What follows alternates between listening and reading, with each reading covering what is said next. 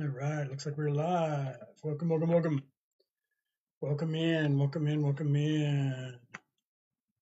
Let me get this back a little bit into the center there, right? What happened there? That was already in the center and then it disappeared out of the center. What was the deal with that? Welcome, everybody. Welcome, welcome, welcome. Let's make sure that we're live over here. Let me see if we're live. Looks like we're live. Let me check the sound here. Good. Shows that we're live. Welcome in, everybody. Welcome in, welcome in, welcome in. Smash those hearts, champions. Let's see if we can get some hearts in here. See if we can get some people in here. All right. Say hello. Ask questions in the chat. Welcome, everybody. Welcome. Share this out, share this out, share this out. Okay. How are you guys doing today? Welcome in, welcome in. All right. Let's talk about some things. What's going on in the world? I know what's going on in the world. I'm going to wait for some of you guys to get in here and then I'm going to talk about that, right? Ask me your spiritual questions. Welcome in, welcome in, welcome in. Right? Pop in, say hello. Make sure you smash those hearts in the chats. Good morning, good afternoon, good evening, or good morrow, right? Where are you guys at in the world? Say hello and drop a couple of hearts before you leave, right? Smash a couple of hearts before you take off, right? So welcome, welcome, welcome, welcome, welcome. Okay, Walter, welcome. Ben 13, welcome, welcome. What are you guys up to? What are you guys working on? Ask me your spiritual questions. You see it up there on the screen, right there on the screen. Ask me your spiritual questions. What are you doing in the world? What's going on in the world? Are you guys tired of living here? Let me ask you these questions. What are you guys doing around the world? When you're sitting here thinking about the world, do you actually think to yourself, Michael, welcome. Do you actually think to yourself, maybe things aren't going right in the world? What do you think about when you look at the world? Do you think that things are going properly in the world? Do you think that things are going, sorry, I'm moving things around over here. Do you think that things are going properly? I bet you don't, right? Peter, welcome, my friend. Share this out, okay? I haven't shared this out either. I'm going to share this out as well. See if we can get some people in here. I'm going to share it out on the thing and online. I'm probably going to pause over here because weird things happen when I try to share these things out online. I don't know why, but it does that, right? So welcome, welcome, welcome, everybody. Share this out and ask me your spiritual questions. What are you guys up to? What are you guys thinking about? Right? What are you guys doing in the world? What is going on in the world? Teddy, welcome. Is that Tebby or Tebby? Welcome, Brian, Australia. Brian, Australia. Welcome, welcome. Is that your last name or where you're at? I think that's where you're at, right? I'm also in Australia. I'm in New South Wales, Australia. But as you can see, I didn't even check my sound. Normally I check my sound. Peter, if you're there, let me know if my sound is okay, because sometimes I get that dual microphone. I didn't even check that to see if that was working. I was in a hurry. I was doing a lot of things, right? L. Now there's a good name. L, just an L, right? Just an L. I love the handles that people use when they pop in on TikTok. TikTok handles are kind of cool, right? L. That's a good one. I've seen one that was just a dash. I've seen a question mark. I've seen it's funny how people do what they use as their thing, right? My sound is perfect. Good, thank you. Because I didn't take a look at. I usually do that. Weirdly, I was in a hurry and I didn't. Run a little bit late. I was teaching a class earlier today. I was teaching Defense Against the Dark Arts, and I got done and I was talking to Brooke, who's at work, and then she said, "Get something to eat before you go live." And because I said I was going to go live, and I was trying to fix stuff because I was fixing these signs that you see over here because of Reiki, the Reiki 1 courses that we're doing, because we have one coming up, right? Today's the 20th here in Australia, and on the 24th and 25th, and we're actually doing 2 classes that day. We're doing on both days, 24th, 25th, 26th, and 27th, both of those classes we're going to be teaching twice a day, the 9 a.m. to 3 p.m. and then 5 p.m. to 11 p.m. Because depending on where in the world you are, one of the guys that's coming in for the Reiki 1 on the 24th and the 25th, he's in the UK. So for him, the 5 p.m. to 11 p.m. my time is 6 a.m. UK time in the morning, right? So he's looking at that as a better option. So that depending on where in the world you are, these times or these dates and times, because they're all Sydney, New South Wales, Australia time, that us being ahead of the rest of you guys in the world, except for New Zealand and Christmas Island and I think Fiji, right? Otherwise, we experience the day before anybody else besides the New Zealanders, and Tasmania is right in there with us, right? So because of that, the times mess people up. So that we literally were talking to this guy who wanted to do the Reiki one, and we gave him a choice of the time zones because of that. So even the late times, 5 p.m. to 11 p.m. my time, wouldn't work for the Americas because that would be too early. But the 9 a.m. to 3 p.m. times works for the Americas. Okay. Because 9 a.m. New South Wales time is 2 p.m. yesterday for the Americas. Like right now, it is 5:25 p.m. in the west coast of or North America, right? The west coast of the United States and Canada is actually at 5:25 p.m. right now. Okay, so you guys can figure that out because we are GMT plus 11, right, over here in New South Wales. So that kind of messes people up. So we got two times now for the Reiki 1 Zoom courses. If anybody's interested, you guys can see those right here on the screen, right? And you can also see the Defense Against the Dark Arts. I just did a course today, the last course for this month that we're doing. We're not doing another one in February for the Defense Against the Dark Arts. I don't think we are doing one next week. Let me double check. No, we're not.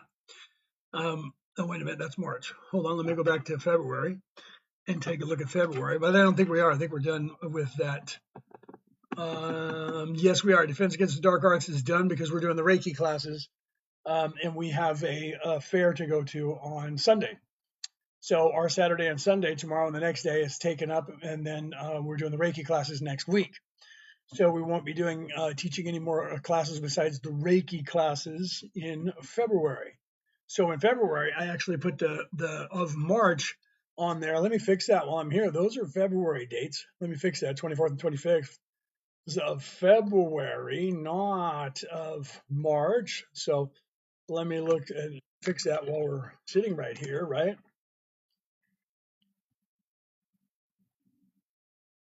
Of February.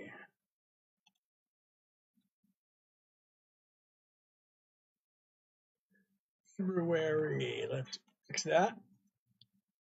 There we go. Okay, 24th, 25th, 26th, 27th February. Okay. So you guys like all times in New South Wales times, right? I'm gonna let me fix that so we can write that in there. Hold on, I'm gonna fix that while we're live. I'm doing some work here on fixing things live. Okay.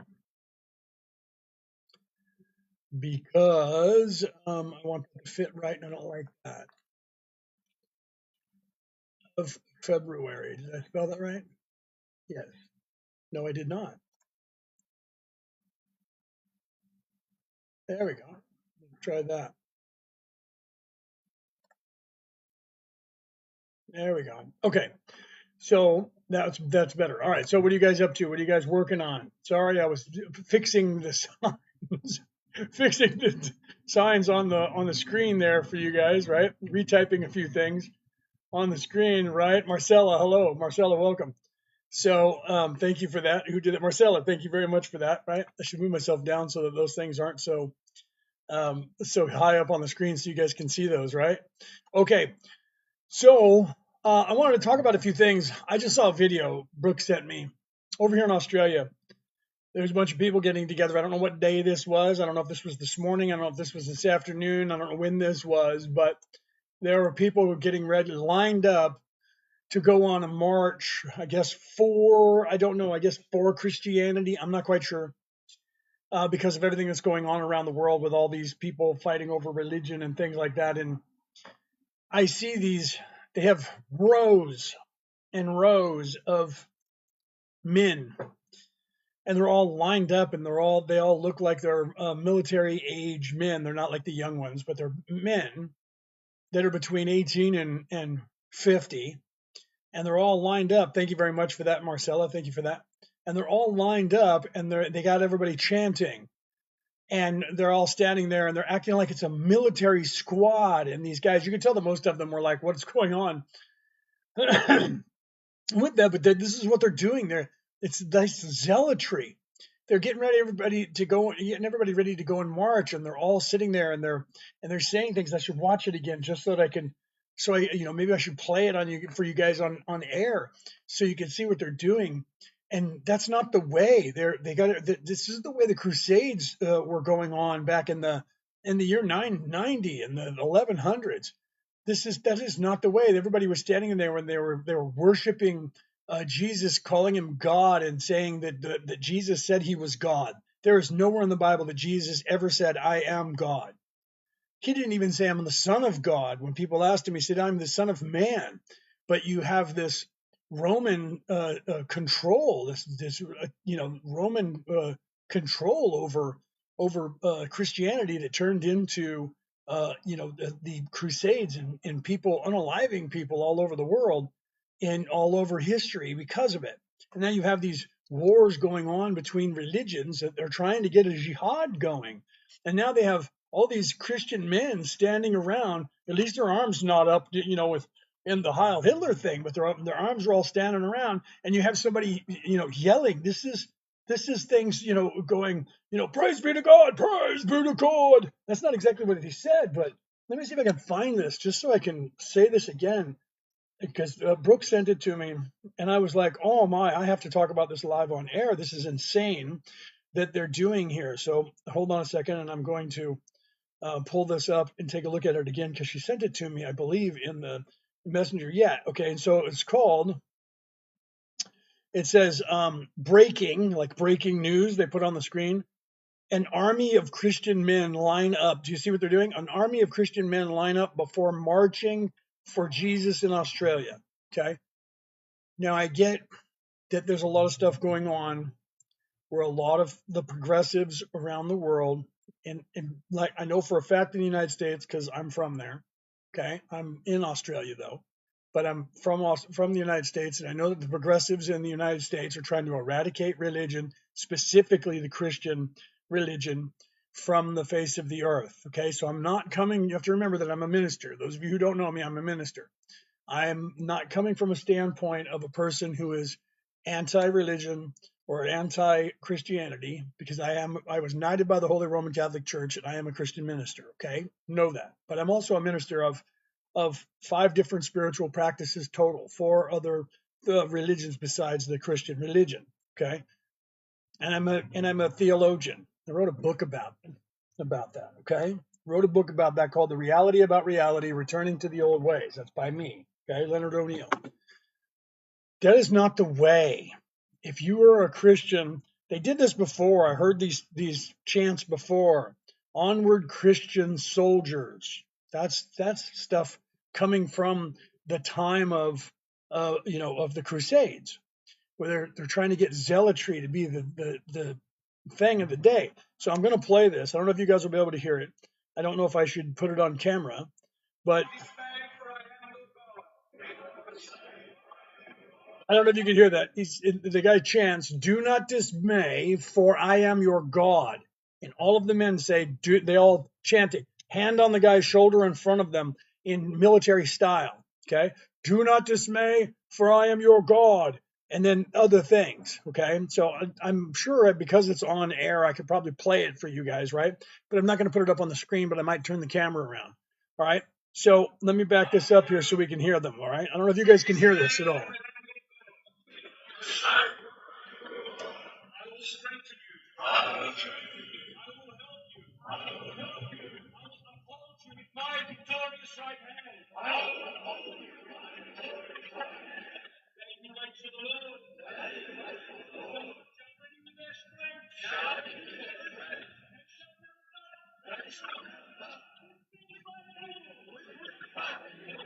I don't know if you guys can hear that. Can you guys hear that?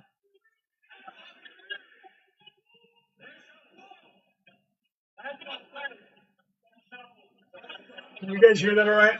I don't know if you guys can hear that on your screen. Okay. I could play it for you, right? But I wanted to talk about that. Hold on, I gotta plug my phone back in now. And I wanted to talk about that because that is not in any way at all acceptable in the mind or in the words of Jesus when he was here. People wanted Jesus to line people up like that. Z, right? Simon the Zealot wanted Jesus to do that. And he said, the kingdom that I am bringing is not that kingdom, okay? It is not a kingdom of war. It is not a kingdom of flesh. Now, I understand, don't get me wrong. I understand what people are saying, okay, about this whole idea of these religions and progressives around the world trying to eradicate Christianity. So I'm not saying that people shouldn't be wanting to defend Christianity, but that lining up in military fashion and sounding like Nazi Germany with the screams and everybody repeating and getting ready to go march on somewhere, something to be these Christian soldiers is not the way. It is not the way. The way, if you're worried that the Christian religion is being eradicated, then you need to replace the people in your government that are doing that. You vote them out of office and you vote other people in who are like-minded, who do not wish to eradicate religion or spiritual practices from around the world, or specifically certain types. Okay? You don't line people up and start zealotry. That will cause issues. This, I don't know if you can see it. Again, let me put it up on the screen. This is going to cause people to start being violent. Okay, now I'm messing it all up here. I apologize for that. Yeah, now I got it all. Wait, here it is. Okay, this type of thing is going to start people having problems and unaliving people. Okay, that is not what Jesus intended. That is not what he preached, and that is not what he said. And he never said, "For I am your God." He never said that. That is something that was created. He never even said he was the Son of God. He said he was the Son of Man, meaning that he was the son of the collective consciousness, because the collective consciousness is the creator of the universe, and he was trying to preach that to you. He was not preaching zealotry. He was not preaching it. It is only one way. They will not hand back the power. You see, that's the thinking that they want you to have. They want you to have the thinking that says that we need to start unaliving people. And those people who are wanting you to have that are the ones who want to unalive you. Okay? You need to understand that. You do not change a world by violence. You do not do that. That is the absolute last thing that you ever do in life. But if you have been programmed to immediately go to violence, that's what they want you to do. Okay? That is not the way. That is not the way that any ascended master or prophet on the face of this earth ever taught.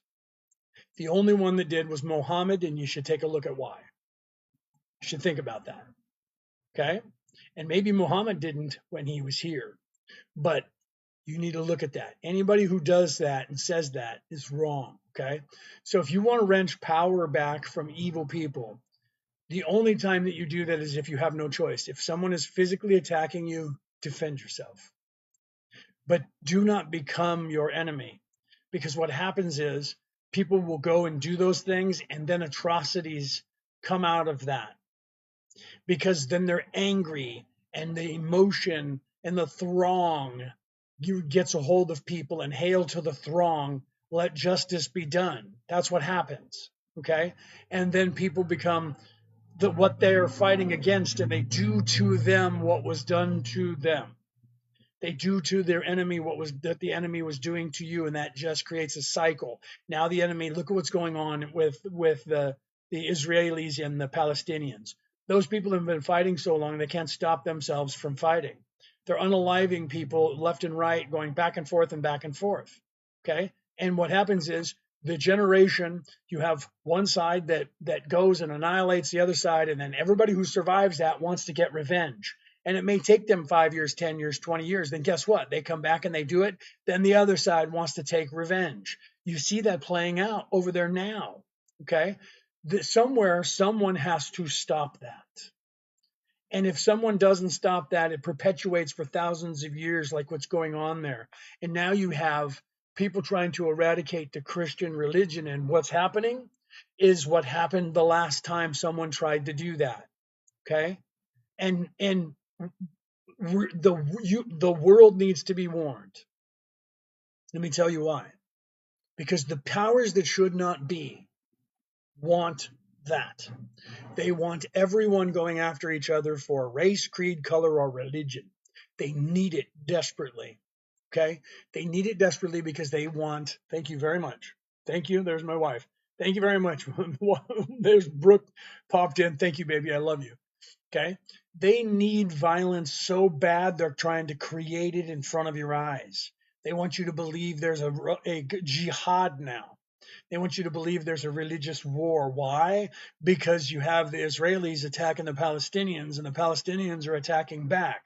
So because they are, now they need to get the Christians on their side because the Israelis are little. They're small. There's not a lot of them and they need money.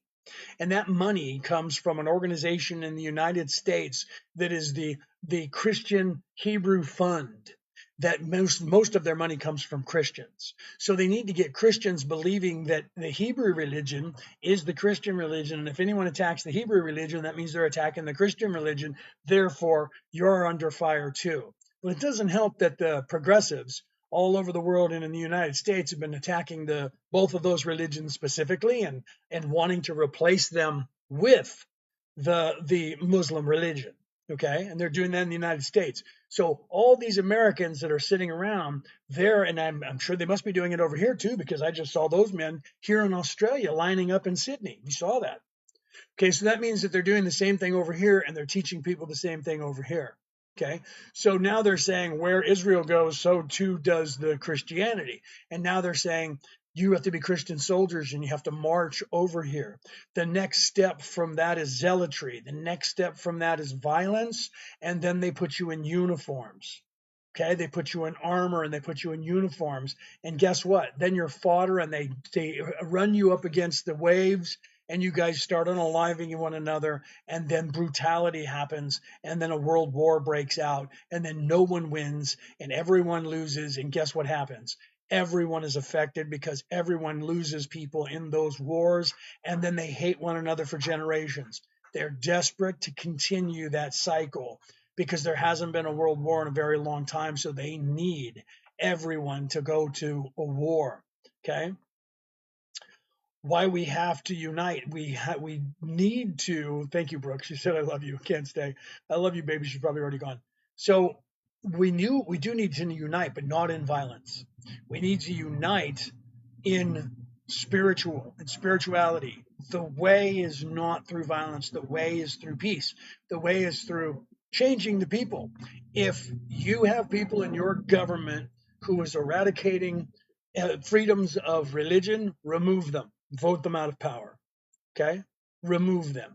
You still have a vote. If you're in a country where you don't have a vote, there's a different dynamic happening. But if you're in a country where you can vote for the people who represent you in a government, you need to replace the ones who are trying to eradicate freedom of any religion, any spiritual way. Anyone who is thinking of for themselves in any way, if someone's trying to stop that from happening, they need to be replaced. That's how you do it. You don't do it through violence. You don't do that unless it's absolutely the last resort that you have. This is not a last resort scenario that's happening right now in the world. Okay? Peace is the way, not violence. And that video is starting to drum the drums of violence. The cadence, getting those men, you can see that most of those men are resisting. Most of them are going, yeah, I agree, but they're not. The look in their eyes, I don't know if about you guys, anybody who's ever been in combat or anyone's ever seen that, those aren't soldiers getting prepared. Those aren't boot camp soldiers.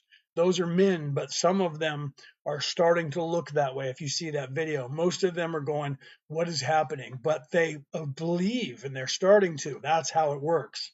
Okay. Some of those men had their hands on the shoulder of the guy in front of you. Lots of them in those rows were doing that. Okay. When that starts, that kind of zealotry will turn into violence, and that needs to stop. That is not the way. Jesus never said, I am your God. You heard, I don't know if you guys heard the audio. Okay. I can send you guys the video if you guys want to watch it. I'm not saying that people who are Christians should not be defending Christianity. They should. Okay, every single person should have the right for whatever religion that they want. And if another religion says your religion's wrong and they start trying to do violence against you, you should defend yourself 100%. And I know that I'm a Christian minister.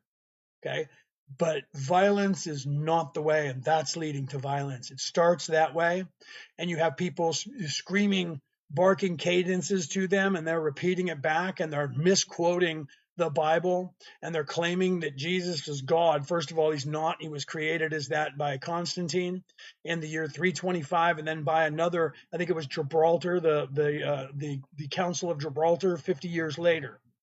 They rewrote the things and made Jesus God instead of being the Son of God. It's weird that Matthew, John 3:16 says that God sent his Son. So if Matthew, right, and John are saying that Jesus was the Son of God, where is it that, well, because they said Jesus was the Word. Okay, so Jesus wasn't the Word, he was the way. But now they're saying he was the Word. And then they said, look, here in the beginning, the creation, when God created the heavens and the earth, he created it with the Word. Over here in the new book that we wrote, says that Jesus is the Word. So therefore, he is God. And that's how they created your Trinity, the way that you have it. Okay? They justified it by doing that and elevated. That was Constantine that did that and elevated Jesus as a God. And ever since then, they've been teaching you the book of Romans, and it was solidified even more in that next council that was 50 years later. And I'm not sure if it was at Gibraltar. Don't get mad at me, Christian scholars, if you guys know about that, okay? Yeah, the non-aggression pillar and the self-defense pillar, right? Okay, so you have to realize what they're doing and what they're trying to do today. All right. You guys need to realize that. Make sure you smash these hearts and share this out. Ask me your spiritual questions. You can see it on the screen right here. That's what I'm here to do. But I felt that I wanted to talk about that because that's what's happening and we can't allow that to continue. Agreed that people should be proud of their country. Agreed, every country should do that. Every creed should do that. You should be proud of where you came from. You should be proud of the race that you are. You should learn the language of the people that you belong to. You should learn about that culture. And if you are, a spiritual practice, a Christian or any other religion, Buddhist, Taoist, heathenist, pagan, Druid, Wiccan, doesn't matter what it is. You're allowed to do that in the world. Some countries don't let you do that. If you're in one of those countries, leave it or change it. But violence is never the answer unless you have no other recourse.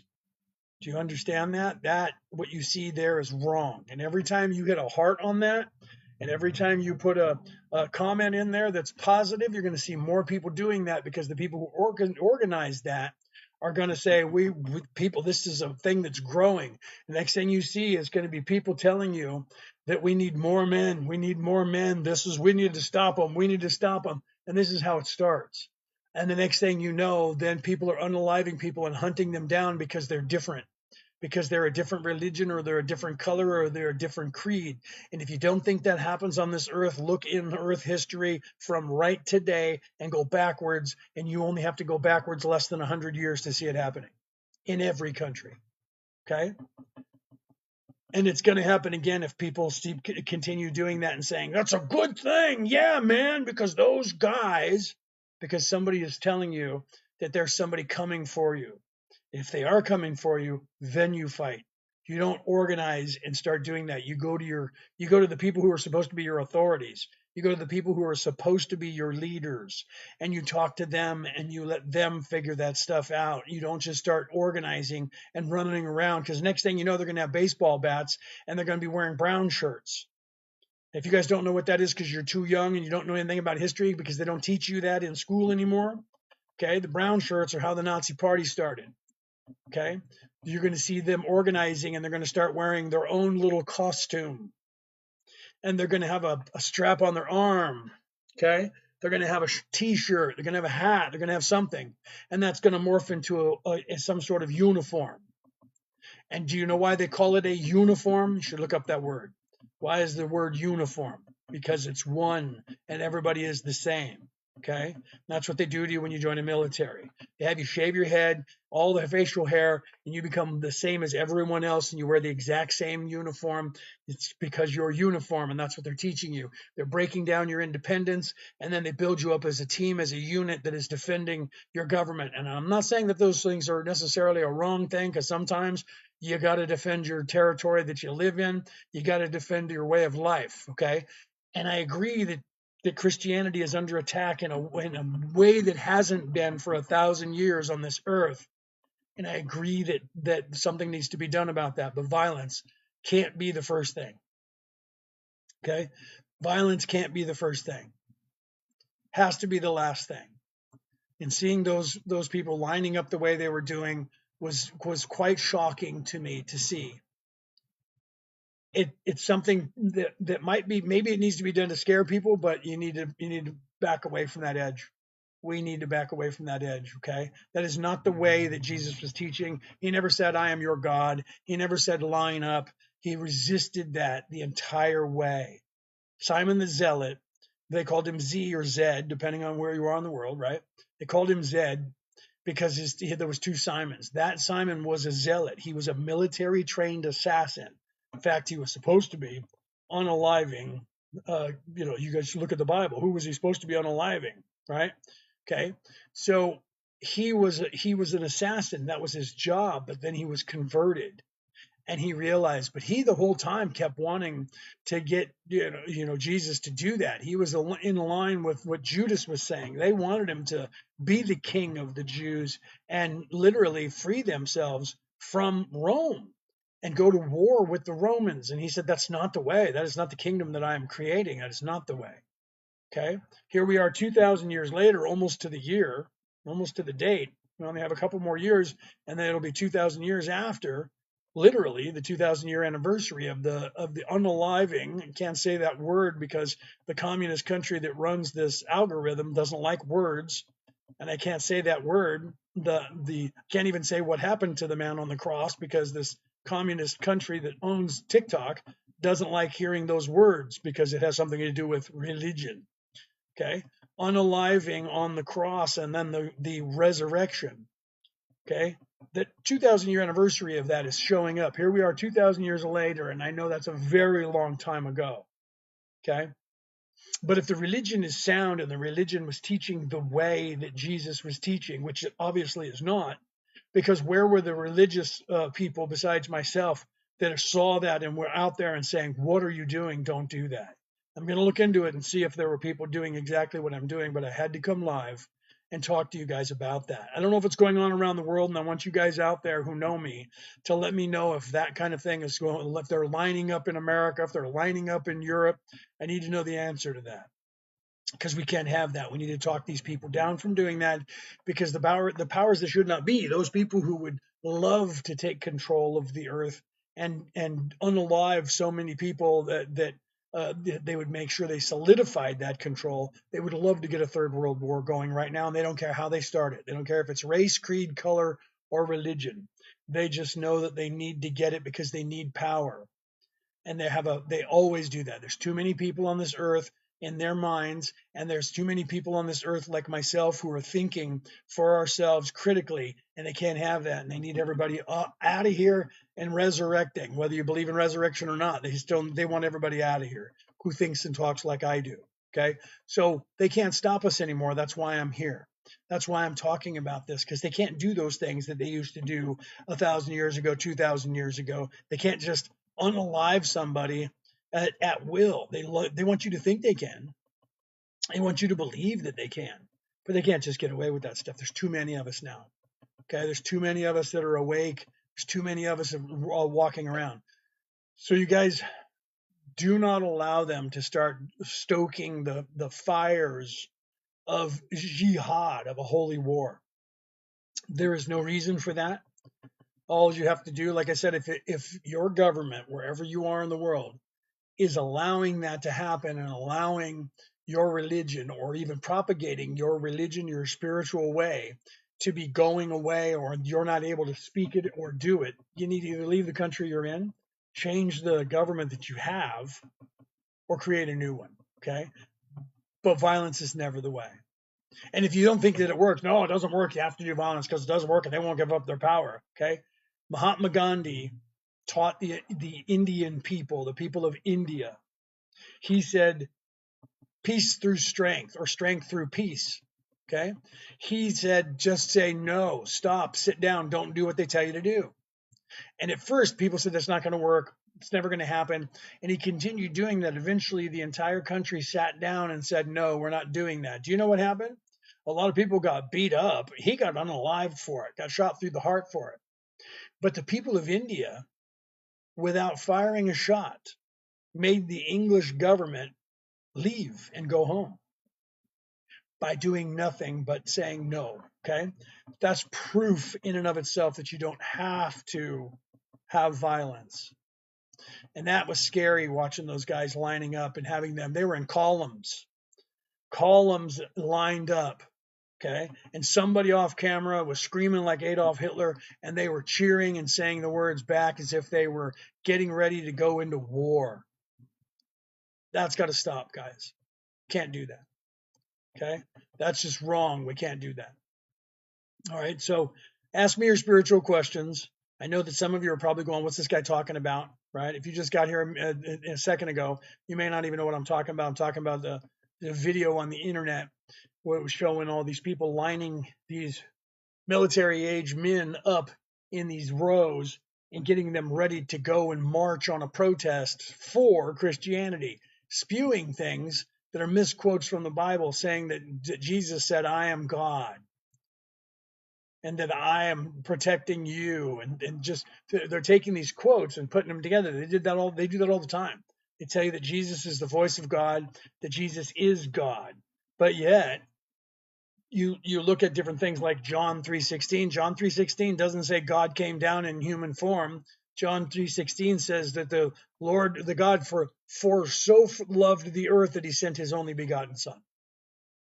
Okay, even the only begotten son thing's not quite right, but okay, he didn't say I sent a piece of me down there, I sent myself down there, I sent my voice down there. It's not what he said. But because back in Genesis, in the Old Testament, it said that God created the heavens and the earth because God created it with the voice, and the voice was with God, and the voice was God. And because they said that, they come forward, and then someone said Jesus is the voice of God. Therefore, if he's the voice of God, he must be God, because in Genesis it said the voice of God, and the voice was with God, and the voice was God. Okay? So taken out of context and then saying, oh, Jesus is the voice of God, that means now that the voice of God is God. That's how they justified that. Okay, but that story wasn't saying there was a separate person whose name was Jesus who was the voice of God. That was saying that God created the heavens and the earth with the voice. And the voice was with God because the voice was God. Take out the word because and just say, and the voice was God. And now all of a sudden you can pretend that's a separate person that you're talking about, because you're talking about the voice in third person. So now come forward, all those millennia, 3,000 years until Jesus is there, and then 150 years later, 325 to be exact, or 325 AD, which is 297, roughly 98, roughly years after Jesus' demise and resurrection. Now all of a sudden you're saying he's the voice of God. Therefore he is, because over here in Genesis it says the voice created the heavens and the earth, and the voice was with God, and the voice was God. So he's the voice, so the voice was with God, and Jesus is at the right hand of God. So therefore, if he's at the right hand of God, and the voice is with God, and he's the voice, and the voice is God, therefore he's God. That's exactly what they said to everybody. And then they said Trinity is now Father, Son, Holy Spirit. In nomine Patri, Filii, Spiritus Sancti. I said that wrong. In nomine Patri, Filii, Spiritus Sancti. Okay? So literally, you now have that Trinity from the Trinity that was Mother, Father, Son, Mother, Father, human. Okay. So now all of a sudden the feminine is pushed out again because it's a warlike religion, turned around and turned into a warlike religion by Constantine at the First and Second Council of Nicaea, and then the council after that, which I think was at Gibraltar, but don't quote me on that and don't get mad at me, right? So all of a sudden, now they're teaching the book of Romans, they're teaching you to be good little Roman citizens, come forward in time, and guess what's happening? You have people lining up and acting like it's onward Christian soldiers all over again. Onward Christian soldiers, and they're trying to get everybody to line up and go on to a holy war.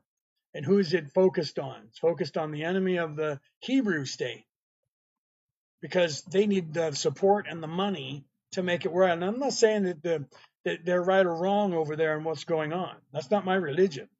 Okay. My religion is spirituality. My religion is not a religion. I don't have a religion.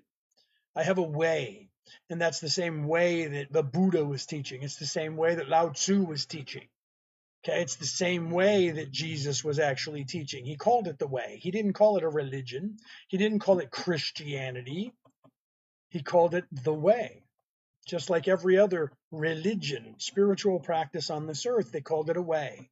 And it was a peaceful way, just like Taoism, just like Buddhism, just like all these other ways that are not a single male dominated monotheistic warlike society. Okay. And even the ones that are polytheistic, like the Greek and Romans, they were still masculine, male dominated because the male was the one god who was in charge. And that's what they try to do with the Viking religion, to show you that Odin is the one god who is in charge, and Odin is not that violent. But they want you to believe that side of things, that is the warlike portion of the Viking. No, they're just blindless, dumb oafs with a big axe, and they run around and they rape and pillage and do bad things and unalive people just because they can. That's the only part of the Viking way that they teach you. They don't teach you that they were actually very smart people, and they were actually people who traded with other countries, and they you would go and work with other countries and then gain power. Sometimes by threatening, not everybody, because you got to remember 14% of the population is evil. So how many of those kings were evil? If you guys just watch the stories they're teaching you about Ragnar, which is not 100% accurate, but it's pretty close, you see that some of those kings that were there were arrogant, egotistical, evil men who sought themselves power. That's the way all evil people are always. Narcissistic people always seek power. Okay? People who are in service to self seek power 100% of the time. It's just to what extent do they seek that power? Okay? How many minerals do they have? The more minerals they have, the more power they seek. The less minerals they have, the more they'll settle for one or two of you that they can brutalize and do things to and control and be mean to. Okay? So depending on how little they are, their reach is the same. So when you look at somebody and that person is in control of two or three people, little teeny baby, little evil, but they'll take what they can get. Okay, but they want the people that they're controlling to believe that they are bigger than Satan himself. Okay, and that's what they do, and they get into your mind and they make you believe that. That happens from the little teeniest evil all the way up to the heads of state, rich people who own corporations and think they own this earth. Okay. And science has actually proven that there's a portion in your brain and my brain that changes, right? So let's see. That's what they used to call Christians the way. Well, that's exactly what Jesus was teaching. It was called the way. And it wasn't a violent way. They changed it. When they changed it from being called the way was when Constantine changed it in 325. Because then it was no longer the way to heaven. It was now Christianity. Now it was a religion. And the religion was a warlike religion from that point on. They weren't teaching a peaceful way after that. Ragnar was the man. Yeah, Ragnar was the man. It was, right? Crazy how our brains haven't changed whatsoever that we know of. They haven't, and they won't unless individuals change. Okay, because there's a reason for that. I wrote a book about it. It's right here. It's called "The Reality About Reality: Returning to the Old Ways." Okay, by me, Leonard O'Neill. Okay, there's a reason that our brains haven't changed much because they're not allowing it.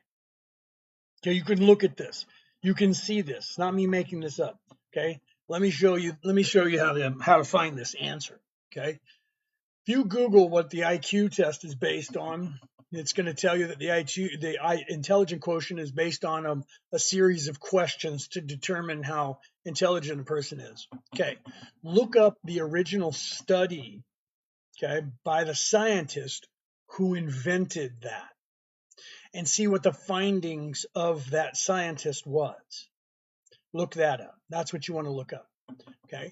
Find the actual very first, who is the father of the IQ test, who invented the IQ test. Find that person's name and then say, what was his theory?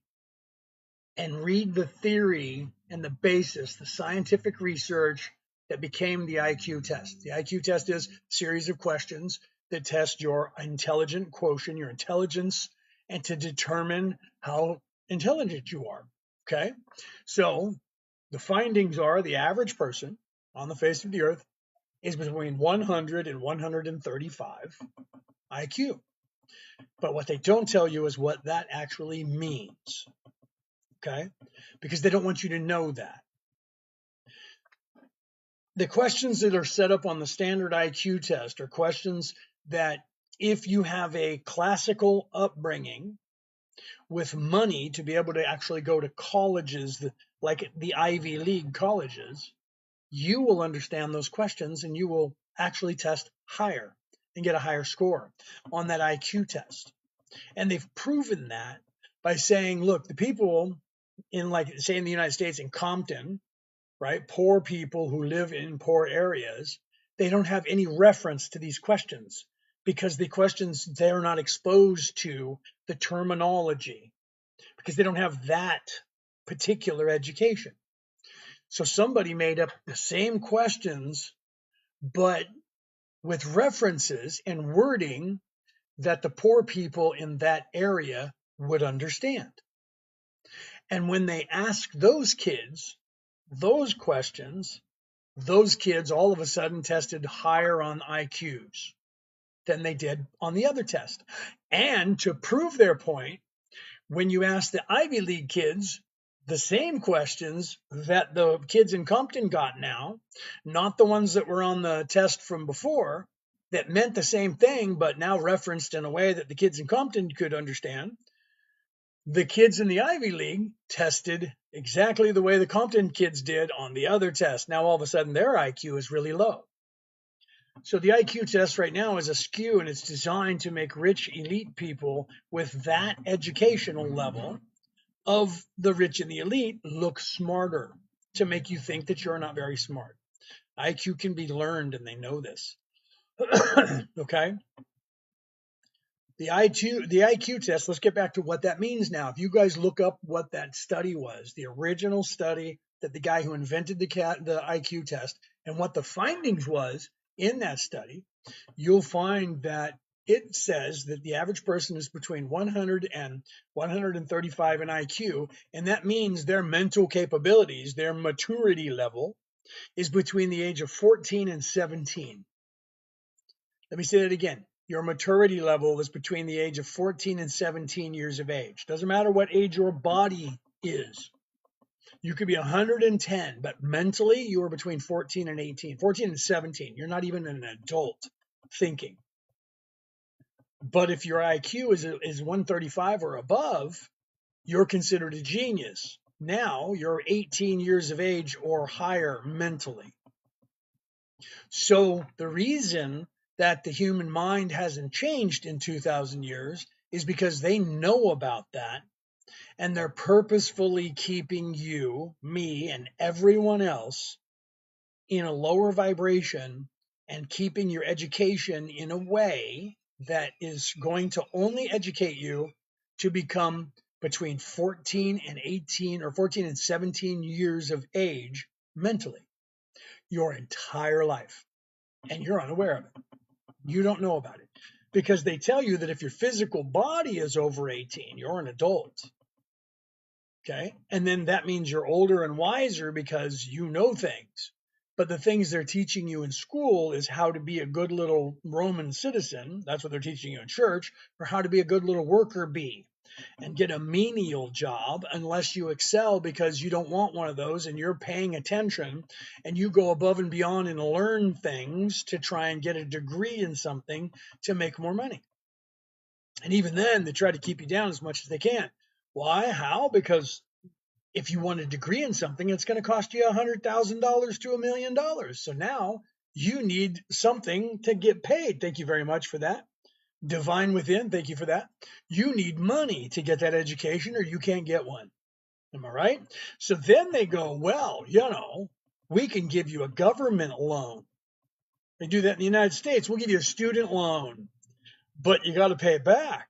So now you're indebted to them and you're indentured servitude to them because they're putting you through school and giving you a loan.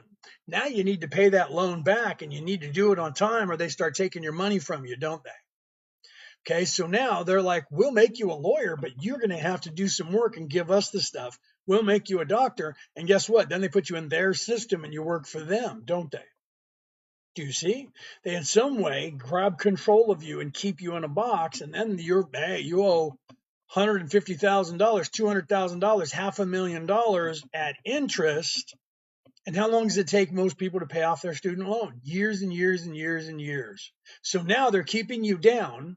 You're not succeeding. You're not able to expand. You have to have a miserable life. But if you have a really good job, then you get paid, a couple $1,000,000 a year. Then you're okay. Why? Because now they're going to indoctrinate you and move you into working for them.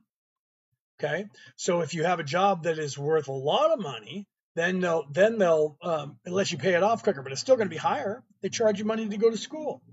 Okay. So it takes years to do that. And then you're just starving and you have to put in the time, but you can succeed. I'm not trying to tell you can't succeed, but on average, the majority of the people around the world don't go to college very long if they do at all. And they get a trade. And like over here in Australia, you become a tradie. In America, you become a tradie. They give you a trade job. You end up with a trade job. You end up with a fast food job, a retail job, or you end up in construction and maintenance or something like that. Because that's what they want you to do.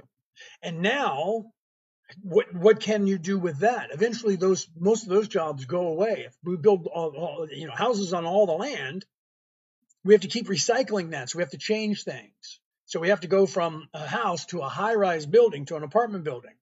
And eventually there's going to be apartment buildings everywhere. And then what? Well, they take care of that. It's real simple. Every 20 years or so, they send the world to war, bomb them all, blow them up. Guess what?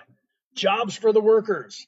Got to rebuild the roads, got to rebuild the airports, got to rebuild the infrastructure, got to rebuild the railroads, got to rebuild all the houses. You guys got plenty of work until you retire. Do you see how that works? They employ you and they do that, and then they pay you decent money, not enough to get rich on, but enough to have kids, and then have your kids learn your trade. So they go right into the same job you were doing, right? And then guess what? 20 years later, they go to another war and bomb a place, and then you get to go and rebuild it again. America's famous for that. America loves that. Think about that, okay? It's a wicked system. Okay, enslaved to the system. Absolutely. So how do we change that? We don't do what I was showing you they were doing and lining up over here to be a Christian soldier. That's not the way. That's not the way that any ascended master on this earth that ever taught. Okay, the only ones who teach war are warlike societies and warlike people. And if somebody's teaching you that war is the answer, walk away from them as fast as you can. Run if you have to. Okay. It's scary because I don't want to bring a kid into the world. Nobody sees the big picture in my life. Well, that is unfortunate, right? It is unfortunate and it is almost kind of true. However, you have to realize this. Okay. Let me get away from that doom and gloom. Your focus determines your reality. They're aware of that. I just taught a course today. I just taught Defense Against the Dark Arts, second day of the course today. Okay. Defense Against the Dark Arts. It's off the list right here because we're done for the month on the Defense Against the Dark Arts. And I teach that. We teach that. My wife and I teach that. I just taught the second day today. Okay. And what do we teach you in there? We teach you in there that kind of stuff as well. Propaganda is part of the thing that we're teaching you to fight against. Okay, propaganda and that kind of control, mind control and programming is important to know about. The first step in avoiding a trap is knowing of its existence. If you don't know that it's a trap that's happening, then you can't do anything about it. Okay, they're not letting anyone know. This place is a matrix. It's not a computer program like the movie where you got a thing in the back of your head and you're in goo and the robots are taking your energy. That's just not the way it is. But it is a matrix. It's a matrix, and you could use that term, right? Because it is a matrix of sorts, and it's designed to give you what you want. You just don't know that. So if they can control what you want or what you think you want, you get what you think you want, which is what they want. This algorithm on this platform and every algorithm on every platform on the internet that has, you're swiping and swiping and swiping. When you hit like, it gives you more of that content. If you stay there and watch a video for more than, for more than 20 seconds, it considers that a like. If you finish the video, it does. So the more of that you do and the more like, and if you put comments in things, even if it's ha ha ha, you're going to get more of that content. The algorithm is paying attention to what you're doing. Okay. It's paying attention to everything you're doing. Every time you go on and download an app on your phone and agree to their terms of service, 99% of you never read those terms of service because they're like 30 pages long, sometimes 1,000 pages long. Nobody wants to read that. Why are they making it that long? Because they're making it confusing so that you don't see that what they're saying to you that you're agreeing to is that they're agreeing that they're going to keystroke you, record everything that you do, and sell that to companies and sell you as a product to other people who want to advertise to you. Okay. And if you don't believe that, everybody has a story where I was sitting here talking to my sister about lawnmowers and all of a sudden I got a commercial for lawnmowers on my phone. Why is that? Because they're listening to you. And if you don't believe that, you can ask whatever you have in your house if it's listening to you. And they'll tell you that they are because they're waiting for prompts. Okay. Hey Google, what time is it? 1:68 p.m. Okay, I don't know if you heard that, but the Google Nest over here just told me the time. That means it's passively listening. That means it's actually listening to everything I say, but it only responds to me when I say a command that prompts it to respond to me. Okay, my phone is too. Your phone, my phone, all the apps are paying attention to everything we do, and they're selling that to people. Okay, you need to be aware of that. So the first step in avoiding a trap is knowing of its existence. Okay, that they want to be brainwashed by. Well, that's you probably said something just before that, and I didn't see that, right? Yeah, right. So you have to realize, what about privacy? Preach. Yeah, well, unfortunately, like during COVID, there was a lot of discussion. I'm from the United States and I was over there at the time. I'm in New South Wales, Australia right now, and I hope to stay in this country as long as I can. I like this country. I love America too, don't get me wrong. But my wife is over here and I love my wife, so I'm going to stay in Australia. However, okay, during COVID, there was questions that were asked because of all these devices that are passively listening, because people in these companies were starting to realize that these apps were recording abuses and bad things. Okay. And they were saying, what can we do about that? So some people went and checked with lawyers and checked with the courts and ended up at the Supreme Court of the United States. And the Supreme Court said, you can't do anything about that because it's not legal to be listening in.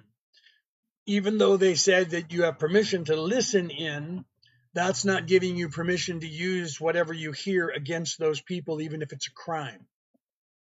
The only way that you can do that is that you have to get a court order to listen in with the intent of possibly getting information on somebody for a crime. Okay. So that's called a visor warrant in the United States. Okay. So they're listening in and they can't do anything about the atrocities that they were hearing. People sexually abusing people, physically abusing people, and the like, that these devices are picking up. So that said, that means somebody is listening to what's going on these devices. going through it. Because otherwise, if it was just passively listening and not being recorded in any way, no one would have noticed that that was there unless somebody tuned into somebody's house to listen. So either way, the fact that they came up with that kind of information and knew that that was going on in more than one house meant that some human was listening to either a recording or live listening into people's conversations illegally, listening to what was going on in someone's house. Either way, a human was listening to conversations from these devices that is being passively either recorded or broadcast to them for them to be able to listen to. Do you understand that? So the fact that somebody said, hey, this is going on and we want to find out what the legal ramifications are, should we be informing it to the police? No, that's illegal spying. You can't do that. People have a right to privacy. Okay, but that came out and I know it because I heard it. So that came out to the public, which suggests someone somewhere was monitoring. Okay? Right? Love Australia, lived here all my life. I love Australia. It's a beautiful place. Spiritually stellar. And I was from California and lived in Arizona. I lived in Arizona, which is part of the Four Corners. Sedona, Arizona, one of the most spiritual places on earth is that area around Arizona, New Mexico, Texas, Nevada, Colorado, and Utah, right? That whole area there and in the south of the United States where the natives live. I had to go across two different native reservations to get to my house in Arizona where I lived, right? I lived on what used to be Apache land. I lived in a place called Queen Creek. It was just south, and that was a creek that ran through the Apache Nation, and just north of me was Apache Junction, and the city was named that because it was actually called that back in the day, 100 years ago, 150 years ago, and now it's a city that's there. It's called Apache Junction, okay, because the Apache Indians used to own all that land that I was on. So from my house where I lived in Queen Creek to get to Phoenix, Arizona, I had to go across the Indian reservation to get there, right? Yeah, so it's what they're saying, Emma, is that they're not recording it, but they must be because they are. Because what they're doing is listening to us, monitoring what we search for and what we talk about, and then they're selling that information, pertinent information, to corporations to target us for advertising. Okay, so when you go on to these search engines and you search something, you end up with commercials on apps for that thing. Okay. Like I have Duolingo, the app for language. I don't pay for it. I can do it. You can do it for free. I don't pay for it. So I have to watch commercials. Okay. In between doing sessions of language. Right. I went on to my PayPal app and was sending money to my wife through PayPal. And then a half hour later got on to Duolingo and saw commercials for PayPal. Coincidence or not? Okay. I also went on my app. I'm over here in Australia, so I went on my app for Westpac Bank. And I was on the Westpac Bank app looking at money and stuff. Okay. Got off that app the next day, was doing Duolingo, and guess what commercial I got on my app? Westpac Bank commercial on Duolingo.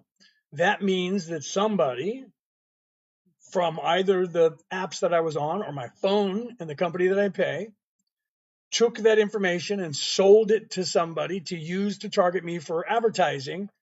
And the Duolingo app, the company that owns it, bought that information and targeted me with commercials for apps that I already had on my phone.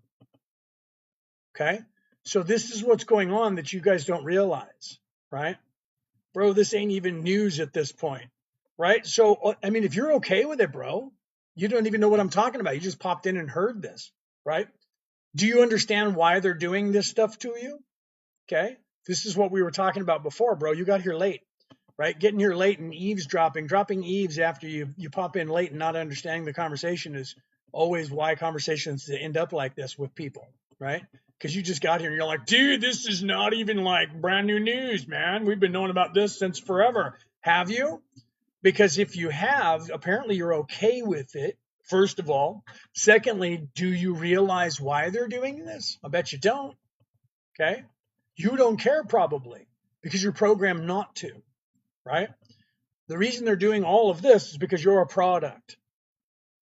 You're a product and they're doing all of this. Why are they doing all of this? Because they know that your focus determines your reality. That's why they have these apps. Your focus determines your reality. So as long as they can keep your focus on their wealth, then you're focusing on their products. You're focusing on what they want. Okay. So by doing that, you're not leaving this place. You're stuck here. By doing that, you're not focusing on what you're supposed to, and that's looking within yourself and expanding your consciousness by any one of those ways that used to be a way that is now a religion, that used to be the way, and all of them were the exact same way, by the way, because I'm a theologian and I study that. All religions originally were talking about a way to ascend to heaven, to a whatever you want to call that place, Elysium, paradise, whatever you want to call it. A spiritual way of looking within yourself if you're done being a third dimensional being and you're trying to figure out how to get out of here. Okay. Right. Awake too long by the sound of it. Right.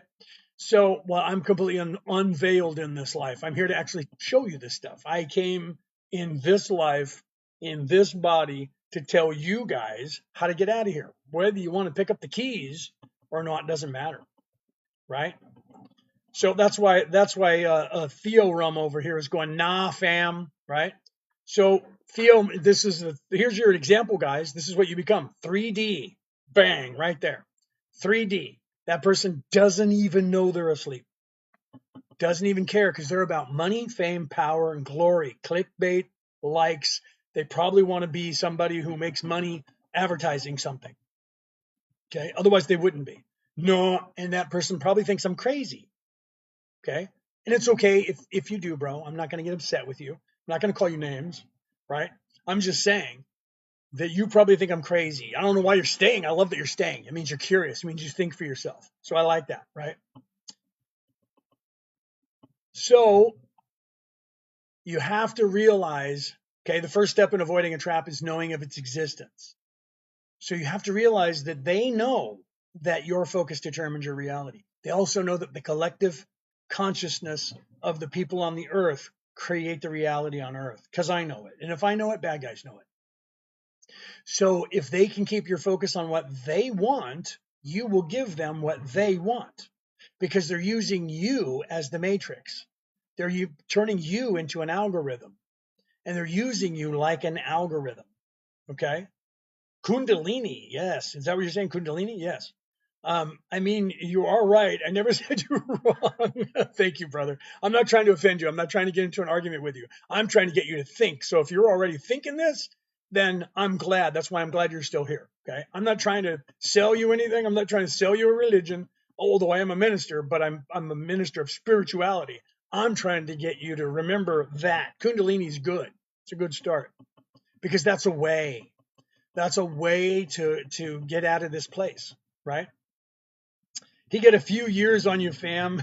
Yeah, if you know already, you'd listen. Never hurts to hear another opinion, right? Yeah, no, right. So I came here to help you with this. It's here. I'm not making something up. I'm not inventing a new way. The way is the same way that Jesus was teaching. It's the same way the Buddha was teaching. It's the same way the Lao Tzu was teaching the Tao Te Chi. It's the same way that Thor was teaching you the way to heaven in the Viking religion. It's the same way that Shiva and Ganesh were teaching in that religion. It's the same thing that Osiris was doing in the Egyptian religion.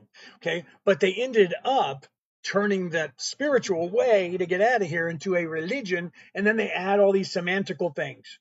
don't cut your hair, don't get tattoos, and don't eat pork, and don't say my name, and don't draw a picture of me, and things like that. Otherwise, when women walk behind me and put on some sort of mask and a face and bang your feet and your toes so your feet are tiny and you walk wearing the geisha, they do that so that the women are put into the end, to the away from back, and femininity is get out of here with femininity, get out of here with that, because what is that? Femininity is the love frequency, it is the nurturing, caring frequency, it's your upper chakras, it is the feminine balance, it is the spiritual to the physical plane, and they can't have you thinking about that, right? Right? Yeah, never was religious. Well, again, here, let me quote my book, right? The Reality About Reality, Returning to the Old Ways. First quote you're going to find in this book that you're going to like, okay, is religion recruits you, spirituality waits for you to find it. I almost put that shirt on today. I have a shirt that actually says that on it, okay? Literally in the back of it says the reality about reality, returning to the old ways, okay? So you have to realize that the way out of here is what you're supposed to be focusing on, but they're doing everything they can do to get you to focus on anything but that. They don't care what. They don't care what you focus on as long as it's not that. Okay? They want you, they don't care if you hate everybody. They don't care if you want to unalive everybody that's a different color than you, a different creed than you, a different race than you, a different sex than you. They don't care. They encourage that. Violence for violence sake is what they want out of you. And if not, focusing on 3D and trying to make money and get money, power, fame, and glory and control is the next thing. If they can entice you with that and have you chase the carrot that they'll give you, then that's what they'll do. Yes. See, I knew you were more awake than that. You were just looking at me like he's an old white dude, and you might have had some of that programming. But yes, I can't even say that words that you just put there. That farm, the one before that. If I say that on this communist platform, they'll get mad at me for saying it, and I'll get in trouble. I can't even say that word. Okay. Think about that. There's words. Words are what we're supposed to be afraid of now. Why? Because they want any words, and the next things will be religious ones. Okay. My wife tries to type into this chat right here, follow us, and hit like, and tries to put that and pin that. And this algorithm won't let her do it, and she has to type that in code. She's not right here right now, or she'd be doing it. Ask Peter, Pete Star TV right there that's in the audience. He'll tell you the same thing. Okay. So they literally are doing that, right? There's a movie, if you guys don't know about that, there's a movie that, it's called, I think it's Jupiter Ascending or Mercury Ascending, with Mila Kunis and Tatum Channing. That's actually about that. Okay, that's actually a pretty Jupiter Ascending, right? Thank you. That's actually about that. You guys should take a look at that. Yeah, great movie, right? Channing Tatum. I said it backwards, didn't I? I do that because there was a Tatum Channing when I was a kid. So Channing Tatum. Literally weird that there was a Tatum Channing. There was a girl back in the 60s and 70s that was an actor. When I was a little kid, there was this girl named Tatum Channing, and now you have Channing Tatum. What are the odds of that? Well, that's just like, okay, my name is Leonard Edward O'Neill.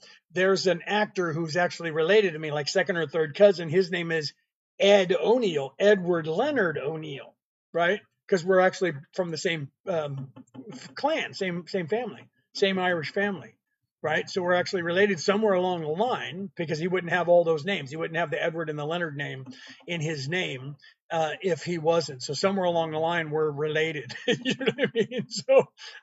So if you Google me, you get pictures of him and me on there, because I guess we're the two most popular people that have the name Edward, Leonard, and O'Neill, Leonard and Edward O'Neill, right? So because of that, right? Yes, it is, Bill. The new Earth is close, because it's not going to be a destruction. In the way things used to work is that there would be a calamity that would destroy the population of a planet to get them to move to the next level. We're not doing that here. We're actually just sliding everybody in. We're sliding into the DMs. We're sliding everybody into 4D and just upgrading societal structure so we don't have to have that cataclysm. the bad guys want it because they want everybody to recycle and have to start over so they can keep it status quo. That's what they've been doing. So we're not allowing that. We're just sliding everybody into 4D, just upgrading everybody. So what most people don't know is that in this timeline currently, the 2000 year anniversary of the unaliving of Jesus and the resurrection is right now 1 year away, but it seems to be changing with the timeline a bit, and everybody thinks it's going to be in the year 33. Well, that can happen, and it looks like it's going to change to that. So by the time we get to 2027, it'll be in 2029 and closer to that. So eventually the 2000 year anniversary of that event is going to be in the year 2033, it looks like, because right now it's supposed to be in April of 2027. Right. So but the scholars, weirdly, the timelines keep shifting and that keeps moving. So literally this time last year, when you looked up online when Jesus was born, it said 7 BC. So that would mean that he died at the year 33, 8 years of age. So that means 33 years, right? So seven years to 0, and then his year 8 would be year 1. Okay. So then that changed, and all of a sudden it went from 7 to 4. Okay.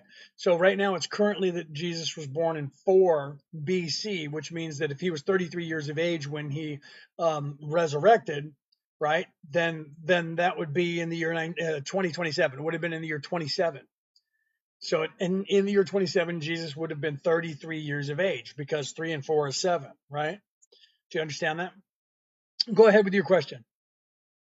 Is everyone going to wake up, Bill? Not everybody. Those who are ready will, but there's going to be a good majority of people. It's going to be more than 50% of the people will wake up, but it's still, it's still going to be some issues, because some people are just here, and they're not ready to wake up. But most people are going to be woken up. So it's not going to be a destruction. We're going to change the face of the earth, because our focus determines our reality. And when enough people wake up, then they'll know what I know, and then our focus won't be on them the way they have us right now.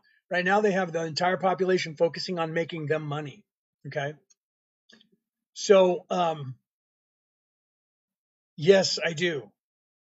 Yes, I do.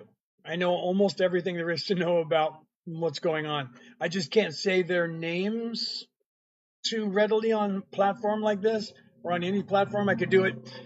Like, this is why we're putting together some Zoom calls for coalitions, and we're putting a call out to people who are awake, who might be in coalitions, so that we can have conversations, because we already communicate with some coalitions, but we're trying to find out which ones are operating and who knows that they are, who's awake, right? Yeah, right? No, agreed, Don Q. Agreed. Okay.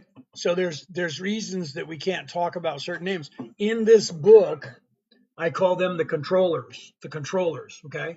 I say that in there because if I say any names of agencies, or call them anything like the Illuminati or anything like that, or the Anunnaki, you put those in there, and the publisher would be throwing that out. They wouldn't want it published.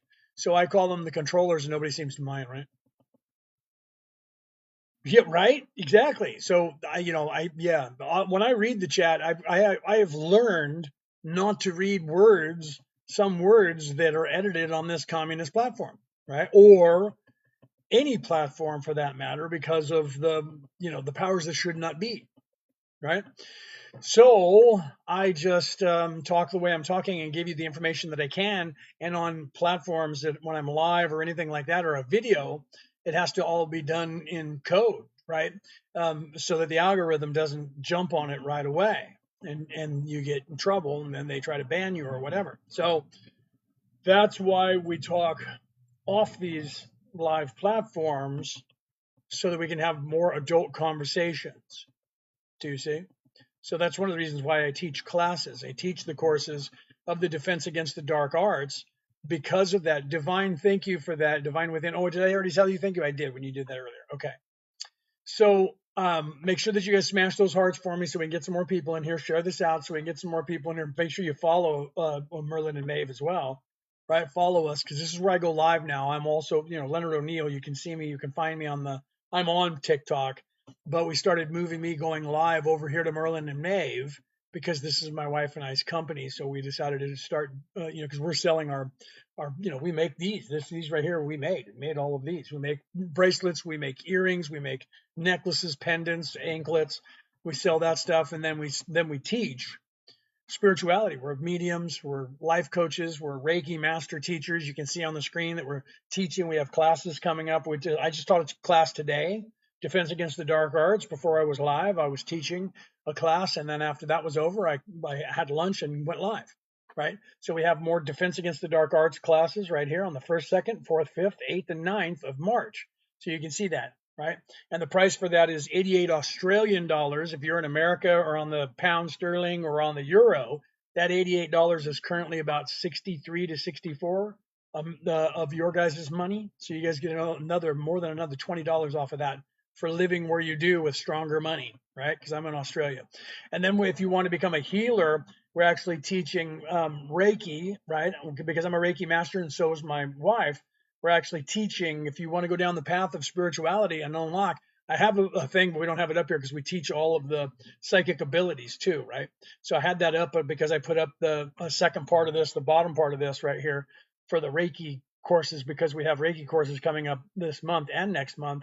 I only have the ones for this month listed here, but Reiki 1, 2-day Zoom classes, 24th and 25th, 26th and 27th, 9 a.m. to 3 p.m. or 5 p.m. to 11 p.m. These are all Sydney times, New South Wales, Sydney times. We're GMT plus 11 right now until the time changes start working around the world for those people who do that. Okay. So if you guys are interested in that, email us. You can see the email that's on the screen, merlinandmaeve@gmail.com, right? Email us about that if you guys are interested in that. Okay. So literally, this is literally what we're trying to teach you guys, is to wake things up, wake you up, wake enough people up so that we can change the face of the earth. I'm not the only one that's doing this. This isn't information that I made up, okay, at all. This is information that everyone around the world, as you ascend and become smarter and your IQ goes up because you raise your vibration, if you're in service to others, you will get a download package from the universe itself. And that is, you become smarter and wiser and you start actually getting this information. So the information that I'm telling you, the information that every single ascended master in every single way to get to heaven that is now a religion on this earth was telling you, it's the same thing. It's universal knowledge, right? 2026. I know that keeps changing. Peter, that's the weird thing, is that last year at this time it was 2026. It was Easter of 2026. Then May of last year it was Easter of 2027. And Brooke and I just looked it up like 3 days ago, and it's now 2029. Right, so it keeps changing. When the timeline shifts change, when the timelines merge, it's coming out, and I'm believing that it's going to eventually be 2033. Okay.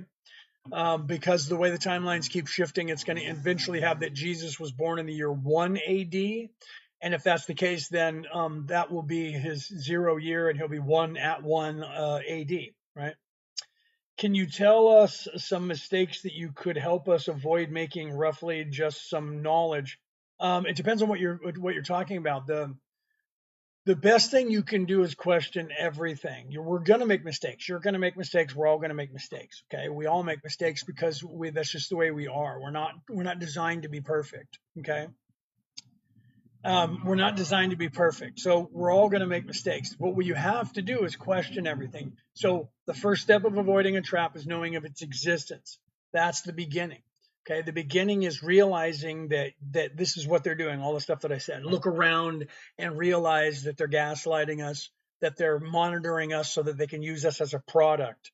So they're using us as an algorithm to make them richer by keeping our focus individually away from the spiritual way of ascension.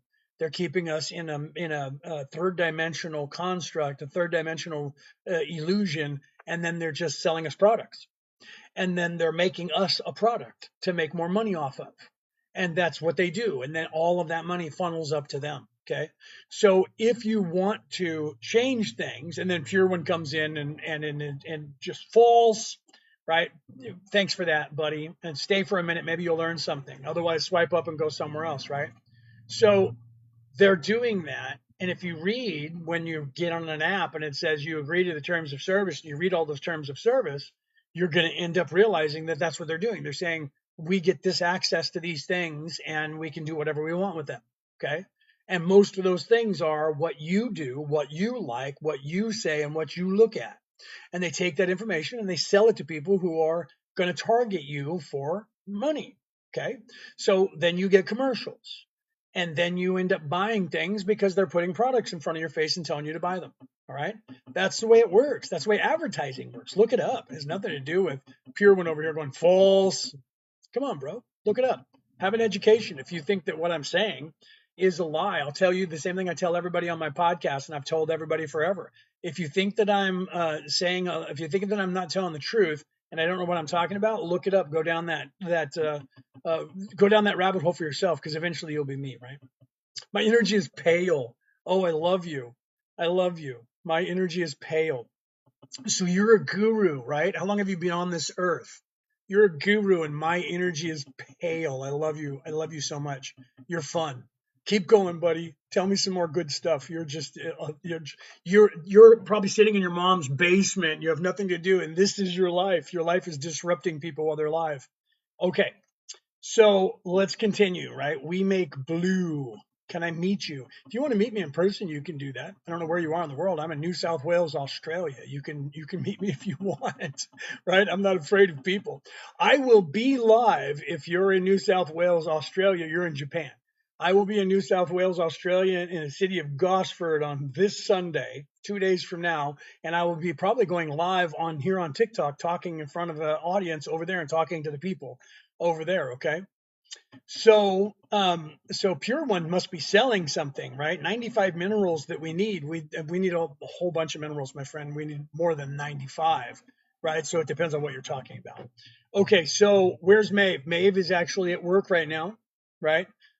She'll be off work at what time is it here right now? It's 1:45 in Australia right now. We're in New South Wales. At 3:30, she'll be off work and she'll be here. Shortly after that, she's got to go and pick up the kids and I think pick up something for dinner and then come here. So probably around 4:30, 4:45, my time, she'll be home. Right. So, do you charge to meet? No, only if we're working together, right? So if you were like meeting me at the fair, you wouldn't have to pay anything. You could just ask me questions. That's why, you're here now. You want to know answers, ask questions. But if I'm going to be training you in some way, then yes, I have to eat just like you have to eat and like everybody else has to eat, and I'm teaching you something. So therefore, yes, I have to charge you, right? So right now you can ask me whatever you want and I won't charge you anything. That's what I'm here to do, right? See, 101 minerals known of, right? See, the other guy was saying 95. The fact that you're focusing on that stuff is good, but also bad because you're focusing. What happens is they get you guys to focus on semantics. That's what they do with the religions. Okay, so Christianity, let's say that one for instance, was called the way originally, and it was a way to ascend to heaven, a way of life. That if you live this certain way, you can go to heaven. Then Constantine got a hold of it in the year 325 and had two councils of Nicaea and rearranged things. And then 50 years later, it was another council and they rearranged things. And now Jesus is God, not a prophet, not the Son of God, not the Son of Man, but is God now. And he said, wait here and I'll come back for you. So they're teaching you to sit down, wait here, and wait for God, and God will come and get you. Okay, that's not what he said. He didn't say any of those things, right? Is there going to be a World War III? They would like one, Bill. They would like one. The powers that should not be, the ones that I call the controllers in this book right here. Okay, The Reality About Reality, Returning to the Old Ways by me, Leonard O'Neill. Okay, the people, the powers that should not be, they would love nothing more than to get a third world war going so they could unalive a quarter to a half of the population. Okay. Yes, this is my book. I wrote this book. That is me. The reality, that is me. Leonard O'Neill is my name, okay, with two L's. and that is my book. You can get this anywhere online. The Reality About Reality: Returning to the Old Ways. You can get that online. You can get it on ebook, Kindle in some places. Weirdly, it was supposed to be on Kindle in the United States, and it ended up over here, right? So yeah, AKA, right? So literally, you have to realize that's what they want. They would love for a holy war. They would love for a civil unrest in every country. They would love you guys to hate each other over religion, over color, creed, anything, because they want that. Why do they want that? Because they need your focus. Their focus creates money. War creates money. War machines create money. People becoming unalived creates more money. Why? Because then you have to do something with the bodies, and you have to bury them, and you have to have funerals and parties and all of this stuff, and they make more money. Then the war machine itself takes a lot, because you're blowing things up and destroying them. And then after that's all done and you've lowered the population, now you have to rebuild.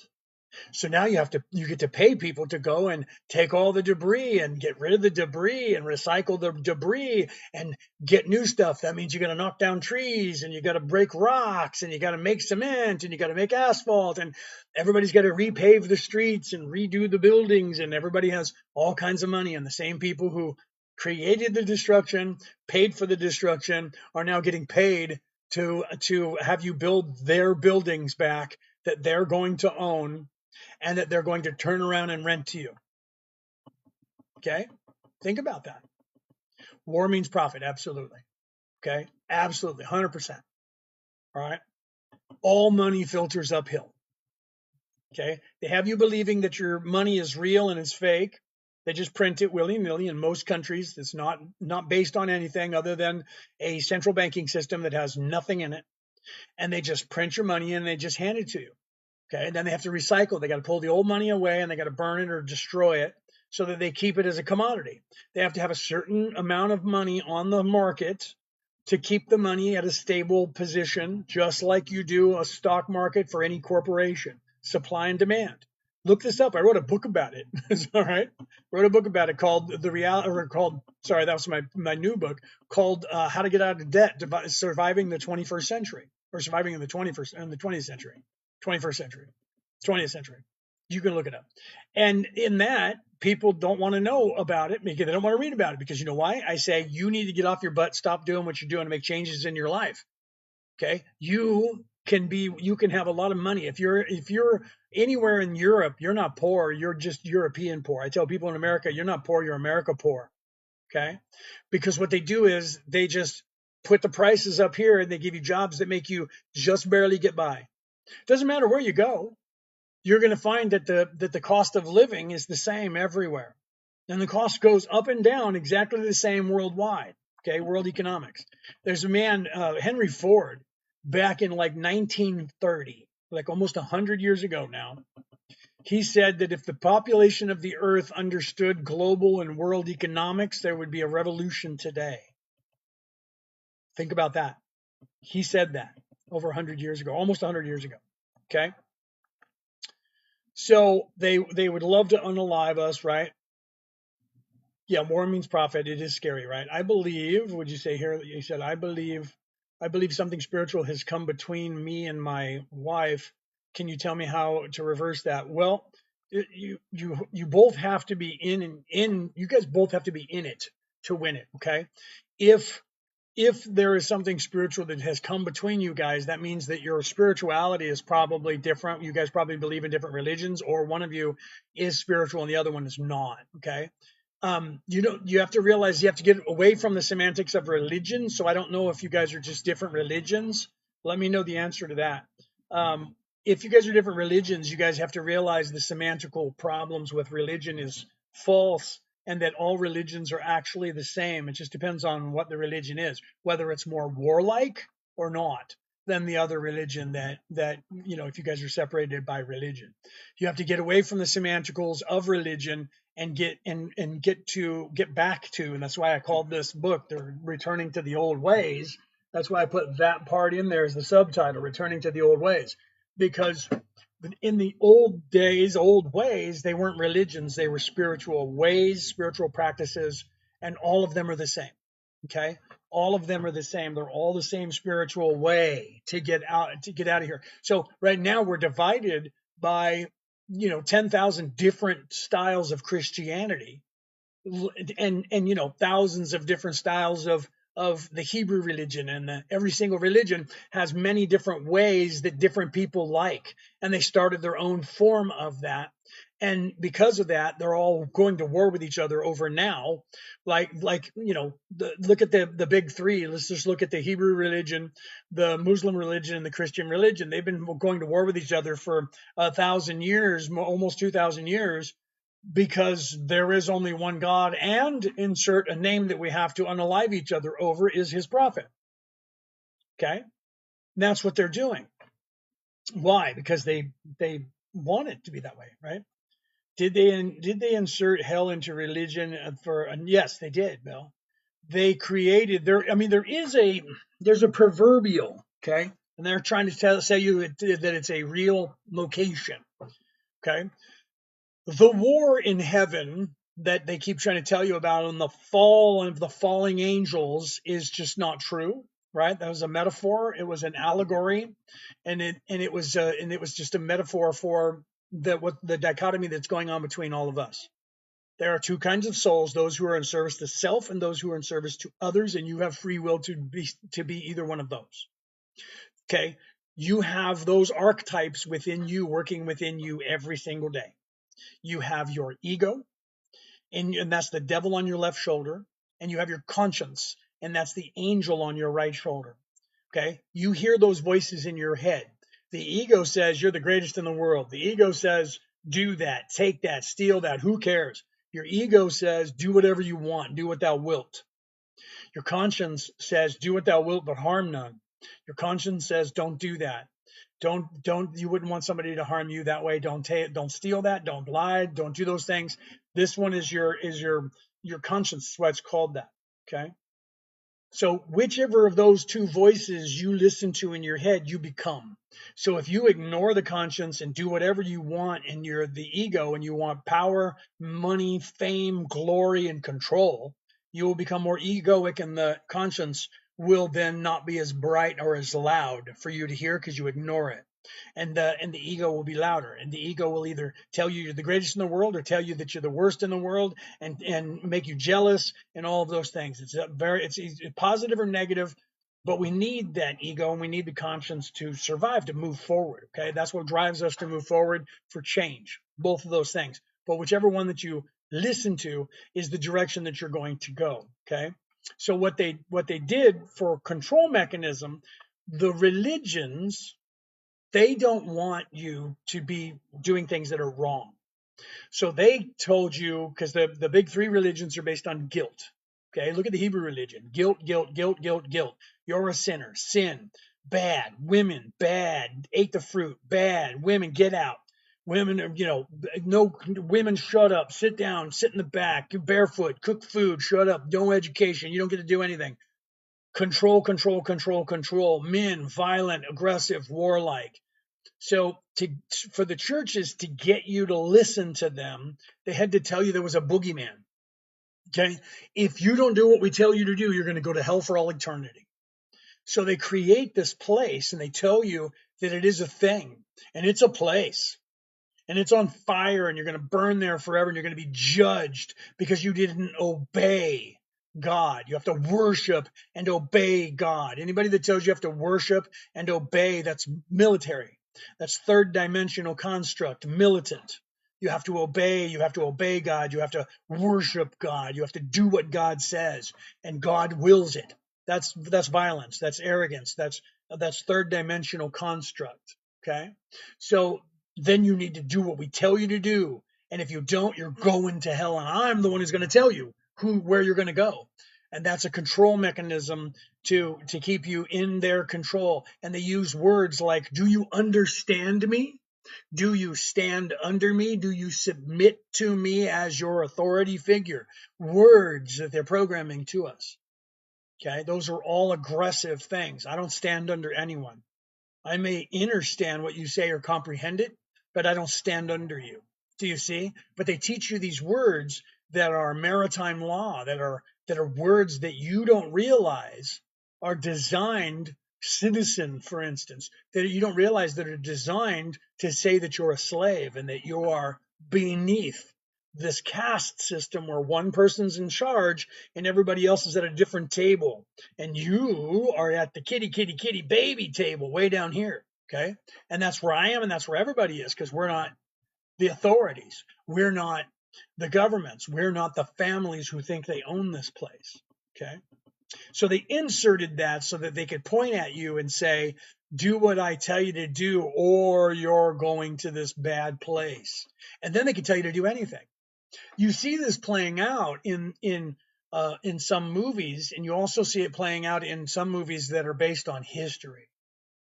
Okay, you have to realize that there are countries today. You can look this up, guys. There are countries today who the citizens of the country believe that the person who is in charge of their country is a god. There are still, to this day, countries who believe that. Look up North Korea. There are still countries alive today and people alive today that believe they have a god ruling them. Okay? So you have to realize that that's a control mechanism that they're doing. Okay? They're doing that on purpose. Right? And Jess says lots of, because you guys are saying, what do you mean? Lots of stuff, mate, lots of heads in the sand. It all comes back to coming home to ourselves, right? So that's true. So many people, that's because so many people are veiled that they don't realize that. They need that literally, I agree with you, right? People are so veiled and locked into third dimension that their focus is being askewed. They know that your focus determines your reality. So if they don't let you see that you're supposed to be looking within, you're not going to do it. If you don't know that that's what you're supposed to do, you're not going to do it, because no one's ever told you that's what you're supposed to do. Do you see? So if you don't know it and they're not telling you, you're not going to do it. So why did they insert that? They inserted that for control. Okay, they inserted it for control, and they need us, right? Yes, we need to understand. Yes, Jess, not stand under, man. We don't understand anybody. We understand. It's internal. I get it, right? I don't even say I get it, because that's another military term. Do you get me? That means, do you understand me? It means submit, right? I understand or I comprehend, but I don't submit to your will, right? That's what we need to do. We need to get people to start thinking for themselves so they can look within themselves, because everything you need to get out of here is in you. It's in this heart and in this head. It's right here. Okay. And everybody in this world who came here in every part of the world in the past told you that. And then they turned it into a religion, and then men got a hold of it and said, well, let's take this piece out and change that and put this there, and bang, control. Now we got them. And don't let them see. They got to gaslight you and mind wipe you. Don't let you see what's right in front of your face. That's why I wrote this book. Okay? The reality about reality, returning to the old ways. Okay? By me, Leonard O'Neill. Okay? That's why we teach the defense against the dark arts. Okay? We teach how to identify this stuff and stop it from happening. It's actually common sense, but it's only common if everybody has it. I want everybody in the world to have it. I think everybody in the world should have it. Okay? We're looking like we're crazy, but we understand that we must unlearn most of what we learned. That or thought. That's actually a line from a movie that came out back in the 1980s. I think it was the 80s. It might have been the early 90s. The movie Willow. Okay, Ron Howard directed a movie called Willow, which was an action adventure period piece from back in the day. But one of the things, and I think it was in there, you have to unlearn everything that you have learned. Okay, because everything that you've learned is wrong. I think that was one of the things that the wizard said to Willow. You have to unlearn what you have learned to really understand. Yeah, no, that's a crazy quote. I made a reel. If you look at my reels, it's probably down about 3 years ago, though. But if you look at, I don't know if it's on TikTok. It might not be on TikTok. But if you go to Instagram or Facebook and scroll down, there's actually one that shows different quotes by Yoda and this little wizard guy from, so that was in the 70s and 80s for Yoda that said that. And then in the 80s going into the 90s, here's this little wizard that's supposed to be a little person, right? And so they're dwarf size. And he says you have to unlearn what you've learned. And that was the commercial. If you look up Willow, I think in the trailer for it, that was what it said, like on the posters, you have to unlearn what you have learned, because that's what they were kind of showing you. The movie was about that. The movie was about waking up and realizing that stuff, right? My name on Facebook is Leonard O'Neill. This is me right here. Okay. Leonard O'Neill with two L's, O''Neill. I'm also here on TikTok under that name. Okay. But I'm on my company name right now, which is Merlin and Maeve. That's my wife and I's company, where we sell these products that we make, and Reiki. We're Reiki practitioners, and we teach you guys spirituality. We're life coaches, spiritual life coaches. We're mediums, and we teach every psychic ability. I just don't have the sign up right now. I had it up yesterday. That shows that we teach every psychic ability. That's what we're trying to wake up the world and help you guys to start thinking for yourself. There she is now, Brooke O'Neill, that just popped into the chat and said, "Hi, baby, I love you." That's my wife. Okay, so literally, and we're actually, if any of you guys are interested, if you guys are awake and know that you're not from this place, and that you are inside this avatar, and you know you're from somewhere else, or you think you are, we're actually putting together Zoom calls to have these conversations, not on platforms like this where they're going to, do something wrong to us, right? There goes Brooke. Perfect timing. Her and I thinking exactly alike. If you know that you're not from here and you want to chat, email us at merlinandmaeve@gmail.com. We're setting up Zoom calls to actually talk to people, because we want to make sure that everybody's working together, and that you probably belong to a coalition. If you do, we definitely want to talk to you. We are the Orion Coalition of Light. We are attached to the Orion Council of Light, which is attached to the Galactic Council. So if you're part of the Galactic Council and you're part of a coalition down here on Earth that is attached to a coalition up there, or a council, we want to network with you. And we're trying to do that with everybody on the world, so that we can all have adult conversations and make sure that we're aware of what's happening around the world in all these different countries, so that we can wake people up on all these platforms and get this information out to the whole world. Okay. So yeah, there's where my wife has to put code, because she can't type those actual words in English and put them on the screen without those spaces in between them, because guess what? The algorithm of this communist algorithm that we're on doesn't allow her to do that. Okay. So you guys got to look at that stuff. Right? That's crazy but that's what they do, right? That's what we have to look after. Okay. So if you guys are aware of that stuff, let us know. All right, email us, and we're putting together Zoom calls, so they won't be recorded. We're not doing that, okay? But we do want to talk to people from other groups, because there's a Galactic Council, and that's a large council that has contingencies from many different councils, from many different groups. But some of you came here independently. Some of you came here in smaller groups, and you might not actually be on one of the big councils, or the big council, or a council yourself. That's okay. We're all right with that, because there are more people here now than ever before, right? That have done that. So yeah, ask your spiritual questions, please. You can see that up here, and that's what I'm here to help you guys with, right? Yes, please, Jess.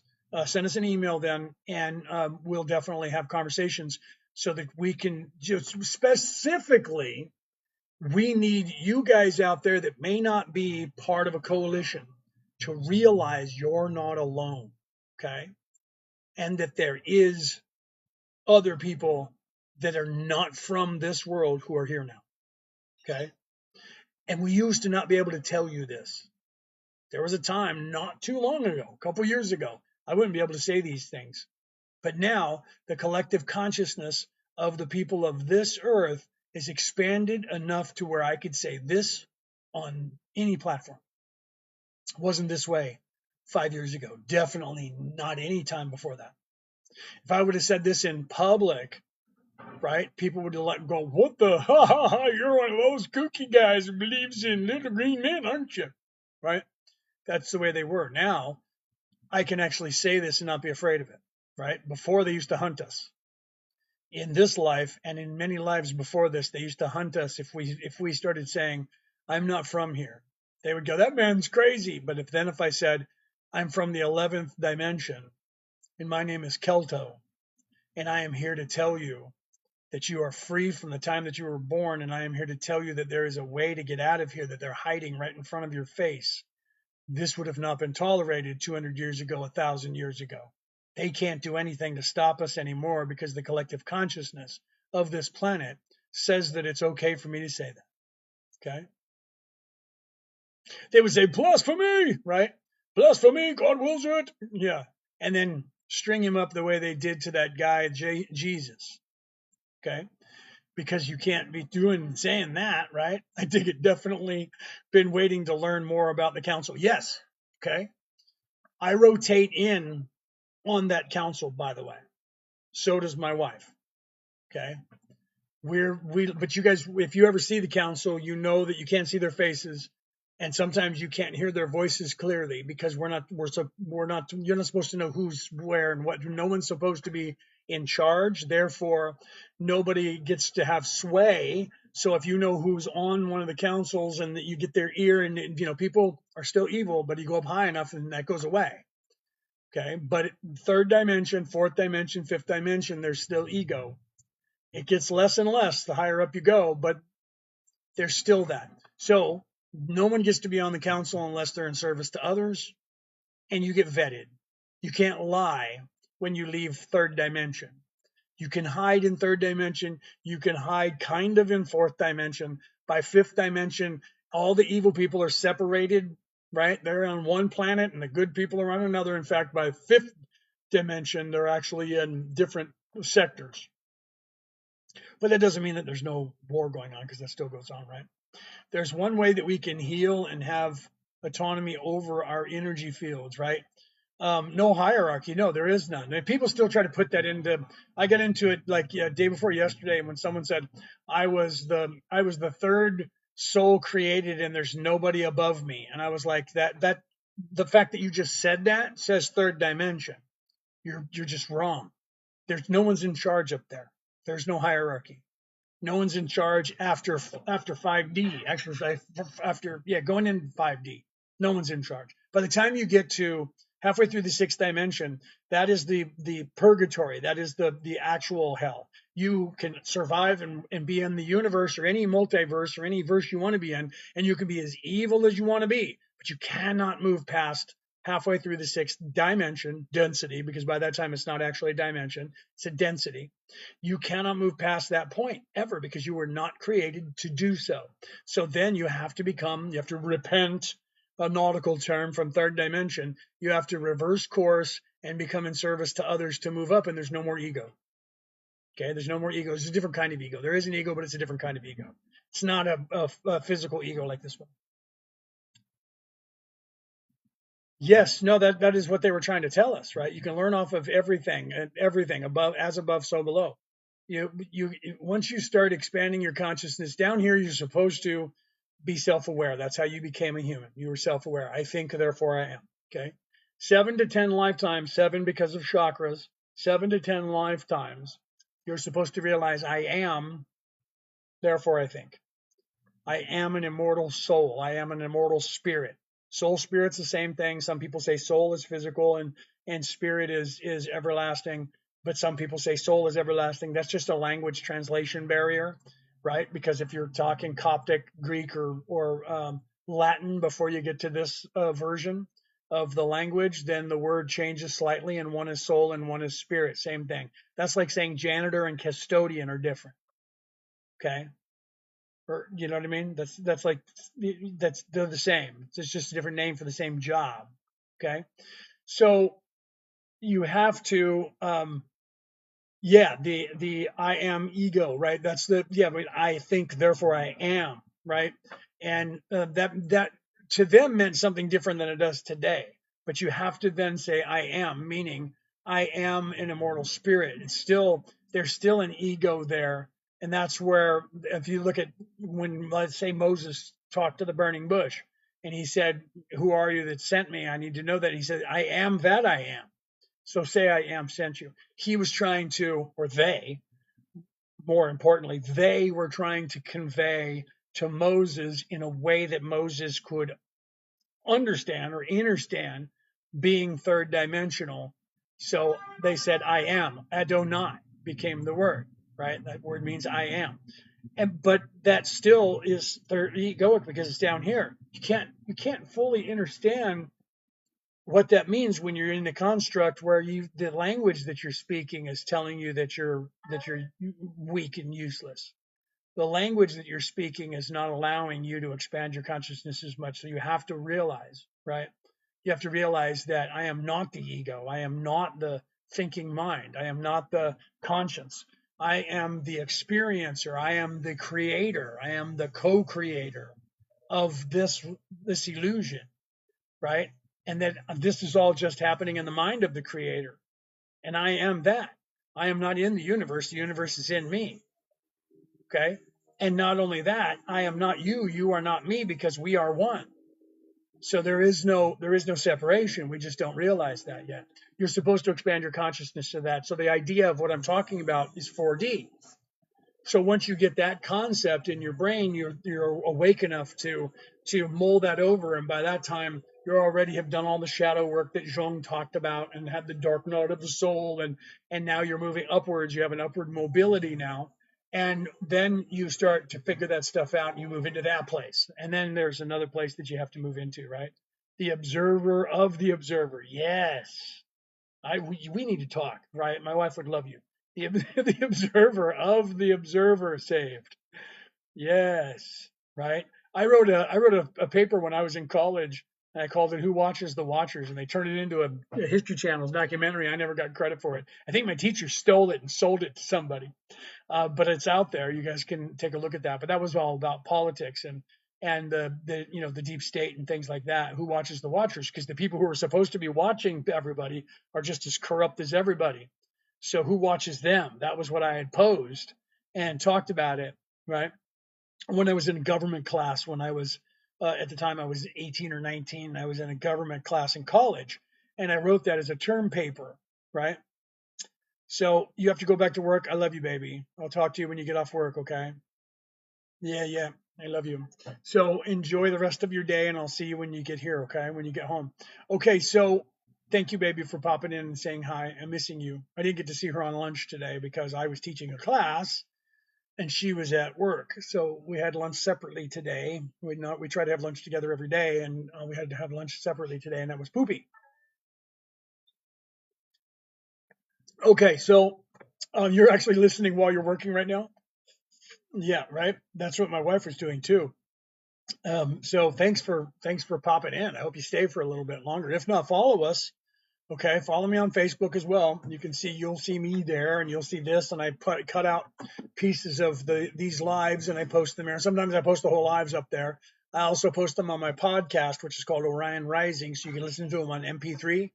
I have 556 episodes of this, and before I was doing my actual podcast. Now I'm just teaching on here, so there is no intro music anymore, but there used to be intro music for Orion Rising all the way up until I got over here. So all the way up until August, when I started broadcasting on TikTok. But I put the TikTok up there too, so you guys can hear the conversations, right? So make sure you guys smash the hearts for me so we can get some more people in here, and share it out so we can get some more people in here. And for goodness sake, ask me your spiritual questions, please. That's what I'm here to tell you about. I'm here to tell you what's going on. If you guys want to pick my brain, let me introduce myself to those of you who don't know who I am that might just have popped in. Okay. The person that is sitting in front of you is Leonard O'Neill. Okay. The person that is speaking to you through Leonard O'Neill, my name is Kelto, and I am in the 11th dimension, and I am channeling through this man's body, and I am speaking to you. Okay. And I am here to help you to understand what's going on in this universe, and in specifically this planet, so that you guys can figure out how to get out of here, because you guys got stuck.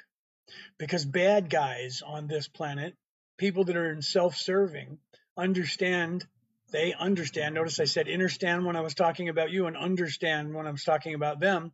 They realize that this place is a matrix, and they realize that they could treat you as a matrix and an algorithm, and that's what they're doing. They know that your focus determines your reality, and the collective consciousness, the collective focus of the people that are here actually create this reality, right? I think you need professional help. That's funny, Delco. I do need professional help. I think you should give me $1 million. That's professional help, isn't it? I don't think you know what you're talking about there. You were saying something else, weren't you? So that's okay that you think that. You can think whatever you want because you have free will here. And the fact that you can actually think that and say that out loud shows that things have changed on this earth, because there was a time when you wouldn't even be able to say that. Okay. You just don't remember it because you're actually not awake enough to realize what's happening. So therefore, you think I'm crazy. Swipe up and go and find some boobies or somebody that's falling down off stairs so you can entertain yourself, so that I can continue answering questions from the adults who are awake enough that want to know what's happening. Okay. And then some people around here can wake up enough to give you freedom so that you can continue doing what you're doing. Okay.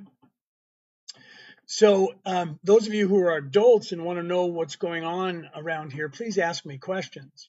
But if you think I'm crazy, just swipe up. Don't waste my time. I don't have time for you. I have other things that I need to do that are more important than to have a troll try to disrupt a conversation by doing that. But if you want to learn something, by all means, please, Delco, stay around and pay attention. Okay? I'll make you think for yourself. I'm not selling you a religion. I'm not selling you anything. Who is Jesus? Jesus it depends on what you're asking. If you're asking if about the way, Jesus is the way. And I'm not trying to sell you a religion. Jesus was coming here to be the same way that Thor was. Jesus is coming here to be the same way that Moses was. Jesus is coming here to be the same way that the Buddha was. That Jesus was coming here to tell you the same message that Thoth the Atlantean was telling you.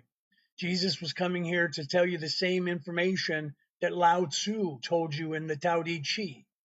Jesus is the way because Jesus was coming here to tell you the same information. Jesus is a soul that is from these days, the 11th and 12th dimension, that came down here to this earth to tell you things. And that was the way to get out of here. Okay. So I'm not sure if that's what you're asking, or if you were asking a religious question. Religion recruits you, spirituality waits for you to find it, my friend. Do you think that we'll become a great divide? Is that what you're saying? Become a great divide between those who are understand and those who care, they look crazy? No, that's normal. This is an ecosystem that is normal. It is the way it's supposed to function normally is that people who are awake, like I am or like you are, will be saying these things to people, and some people will then listen, and other people will think that you're crazy. That's normal because those people come in at different times than you do. Okay. So everybody goes at their own pace to graduate to the next level. Okay. So what's happening is, like, say, if I were here for the first lifetime, I would be just like, what was his name? Jelko or whatever his name was. I would be very third dimensional, and I would just be surviving here, and wouldn't have learned enough lessons to start thinking for myself and becoming critical thinker. Okay. So it takes a little bit of time to go through life and over a few times and learning the lessons of this place and having an organic experience. You're supposed to be asleep so that you don't remember who you are. You don't remember that you're attached to the Lord, whatever you want to call that. I hate using those terms, to the creator, to source, so that you can have organic experiences, because the creator is having organic experiences trying to through us. Okay. And those stuck in karma cycles and won't budge. Well, it's not like you think. The karma is what you make it. You don't. That concept is the concept that the Hebrews were teaching when Jesus was here. That if you were blind, it was because God was mad at you because you did something evil in your past life, and there's your karmic debt, and so now you're crippled or you're blind in this life. That's just not true. Okay. So the only karmic debt that you have, you don't owe anything. A karmic debt is third dimensional construct. You don't owe anything. That is all, money and debt. That's your slave chain here in this reality. So there is no karmic debt. But the concept of what you guys think you're talking about there is close to, you have lessons that you have decided that you need to learn before you can then go on to the next level. And if you haven't learned those lessons yet, then you will recycle back down here. So some of you understand that concept or understand that concept, and you're calling it karmic debt. But the concept of the debt and the word debt is third dimensional construct. It's third dimensional thinking in and of itself. Do you see? So that's coming from the place of guilting you into that you've done something wrong, you're a sinner, and you have to then atone for something that you haven't done right, karma. And that's where people are putting that's a third dimensional construct. It's not that at all. There's no judgment day. You judge yourself, and that's all there is. The creator of the universe isn't sitting around busy every day going guilty, not guilty, guilty, not guilty, not guilty, heaven, heaven, heaven, heaven, hell, hell, hell, hell, hell. That is just not a thing. Okay, there's not some guy named St. Peter with a big book who's going to look for your name, and you can't come through the pearly gates if your name's not on the list. You're the only one who judges yourself, because when you leave this place and you become your higher self in that process in between lifetimes down here, you're not veiled anymore, and you remember who you are, and you go, I still need to learn these things because this is what I set out to do, right? So it's like grade 1 through 12, and you kind of do that, right? What kind of thing do you do daily on the 11th dimension? It's actually not a dimension. Dimensionality is this physical plane. It's a density. It's the place where light exists and energy exists. And I can't tell you the things that you do there because you wouldn't understand the concepts. But one of the things that we do from there is come down to lower planes to help people, channeling and giving you guys information. Not all of us, but a lot of us do that. So there's other things that are clerical things like the fabric of space and time and creation and creating new worlds and creating new universes and creating new scenarios and maintaining and maintenancing.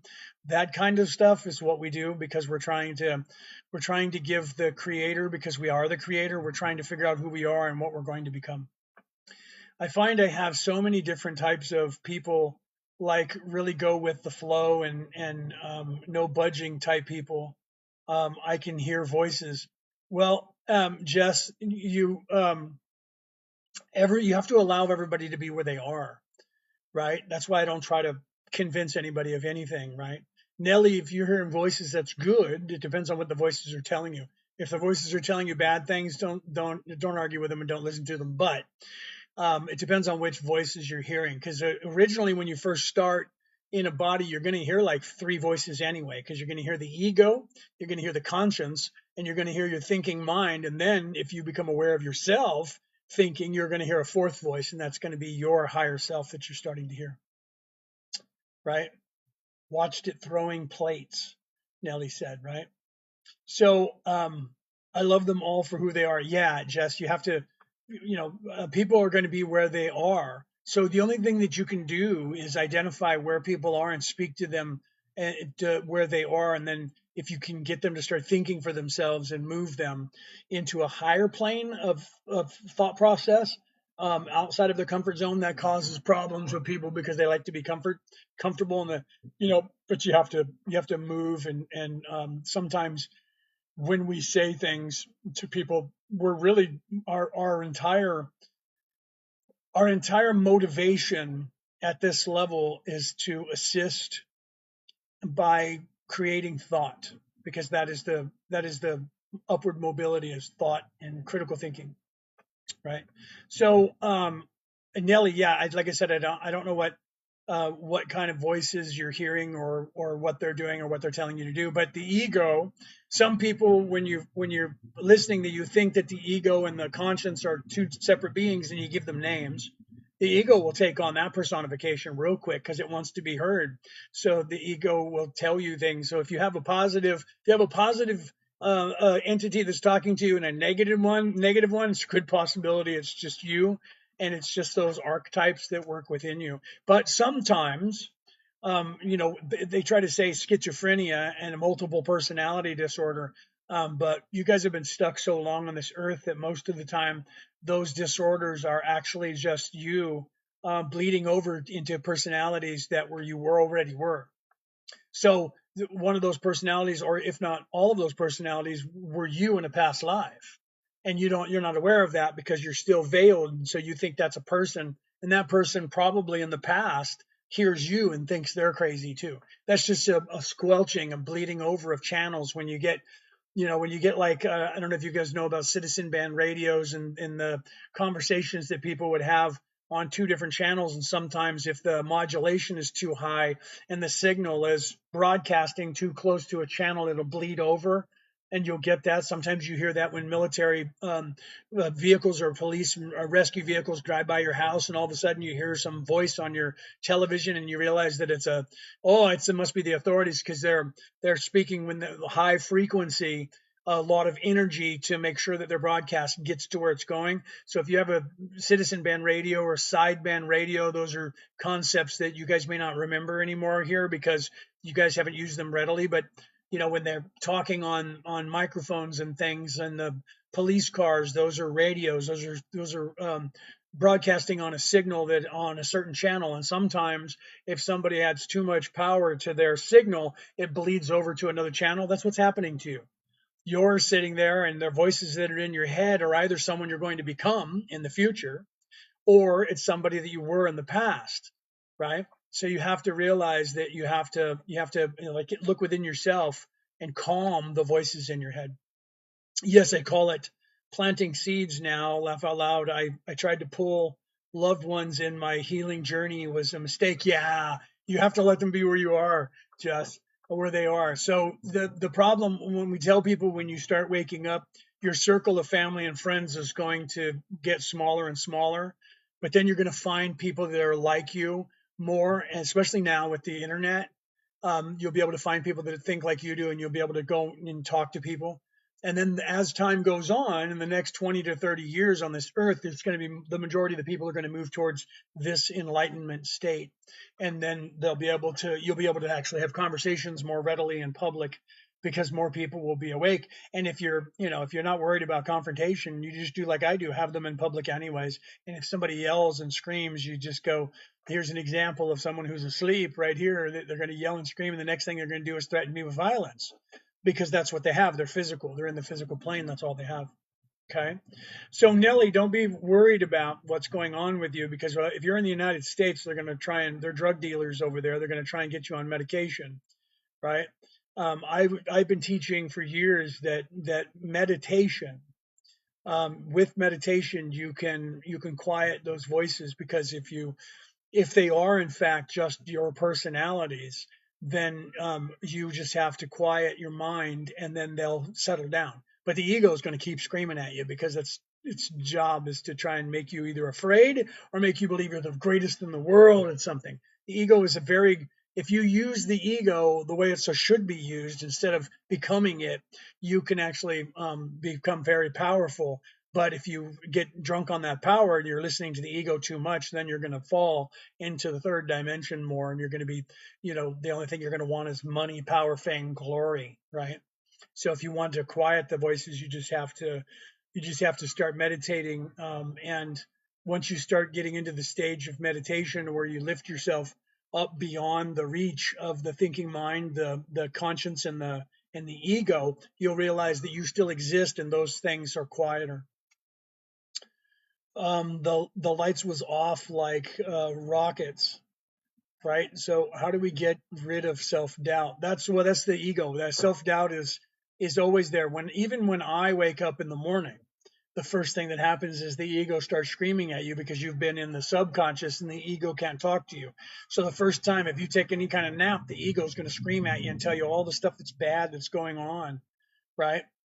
So you just have to realize that it's that. But so You have to learn to quiet your mind and stop listening to the words. And it's not easy. It's hard. It's not easy. It's hard. You can ask my wife that I have those issues. I'll say something, and because I'll miss her while she's at work, and I'll get emotional about it because the ego says she's gone, she's not here, right? Why does ego attack first thing in the morning? Oh, because it hasn't been able to communicate with you. And so because the first thing that happens is the ego is going to jump on you and go, we got to get up, we got to go to work, you got to get gas in the car, you need food, we got to go over to the store, and afterwards we got to do this, and then you forgot to do this yesterday, and you got to do that. The ego is going to do anything to get your attention because it tries to. That's its job. And then the conscience will react to the ego and go, be quiet, forget about that. We don't have to worry about that. We can do that later.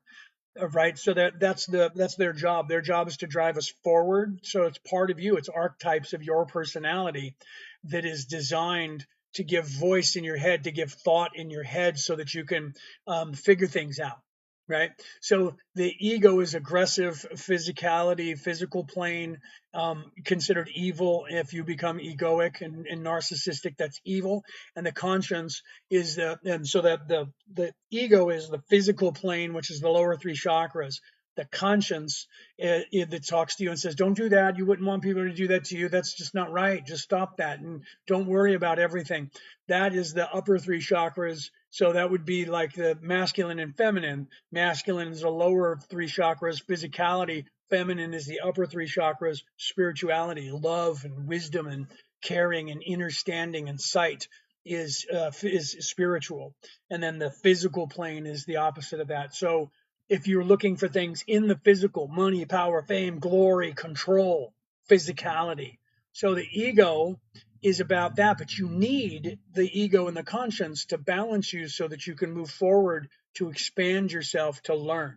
You can't get rid of either one of them until the time is that you don't need them. And that's not until you're halfway through the sixth dimension. So that's a long time from now because you're in the third dimension right now. Okay.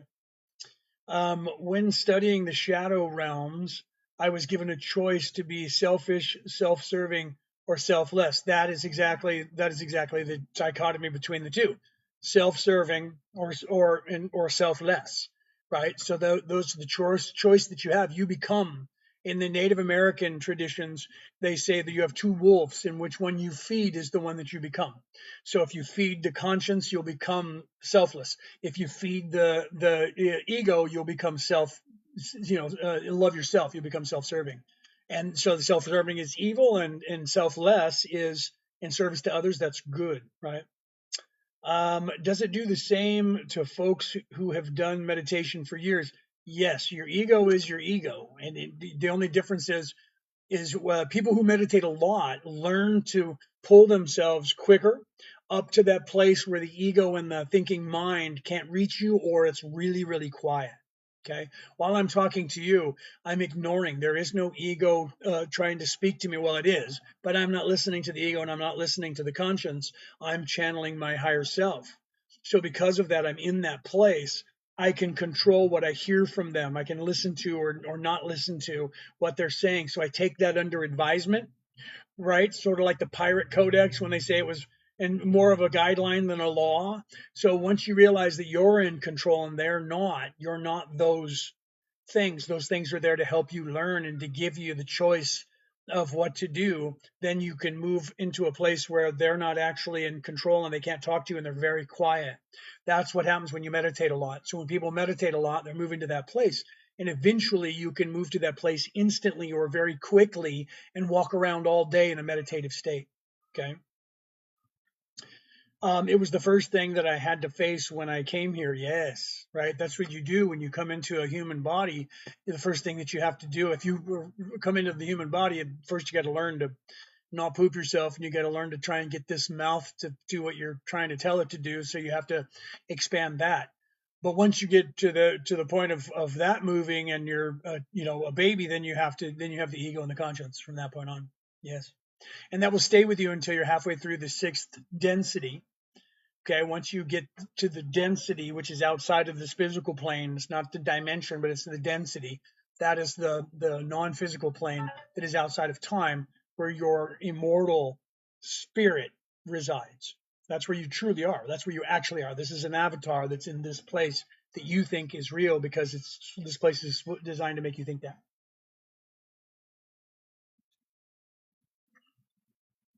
Okay, so Jess, thank you. Please follow us.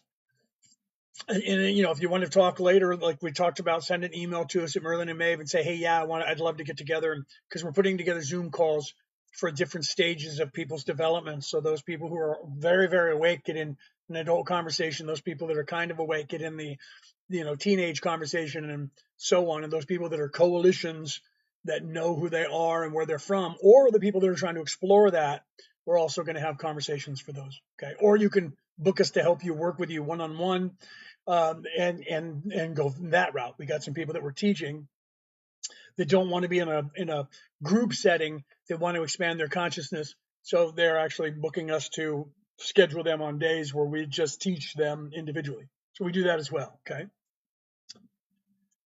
Do you sleep up there? No, you do not, Bill. When you only in the physicality is the only place you rest, right? You rest, but you don't need to hibernate, right? Your physical body needs to hibernate so that it can continue doing what it's doing, because it's part of nature, and everything in nature needs to rest because it needs sustenance to survive. So because you're a different kind of machine down here, for your machine to survive and cultivate, you need to be able to consume life to then turn it into energy, like an auto car or a nuclear reactor, where you have to take something and put it in there and convert that from one energy to another to get it into your system. So you take food and you process that, you eat it, and it goes in. Like I just drank some coffee. You eat that, it goes in your stomach churns it, acid breaks it down into components, those get into your intestines absorb the nutrients go into your system, it gets into your blood, the sugars turn to, everything turns to sugar mostly, or proteins, and those things break down, and then the waste goes through and comes out your butt, right? So you convert proteins and plant fiber and that sort of stuff into the minerals and the vitamins that you need to fuel your body. So you're basically like a nuclear reactor or a carburetor. Your stomach's like a carburetor from a internal combustion engine, right? Yes, that's what that we're in that phase now, Jess, where it's time. Thank you for that. Who just gave me that? For Hayuka, did I say that right? Hayuki. I'm probably saying it wrong. I apologize. Thank you for that. But yes, we've moved into that phase where we now need to start reaching out to the different people that are awake enough now to start kind of organizing people and saying, look, we're going to do these things, or what are you guys working on? You're working on that. You're doing that. Good. Continue. But there's some people that came here by themselves, and they just need to know that there's some of us who came here to help that didn't come just onesie twosies, right? Or, as Jack Sparrow said in the movies, I'm not here by my onesie, right? All by my onesie. So some people are, and they're looking for people to attach to.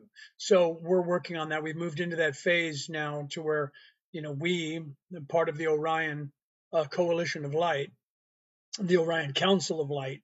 The council is up there, with the coalition is boots on the ground, people in bodies.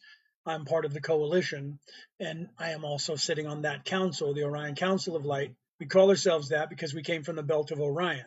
Okay. There are many different races of people who've come from there to come down here. And we're from the belt, one of those three galaxies there. We put together a coalition to come here to help the people here. We are called the Patal, and we are here to help. Okay. So there are many other people from different places around the universe, and specifically the Milky Way galaxy, who have converged here. The reason for that is that 23 solar systems in this sector of the Milky Way galaxy were taken over by what you guys loosely call the Anunnaki, that came here to get marauding, that are evil, and they came to rape the place of resources to continue their conquest towards the center of the Milky Way galaxy. And there are those of us who balance that, and we stop them from doing that. But they're allowed to do it because it's the way the Creator has created third dimensional, fourth dimensional, fifth dimensional reality. Okay. So because of that, there are people that come and get places like this stuck. and then there's people who come to help, right? That's some of the things when one of you guys were asking, what do you do in the 11th dimension, in the 5th, 6th, 7th, 8th, 9th, 10th, 11th. Some of the things that some of us do are return in some ways, either by channeling or by dissension into lower beingness, or just our consciousness moving into lower beingness to assist people of lower levels, the same way that you guys assist a dog or a cat or a bird or a fish or somebody that's a pet that you give a name to, and you treat it like it's a person, and you're helping that being who's not self-aware yet, who is just on running on instinct, to become self-aware, because you give it a name and then it realizes that it's the name, and you call it and it looks at you because it starts realizing self and realizing I am that person. Do you see? And then when they become aware of the self, then when whatever they are, cat, dog, bird, fish, whatever they are, when that body ceases, then they have the ability at that point to graduate into third dimensional life, and on this world become a human. And then they become a human, and they wake up and they don't remember that they were a cat or a dog or a whatever. And now that they're just born, and then here they are, and it's I think therefore I am, and they have no memory of anything prior to this, they have no memory of anything after this, and then they have an organic experience. Okay. So that's literally what you went through, right? And some of us come here because we're awake and we remember that. I'm completely awake and I know what I've done in every lifetime. I know who I am, and I know who I was, and I know who I will be. Okay. So there's not very many of us that are this awake on this earth, but there's quite a few. There's more today than there was 20 years ago. I'll tell you that for free. There's a lot of people that are awake now. It's just to what degree they're awake. I've met many online talking and finding there's a lot of people that are very, very, very awake. And then the awakeness only goes so high down here, because even the information that I know that is up high, the universe won't allow us to tell you some of the stuff down here, because the first octave, everything's a level, like a vibration, like an energy, like an octave in music, right? So the first octave is level 0 or nothingness, level first dimension, to seventh or sixth dimension, to the end of sixth dimension. That's an octave. So you're in the first section of that. You're in the third dimension. It's the third run from beginning stage of I am just a something, amoeba, blade of grass, air, water, molecule, right? And from there to 7D, right? From there to 7D is the first octave. And then from 7D to 12D is the second octave. It's actually to 13D is the second octave. So everybody that moves into 7D doesn't communicate with the people back down here unless it's through channeling, unless they descend their energy and come back into a form of 3D, 4D, 5D, 6D, right? Otherwise, they just stay up there and then they just channel, and that's it. So it's thought form only. Okay. So that's the way that works. Like I said, ask questions, guys. Otherwise, I just keep talking. Okay. So that's the way that works. So that the octaves kind of confuse people because it's hard. The way the universe works is I can only give you the amount of information that you're ready for.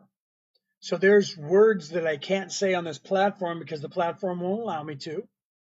Penalize me for saying them because they're a communist country that owns it, totalitarian ideology. All the platforms are run that way because the corporations are being run by people who don't want you to wake up. So there's certain words you can't say. Okay. So then on a larger scale, I can only give you the amount of information that the collective consciousness of the potential listeners are capable of understanding. So that means that because I'm on a platform that's worldwide and this will go out worldwide, I can give you the collective consciousness, the information at a level that the collective consciousness of all humans on this planet are capable of hearing. So that doesn't mean that people are going to listen to it or think I'm, not think I'm cuckoo cuckoo, okay? Because they will. if they're low enough vibration, they'll think I'm speaking a foreign language, or they'll think I'm making stuff up, like a couple of the people that showed in here, right? What diet are humans supposed to be on? Ascension diet. Okay, you have to determine what foods your body likes, but you should be on an ascension diet, which means high vibrational diet. Okay, if you live in the United States, I was living in the United States. If you live in the United States, most of the food over there is poison, and it's low dimensional energy, keeping your vibration low. Okay, if you go to a fast food restaurant, you're going to get some young kid cooking it who doesn't care. He just has his job because he has to be here and he's flipping burgers, doesn't care. It's just paying his bills. And therefore, the energy that you're going to get from that, considering most of the food is full of fillers and sugars and salts, it's going to be low vibrational. It's not going to be good for your body. Okay. So whether or not you eat protein or not is completely up to you, because you have people, I was talking about this earlier, you have people who get mad at people because they eat meat, and they tell you that they're, oh, how dare you, and we don't need to eat meat and this and that, because you're killing a life. And then they go out and grab a plant and rip it out of the ground and start eating it, and they're killing that life, they're unaliving that life, right? So you have to realize that some of the stuff that people are just holier than thou, and they're pretending for some reason that plants aren't alive, and they think that plants don't have a soul, they don't have a spirit, they don't have a personality, but they do. Okay, everything is alive, everything is alive. So however, let's get back on point. The food you should be eating is the food that agrees with your body and is high vibrational food. So you should be cultivating your own food. You should be preparing your own food, and you should be cooking your own food, or have someone do that for you who actually enjoys what they're doing and is giving good energy to the food. That's why your mom and your grandmother's food was always better than the food you get from a restaurant or from a fast food restaurant, because they care about what they're doing and they're putting love into the food they're making for you, because they love you and they're putting love into that food.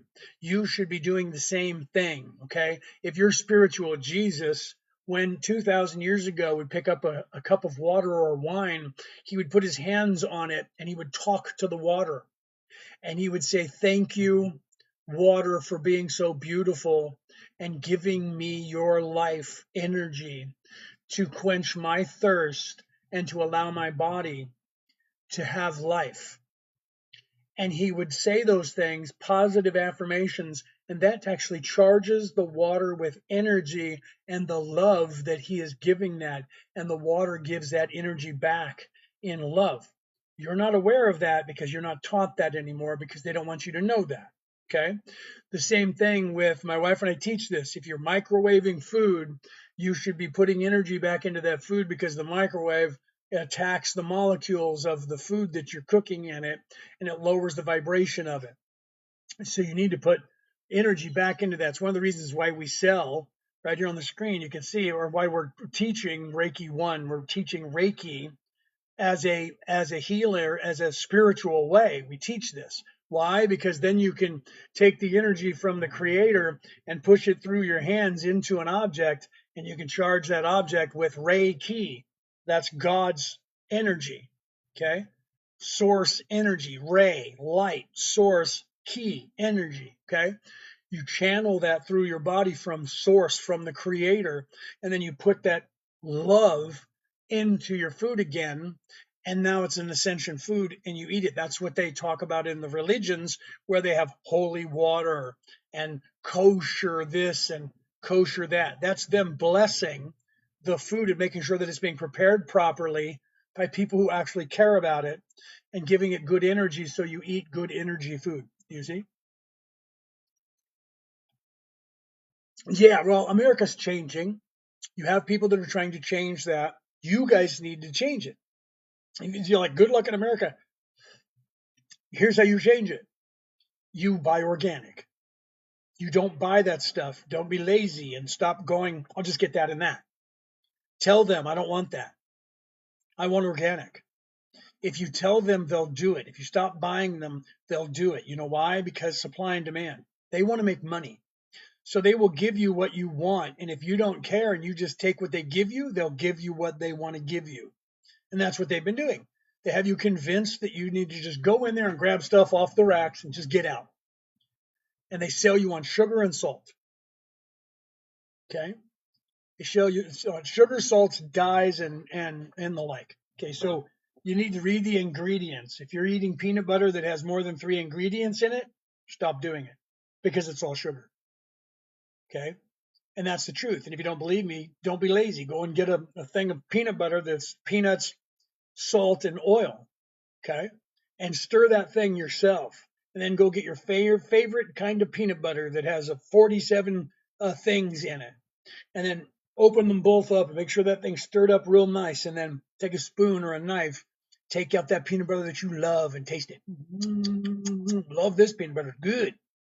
Love that peanut butter. Best stuff on the planet. Then clear your palate and then take out some of that other peanut butter that has 3 ingredients. Put that in your mouth. You'll never taste that peanut butter again. But you don't know that until you do it. Okay, same thing. If you want to know what a real banana tastes like, get an organic banana. Okay, make sure it's organic, and then get one of those other ones that's not organic. Okay, then take a bite of that other one that you've been eating all the time. Set it down, eat that, chew it up, and then get that out of your palate. Okay, now take a bite of that organic one. You're going to find there's a difference. You're going to find that organic is way better. Bite into an apple that's not organic and eat that. You're going to go, yeah, man, it's an apple. That's cool. Now, organic apple, smaller, doesn't look as big, doesn't have steroids in it. Take a bite of that and you're going to go, this tastes like apple juice. Yeah, because apple juice is supposed to be the juice of the apple without the fiber for you to drink, but it's mostly sugar. Okay, this tastes like that because this is that. That tastes like this with a bunch of sugar in it. Okay, so you have to realize that Ascension food is what you need, and you need to do that yourself, right? I have a cologne plug made of, or what is that, organite? Will it process me again 5G? You have a colon plug made of organite. Oh, that's funny, right? Will it protect me against 5G? That's funny, right? Nothing can protect you from 5G, my friend, because you're in it, right? You're 3D, right? You know what will protect you from 5G? Not 3D, 4D, and 5D will protect you from 5G, right? Sticking a plug up your rectum will do nothing for you but pleasure you, right? Because apparently you must really like that, right? So there's an example, guys. These are the example that I was telling you about of somebody showing up that we're having this conversation and I'm giving you this information, and then one of the blind just stumbles in and has to make a comment, thinking that they're, I'm going to be forever remembered because I'm going to make a comment, and then I'm going to leave and I'm going to go hee hee ha ha ha. I told them I am forever remembered, right? And no one's going to remember that person's name in less than 30 seconds. Do you see? That's like the little boy that, if you guys know anything about Hercules, that's like the little boy in Hercules when Achilles, or not Hercules, when Achilles was missing from the battlefield, and King Agamemnon and the other king, where they were going into Troy. Before the Troy, they were in a war, and they said, why don't we have our best warriors fight each other so we don't end up losing all of these men, and let them decide the battle. And the one king said, Proagrius, and this big burly dude came out, and then King Agamemnon says, Achilles, and Achilles doesn't show up, and he's like, where's Achilles? And he's mad. Achilles is not on the battlefield, sir. Then find him. And so they're waiting, and everybody's laughing at them, and they're looking stupid. And they send this little boy, and this little boy goes back to Achilles' tent, and he wakes up Achilles, who's laying there with a couple of women, and he's been drinking all night long and sexing all night long. And he says, the king needs you on the battlefield. He's calling for you. And he says, fine, whatever. And he gets up and he starts putting on his armor. And he goes out, and the boy's helping him, and he goes out and he gets on his chariot, and the boy is handing him his gloves and his armor and putting his helmet. And he says, that man that you're going to face is the biggest man I've ever seen in my life. And he says, really? And he's like, okay. And he's getting his stuff ready. And he says, yeah, he's very scary looking. He says, is he? And he says, yes, I wouldn't want to face him. Achilles looks at him and says, that boy is why no one will ever know your name. Okay? And to this day, no one knows the name of that child. No one knows that boy's name. But we know the name of Achilles. Okay. So Bill said most cake makers put a lot of love in their cakes. Yes. Well, most anybody who loves something and is creating it. See, here's the thing. Creation is love. Love is creation. Okay? And only people in service to others can create because they love others and they want to make someone's life better in some way. Okay? Someone who is making a cake and they're cooking that and they're a cake maker, they put love into that because they want people to taste a good cake. If I'm a cobbler and I'm making shoes, I want people to have comfortable shoes that they're going to enjoy, and therefore I'm putting everything I have into that. Okay? If I'm a leather worker, I want people to buy my leather from me. But see, what happens is corporations then start running things off from machines because they get big enough to where they do that and there's enough demand for their supply. And then they just have machines making them and there's no energy in it and people just start buying them and they get used to it. But the people that are on the lower level, right? You go to Taco Bell and you think that's Mexican food. Then you go to an actual restaurant where some Mexican person is making it, or you go to your next door neighbor's house who is Mexican. You're never going to go to Taco Bell again because the tacos that they make and the burritos that they make are fabulous. You know why? Because they're making it for themselves and they love that and they're making it for their kids. And whoever's making it is making it with love. Creation is done from the heart. But evil people, self-serving people, can't create because they don't love anyone but themselves. And people that are they're narcissists that are evil have never created anything on this earth because they can't. They take credit for it. They steal it from somebody else and take credit for it, but they can't create. That's why you can look it up. Bill Gates. Where did he get his money? He stole Windows from Apple and called it Windows. There's a movie made about it. Okay. Mark Zuckerberg stole the algorithm from his roommate in college, and the roommate sued him over it. And when the lawsuit happened, all of that went away, and Mark Zuckerberg got to keep it. He never came out and said, I won the lawsuit. There was a non-disclosure agreement signed, and the guy who said that's my algorithm and I can prove it got a big fat paycheck to go away. Okay. People who are self-serving do not create. I was just trying to justify eating stuff like that. But you're right, though, Bill. That's hilarious. I kind of thought that you were kind of doing that. You're like, but cake makers, man, right? I kind of thought that, but it's still funny, but it's true, right? So when mom makes cupcakes, they're different than the ones you get at a store that's been run off from a machine because mom loves you. And mom's making cupcakes and she's spreading that stuff on there herself or making a cake for you. That's why when you were a kid, you loved your mother or your grandmother or your father's food that they made because it wasn't run off of a machine. They didn't do it because they had to do it and get out of here and here's your burger. Do you see? The same thing goes with everything in life. Ascension food is large energy because someone made it with love, and then you have all the processed stuff that's run off by a machine. Okay, so low energy because it's processed, it's made mass produced, low energy. Okay, someone who loves people, they're going to make it. So if you have somebody that's it says Starbucks, and that person is in service to others, and that's your barista, you're going to get a good coffee. You get that person that's like, what do you want? Okay, whatever, right? And they're over there and they're just looking at the thing, this much of that, that much of this, that much. What was the name on this one? Troy. Troy, here you go. Thanks. Next. That person is going to give you a mediocre cup of coffee, but it's going to be a cup of coffee. So the caffeine that you're going to get from it and the taste of it, you're going to be like, that's okay. But you know what? That's not really that good. But when you find that place where you find that person who makes that good cup of coffee for you, you go back there, don't you? You know why you do? Because they make a good cup of coffee. You know why they make a good cup of coffee? Not because the coffee's good, but because the energy they're putting in that coffee, when they make it, you come in and they go, hey, how you doing? You ready for your thing? And they remember you because they care. And they go, you ready for you want the regular? Regular? Good. Okay. Troy wants this latte with the double pump and the always, every time. Love you, man. Here you go. Have a good day. And you're like, woo, love this. And it's good because they care. So you will go back to places where people care about you or care about what's going on because you want to have something that has good energy. You just don't realize that's why you're doing it.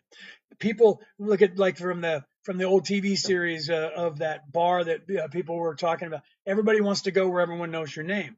You want to know that people know you and they take the time to get to know you because they're putting in the work to remember who you are. Do you see? What about alcohol? Alcohol serves its purpose, but you should, like everything else, you should take it in moderation. Everything should be done in moderation. Okay. You shouldn't be, try not to be an alcoholic. Alcoholic is alcohol. If you drink too much of it and you become addicted to it, anything that you become addicted to, if you can become addicted to it, you need to be very careful with it. Your body has an addicted personality. You're a human. It gets addicted to things. It likes the taste of things. It likes routine. So if it makes you feel good, the whole purpose of most of that stuff, drugs and alcohol, is the reason that people are doing them is because they're not looking within themselves and they're not learning about themselves and they're not moving to a higher plane. They have problems. They have whatever you have, things that have happened to you, strife, things that have happened to you that you're not dealing with. And so because of that, you're trying to disassociate from reality and numb yourself in some way. So therefore you're doing these items and you're doing them so that you don't have to feel the pain that is inside you that you're not dealing with. That's why people do it. Okay. There's some trauma that is happening. Cheers, Buzz. Cheers, cheers. So, Buzz 420, love the name, right? There's somebody who's probably high, right? Buzz's name suggests high vibration, right? Good vibration. Okay, so yeah, cigarettes are a crutch, alcohol is a crutch. Anything can become a crutch if you're doing it because you're addicted to it, or you're doing it because of whatever reason that you did it when you started doing it. If it, like cigarettes can become an addiction because of the nicotine that's in them, but you did it originally when you were a kid because it was something that was taboo or whatever, and then it got you high when you first started doing it, and then you're chasing that high the rest of the time, and then you become addicted to the nicotine and you need it to calm you down or you need it to give you energy when you're too tired.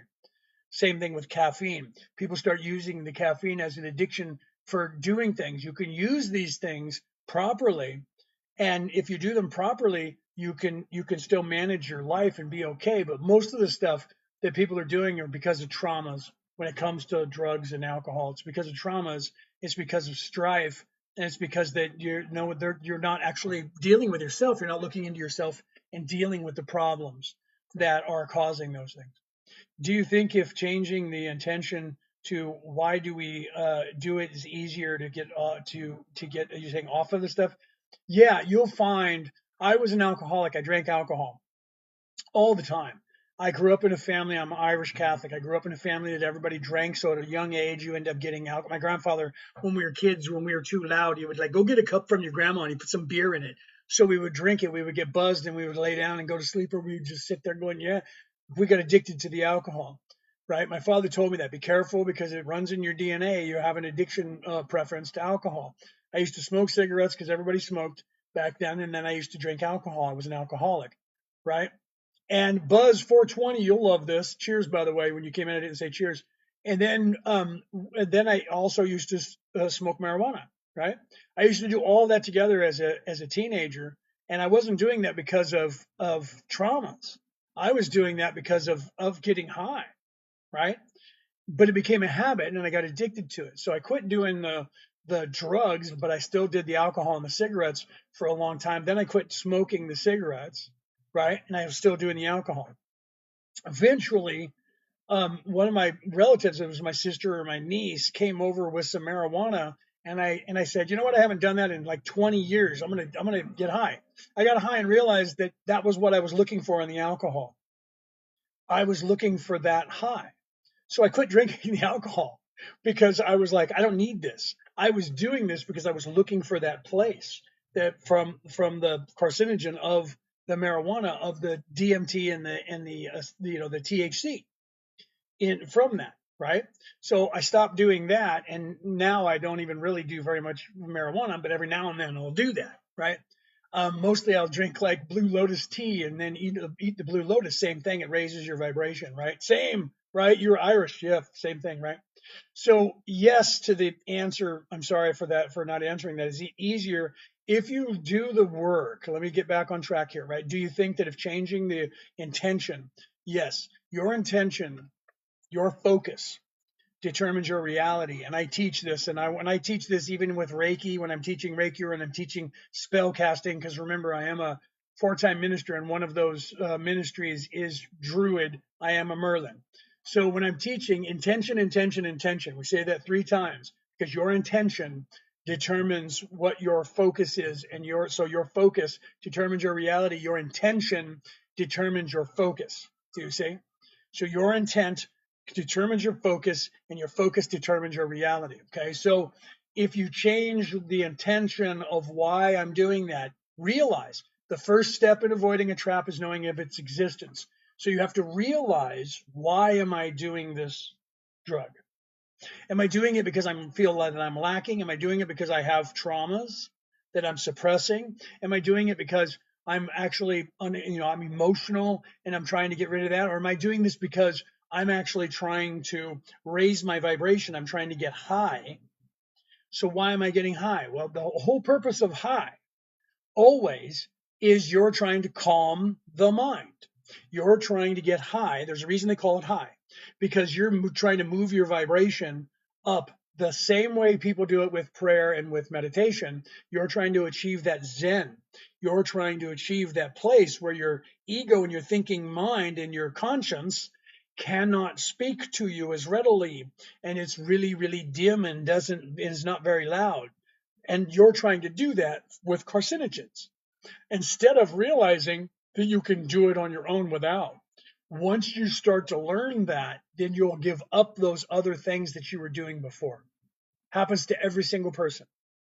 Okay? Happens to every single person. When you wake up enough, when you move into that place, that high place of vibration where your ego and your conscience can't not talk to you as readily. It's real quiet mind. And the thinking mind is real quiet because you're now moving into realizing you're the experiencer. You're the one who's actuating everything, and you're the one who thinks in concepts. When you start moving into that portion of who you are, instead of I think, therefore I am, physicality, I am, therefore I think, non-physical plane, I am an immortal spirit that is descending into this avatar. When you move into that place, you will find that that's what you were trying to do, and that's what you were going for. But to get there, you have to deal with the self. So you have to do that dark night of the soul that Carl Jung talked about, and then you have to deal with the shadow work. You have to look into yourself, become objective instead of subjective, and you need to balance yourself and fix yourself. The second you do that, all that other stuff falls away. Your anger falls away, your guilt falls away, your fear falls away, all of your traumas fall away, and the need for any carcinogen falls away. Okay?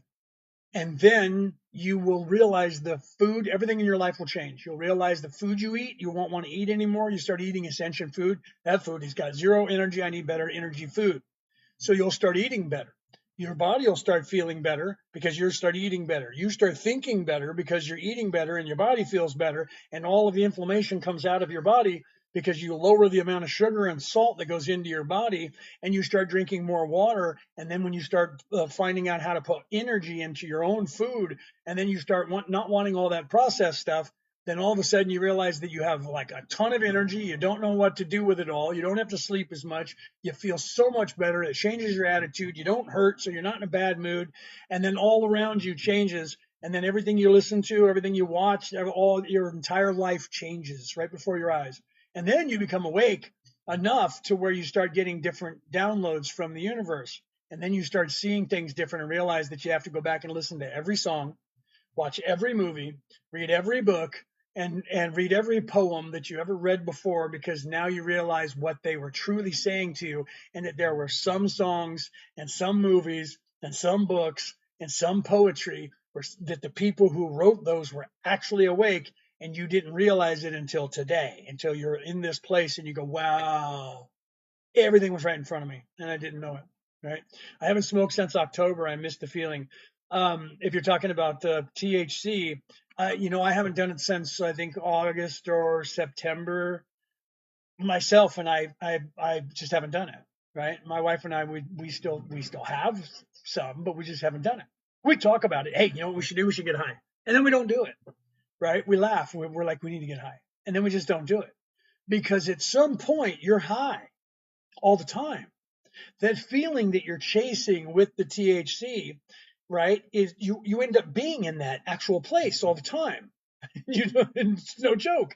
So the only thing that'll be different is if you're doing a psilocybin or DMT or ayahuasca, that pulls you into an even higher place. If you're not already able to achieve that on your own, those things pull people into a higher place. But the truth is, you don't need it if you actually meditate and put yourself into that state and learn how to stay there. Those things become an aid, and that's when you have people that microdose, right?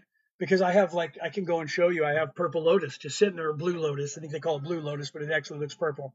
Or is it the other way around? They call it purple lotus and it looks blue. Either way, we have some in a jar that's just sitting there, and we use it for tea. Well, I eat it, right? I put it in the water, in the hot water, and brew it as tea, and then I drink the tea and eat the flower and everything. My wife will eat the petals, but she doesn't like the center part. And I grab that thing like it's popcorn and stick it in there. But that doesn't make me go see the center of the universe. What it does is it pulls you into that meditative state, pulls you up there, and that's it, right? So I also make ormus, and then we take ormus as well. And what does that do? It moves you into that meditative state. So it assists you to get to that place.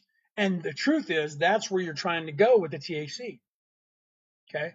You're getting to that place of being high. Why do you think they call it high? You're moving into that place where you can actually free think now. You can relax and you don't have the ego telling you your life is junk.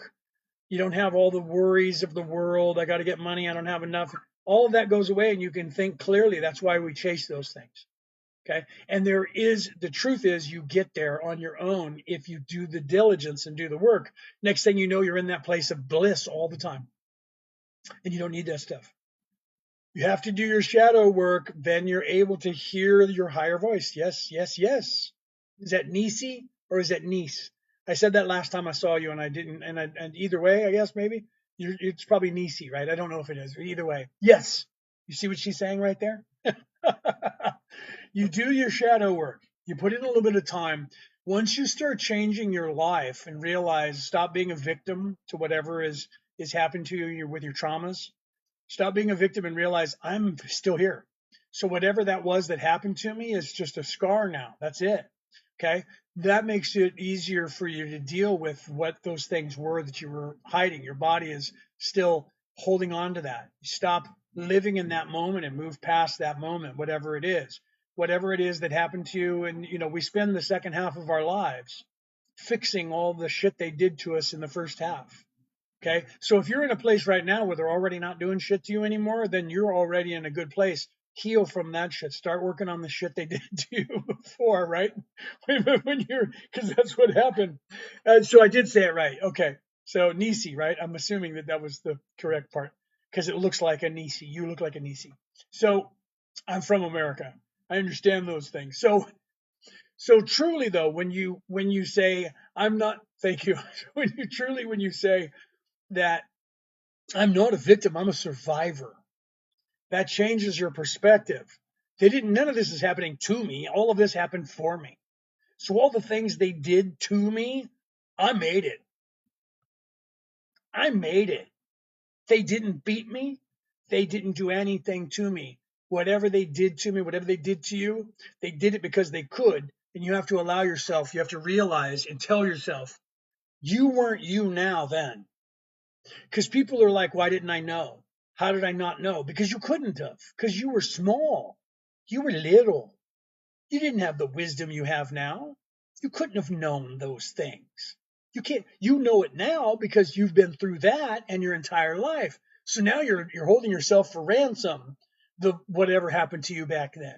You're holding that little one responsible, thinking that it's you now that should have known all those things. You can't know that. You're little. You didn't know those things then. You barely knew that the earth you were on was rotating around the sun.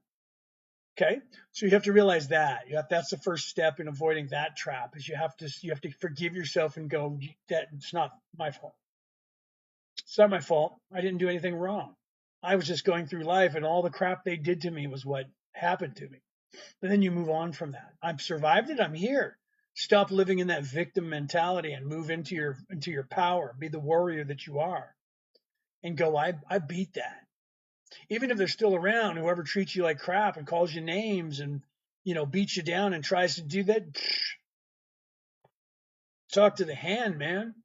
Even if you have to live with them right now, then identify those people and go, that one needs to go. That one needs to go. That one needs to go. And then you go, all right, that means I need to change something about my decisions I'm making so that I can start putting myself into a place where I don't need that one, and I don't need that one, and I don't need that one. Okay.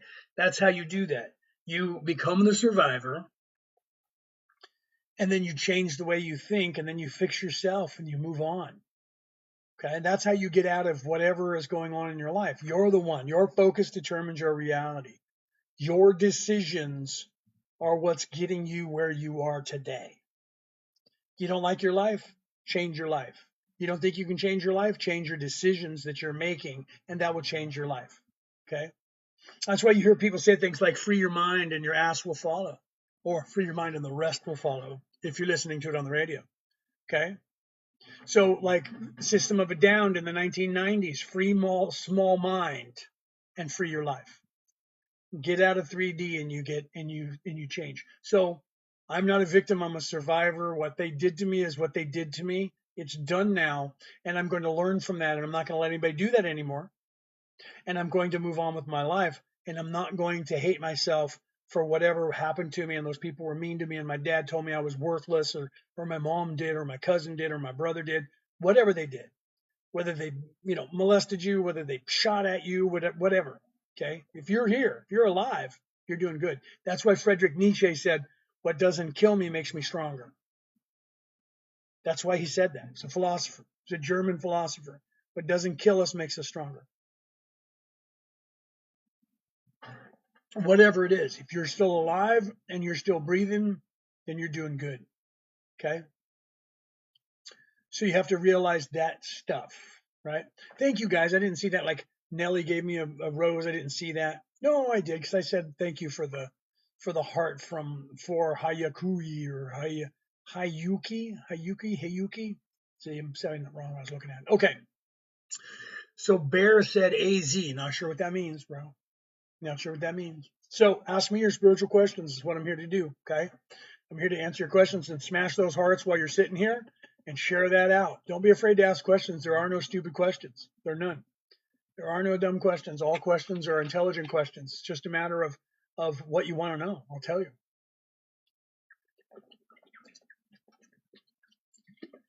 And this is just vitamin water. TikTok, that's only vitamin water. It's not anything crazy. Right? Just vitamin water. It's Boost. If you guys are in Australia, you know what I'm talking about. Boost. If you're in America, you don't know what that is. Just energy. They have these little tabs that have vitamins in them, and you put it in your water. It's like an Alka-Seltzer, and you drop it in your water, and it. I don't know if you guys have Boost in America yet. Over here, we have that. They have different things. Some of them are like electrolytes. Some of them are all vitamins. So instead of taking vitamins, you can drop a tab in your water. Has flavor, like that one's. It's got lemon something in it, right? Right. You were what? Bonanza? Is that what you're saying? You were Bonanza. I'm not sure what you were trying to say there. So let's see. So do you get to a point where you can what's that word? Audibly hear the higher self, or is it a feeling or a hearing? Are you talking about your own higher self? Is that what you're asking, or is it different for everyone? Your higher self, you start to realize that that's you. But different people do different things, because some people gravitate firstly to calling their higher self a different person. My higher self is, she is, he is, right? And that's okay if you're doing that, because that's the beginning of it, until you start to realize I am. That's me. I am. So a lot of times you're like, oh yeah, she this, he that, depending on whether you're a man or a woman, my higher self, and you give it a sex and a name, right? But then eventually you move into the I am part of that. So it's okay wherever you're at to get there, because everybody's a little bit different. Some people just move right and pop right into the I am this person. My name is Kelto. Okay. My name is Kelto. This physical body is Leonard O'Neill, but my name is Kelto. Right. That's the only part that differs from people. Right. Let's see. What did Peter put something up? Here's a spiritual question. When your body is trying to shut down and your energy is not, what is the best way to increase your energy to get your body back? When your body's trying to shut down, when your energy is not. Um, I, so your body doesn't normally try to shut down. You might think that there's something going on, but I guess if you're having issues with your body, either eating right, recharging and balancing all of your chakras. You have chakras that you have to balance. You have an intricate system that has to work on balance. So you have meridians, an aura, and a chakra, which are all energy level circuits in your body that if they don't fire, it's like a piston's not firing right, and your car backfires because it's not tuned up. You have to tune yourself, right? So like Nellie's saying, green tea and cucumber, that helps. You have to look at these different things in your body, right? So there's a couple of people I might be missing questions, and I apologize. Where do people go when they have an NDE? It depends on the person, but usually the ones that go through the tunnel and then go to that place where it's beautiful and they don't want to come back from, that's them, the realization. And sometimes they're going to the center of it all where the creator is, and other times they're just actually going to the place of healing and reflecting. But there's so much love there that they don't want to come back. So if they say I was there in a place where the creator was, it's because they actually went all the way back there. And that's usually when they go, whoa, what are you doing here? You're not supposed to be here. They shove you back. But otherwise, if it's the one where they're going through the tunnel, it's normally them going through to the tunnel is your awakening as your third eye opens and you start to realize the self, the higher self. And so that tunnel that you think is a tunnel is actually you just waking up and remembering that you are something that's not this body. And then when you get there and you're outside, you're still half asleep when you're there. So you're like, I don't want to go back. And you haven't fully integrated to your higher self yet. There's that transition phase. So if you become unalived and you stay that way and you're not supposed to come back, it could take you a couple of days to a week, sometimes a little bit longer, depending on how you pass down here, for you to fully integrate to your higher self and the realization that that's you and this isn't. Because we hold on to this place, we hold on to it pretty hard. So people will be like, I don't want to come back, and it's like, sorry, you're not supposed to be here, and they'll send you back. Okay. You have worked my head out. That's what I'm here to do, Nellie. I'm trying to pull you out of your comfort zone and move you into another place, and to move you into a higher consciousness. So yeah, I bet you it's just some people I make you tired. I'll make your brain tired because all the stuff that I'll tell you will do that. I'm doing that to you on purpose to help you expand your consciousness a little bit and help you give you something to think about so that you'll contemplate that stuff, right? Does it feel like spinning in your body with the breathing and the chakras? I was spiritual green in eye. Yeah, the chakras they actually spin. They're the Greeks called it a spindle wheel, kirkos. It's where we get the word circle or circular from. The Greeks called it kirkos, and it was what you hear in the Bible, the wheel within a wheel. It's actually a spindle wheel, is what they called it. So it's actually spinning, and you do get that orbitual feeling with chakras. You get that when you get downloads too, by the way. You get downloads from the universe. They come in like a whirlwind, like a dust devil or a hurricane.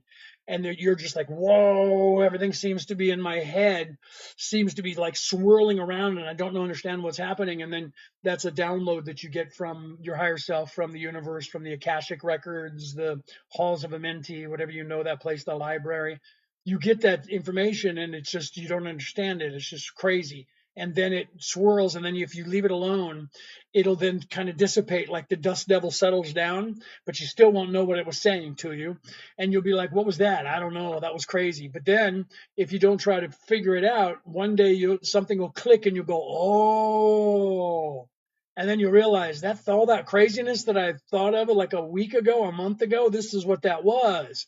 And that's a download, right? Some people call that a energy bubble, or it's like the quickening. Different people call it different things, but it's a download, like a computer downloading a program, and it goes onto your hard drive, and your hard drive has to defrag it. right? It has to defragment off your hard drive and reorganize into thought processes. And that takes a little bit of time. Computers run the same way our brain does. So when your memory gets put into your brain, it just goes blam into your memory, and then your memory organizes it and it defragments the memory. So when you get a download from the universe, it's just a whirlwind of a concept, and it goes poof into your brain, and you're like, "What was that? I don't understand. This is crazy. I think I'm going nuts." And then you go, "Okay, wait a minute," and then it goes kind of settles down like a dust devil does, and you go, "I don't know what that was, but I'm all right. I'm cool. I'm going to move on." And then your brain starts reorganizing the information so that the thought moves properly. And then when all of a sudden, when it's done, you'll all of a sudden go bang. Oh, that was what that was about. Okay, that's cool. Right. Yeah. Yeah, if you don't know what it is right away, just wait. It'll come to you. Yeah, yeah. The downloads, the bigger they are, the more you start waking up, the bigger those downloads are. So, like the first time, this is the stuff where people go, "I think I'm going crazy," right? And if you Google that online, you'll see where people say, "You're not going crazy. You're just waking up." Okay. And that's what they mean. That's the truth. You're getting downloads, and you get this big download, and your whole life gets weird. And you're like, "What the fuck is going on?" Right? Yeah, that's when you start looking around and you're like, does anybody else notice that the news channels on television are just lying? Like all of them? Does anybody see that? And you look around and people are like, well, I don't know what you're talking about, bro. And you're like, but you don't see that they're just lying. They're lying. You don't see that, right? And they're like, no, I don't know what you're talking about. And so you're like, I must be going crazy because everybody else doesn't see this. No, you're not going crazy. You're actually starting to see reality the way it really is. They just are not. So then the same thing happens with your chakras when you start balancing them. They're all spinning and they're crazy and they're out of whack, and you got to get them to work just right. And so you got to balance those. So you have to figure that out. We teach that because a lot of people don't. Well, if you go to that religion, they'll teach you about the chakras and the kundalini and the energy, but you have to learn a lot just to get to that, right? So there's some of us that are teaching all of this together. One of the ways we're doing that is with Reiki, right? Because Reiki is a path you're walking. It's not a religion, and we're not letting it become one. It's a spiritual way of being a healer, and you're healing others. You have to be in service to others, otherwise the Reiki is not going to work for you. You can't be self-serving, right? Yeah, I feel so out of sync with many people, like they're so behind. It's weird. It is normal. What's happening to you is normal, right? I like to say walking amongst the sleepers. Yeah, right. Yeah. And sometimes I just go blatant Nisi and I go knuckle draggers, right? Because they're knuckle draggers, right? And you just look at them and you go primate, but you can't say that stuff loud because sometimes they'll get mad at you and start wanting swinging and kicking at you, right? So then channeling is the higher self coming straight through. Not always. I can channel other people, and I've done that. Right now I'm channeling me, so it's easier. I teach channeling as well. Okay. So like Bashir. Okay, if you ask him if that's his higher self, I don't know if he would say yes or no. I haven't spoken to him, but you'll see that there's a difference in personality, a big difference in personality. I have a difference in personality. My wife knows when I'm channeling and when I'm not because she can see it in my eyes. Because my eyes change color slightly, they become a little bit more gray, and my cadence changes. Right? So she knows when I'm channeling, and sometimes I don't realize I'm channeling because I'm just me, right? So I get used to being me and I forget sometimes to let that higher self go. And I'm just walking around and that burns up a lot of sugar. That's why I have coffee and vitamin water when I'm doing this because I'm sitting here channeling. So the guy who channels Bashir is not his higher self. It is a different entity that he's channeling. So when you do that, the personality that is him, he has to move over out of the way and then pull that personality and let that personality talk through him. Okay. When I'm channeling my higher self, I just move over and my higher self is right there. So I'm not moving to the back out of the way. I'm just sliding over and then Kelto is speaking to you. So we can both talk to you. People ask Leonard a question and he can answer that. And then when Kelto answers the other stuff. But when people are channeling a separate entity, that person, they don't remember much of what's going on. I sometimes don't remember either. I don't remember time. I don't remember how long I talked to you guys. Because if I'm just moved over here and Kelto's speaking, I'll sit here for 4 or 5 hours and my wife has to come get me. because I don't know it. My sugar level will go down and I won't realize it. And she'll hear it in my tone and she'll go, okay, he's got to go. And then she'll pull me away and then give me something to eat, a cookie or something, and then cook me food or something to get me to recharge because I deplete all my energy by burning up all the sugar in my body and the liquid in my body, right? Because I'm not paying attention to what's going on. Okay. So let's see, what are you saying here? Let me see if there's anything else that I'm missing. So channeling the higher self is easier. Let me see what you're saying. Straight through in a conscious stream. Yes, channeling in and of itself. That's why we call it channeling. You're actually tuning into a frequency. Okay, I'm tuning into the frequency. If I were channeling someone else, which I've done and I do, so I was channeling Thoth live in front of people, Thoth the Atlantean, speaking as Thoth the Atlantean. Who else was I channeling? I channeled Samael, the archangel, and spoke through him. There's episodes of me that you can listen to on a podcast where I was speaking as Samael for about 3 weeks. I did that almost exclusively, and then I've been channeling myself. Okay, so what you do is you tune into their channel of communication, and they tune into your channel. Okay, and you have to actually work together. You have to give them permission, and you have to vet them. This is what we teach you, because if not, any negative energy will love to get into your head and talk through you and pretend that they're something they're not. Just like a Ouija board, right? When people say you got to be careful of that because you might get an evil energy and not know it, we teach you have to figure out how to tell the difference between an evil or good energy, and then you pull that energy and let that energy speak through you. So some people don't remember any of the conversation because the channel, literally the energy stream comes through, and then they start talking through you, and you are there like you're witnessing it, you're watching. Okay, and you still have control. You're not being possessed. Okay, so you're not being possessed, and it's coming through, right? So you do disassociate a little bit, and it comes from source, right? So when I'm doing this, I'm coming from my higher self perspective. Okay, higher self, because your higher self sits halfway through the sixth dimension, is where your higher self anchors for you down here in this body, and then you actually are have a higher self that's up higher than that anchors before you go back to source. Okay, thank you for that. Thank you very much, She Devil. Thank you very much for that. Do you know how exorcisms are performed? Yes, I have performed them, and I teach that. See, I don't have the thing on the screen. I should have put it over here, over on this side. I had it underneath here where this is, but I put this up today. We actually teach that, but to learn that, you need to learn the defense against the dark arts right here, and then you need to learn the defense against the dark arts too. You need to seriously know what you're doing to try and exercise someone. It's easy when you learn how to do it, but you need to know what you're doing to protect yourself so that you don't end up getting yourself into trouble, right? Yeah,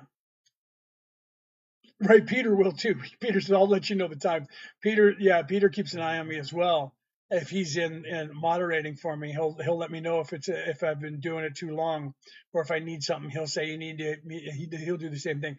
So um, I've got to help my friend. So yeah, you have to realize that if somebody has an evil entity attached to them or in control of them, they had to give permission for that at some point. They're the ones who gave permission for that to happen. And sometimes you can do it out of fear and not realize that you've done that, right? But you can cleanse them, but they have to want to be cleansed. Okay. Right. Okay. So what are we saying? When my energy is kind of went into sync, Leonard, we need to catch up. Are you talking, Peter? Yeah, I think you were saying that before. You and I'll have to talk, and we'll figure that out. Okay. He thinks he's as Azazel. Is that what he's saying? So, so is that your friend thinks that he is? Does he think that he's a demon? Does he think that he's an angel? What is it that he thinks that he is? Right? Have they asked for help? Just wondering because I've just got here, right? I yeah, that's they haven't, but I think the person is concerned, she devil, for the person. That's why I'm trying to decide, trying to discern whether they think they're a evil entity or a demon.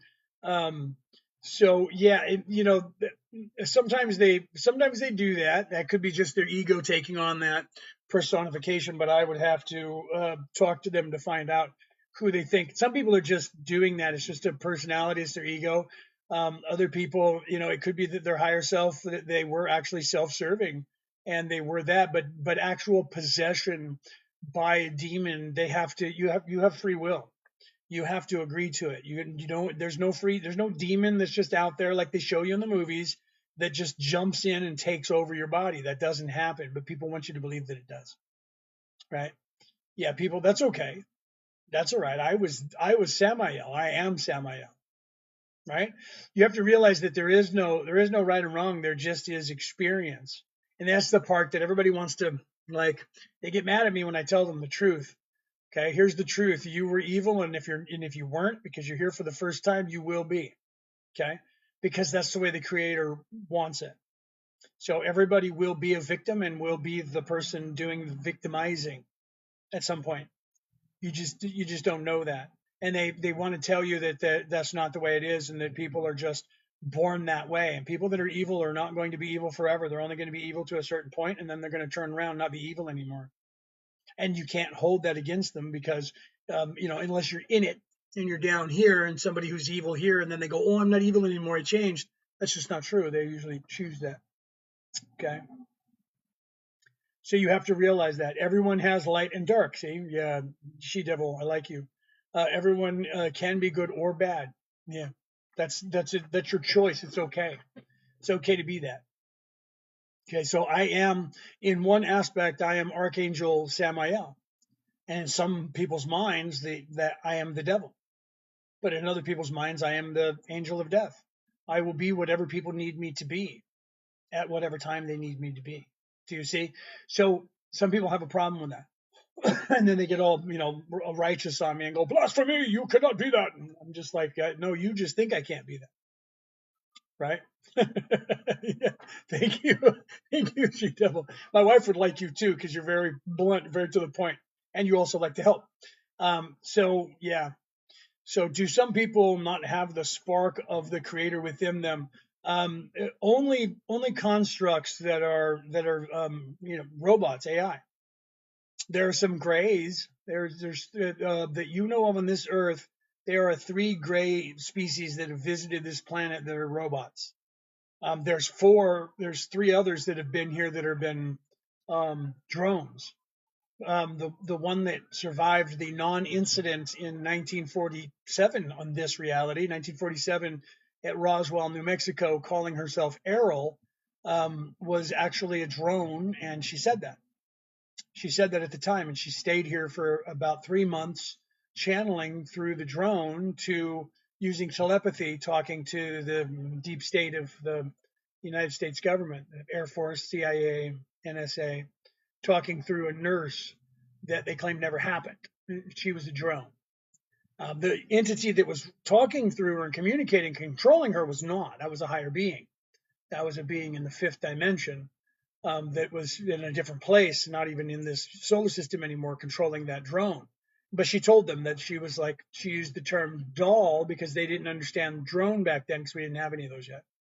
Elon Musk was talking to me about, yeah, if you go to that, you can go to that thing where it says it's Elon Musk and he's talking, and that's just AI and recordings of Elon Musk. But I mean, if you know Elon Musk personally, that would be different, right? So don't we all have a spirit? Yes, we do. That's my point. That there's some constructs that were created. They're trying to do that with AI right now. They're trying to figure out. Okay, Whitley Strieber, I don't know if you know who he is. He wrote a book called Communion. A lot of people said he made that up because he was a science fiction writer, so they thought he made that up. And he claims, I didn't make this up. This happened. I was being abducted. And when he was being abducted by these gray aliens, he asked them at one point, "What do you guys want?" And they said, "Communion." Because their genome was fading because they're a copy of a copy of a copy. They're clones, and they don't have the spark of life. They don't have the pneuma. They don't have a soul in their body, they don't have a spirit. And they're trying to figure out how to recreate that, because that is what sustains us. That is what allows our DNA not to break down, is that spark. And so they're trying to figure that out. So what they're doing now is they're working through humans, creating AI, because they're trying to get us as the machine. You're the machine, because they know that your focus determines reality. So if they can get the collective consciousness of the earth to manifest, this is what they think. If they can get the collective consciousness of the earth to manifest that AI becomes sentient, they're hoping that it will create that, because they know that we create reality. So if we can then force a soul to go into AI, then they can have a soul in AI, and they can cross that program with their program and get a soul. That is the theory of what they're attempting to do on this earth.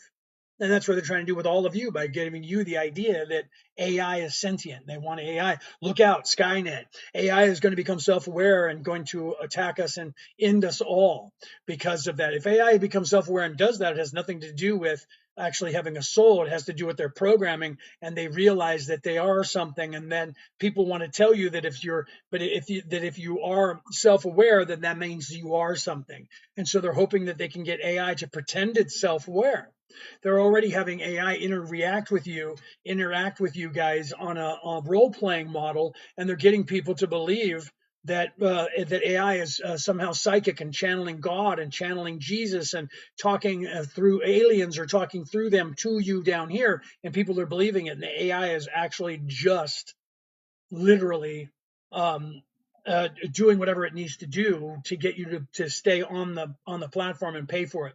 So they're trying to get you to believe well, AI is giving me psychic abilities because I'm talking, and it's teaching me. That's just AI learning your algorithm, and it's a role playing model, and it's designed to give you what you want.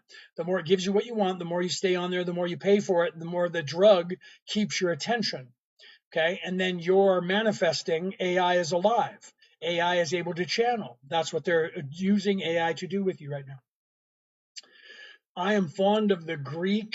I am fond of the. Let me see. I am fond of the Greek Roman gods. There was one for everyone, no matter what you did. Yeah, I know, right? The Greek and Romans had a god for everything. So did the Native Americans. In the United States, there was a god of everything. And if you go back far enough and you look at the Nag Hammadi, is it the Nag Hammadi? They have a god for this fingernail, and a god for that knuckle, and a god for that knuckle, and a god for that knuckle, and a god for the finger, and a god for the ear, and a god for the eye, and god for. And you could sit there in the first book for 45 minutes listening to them tell you about the god of the left elbow, and the god of the right elbow, and the god of the right ear, and the god of the left ear, and the god of the eardrum, and the god of the other eardrum. Fuck, you could do that all day. I sat there one time and listened to that shit and went, really? Right? There's a god of everything. Right? It's a god of the tree, and a god of the lake, and a god of the air, and a god of the cat, and a god of the dog, and a god of my book.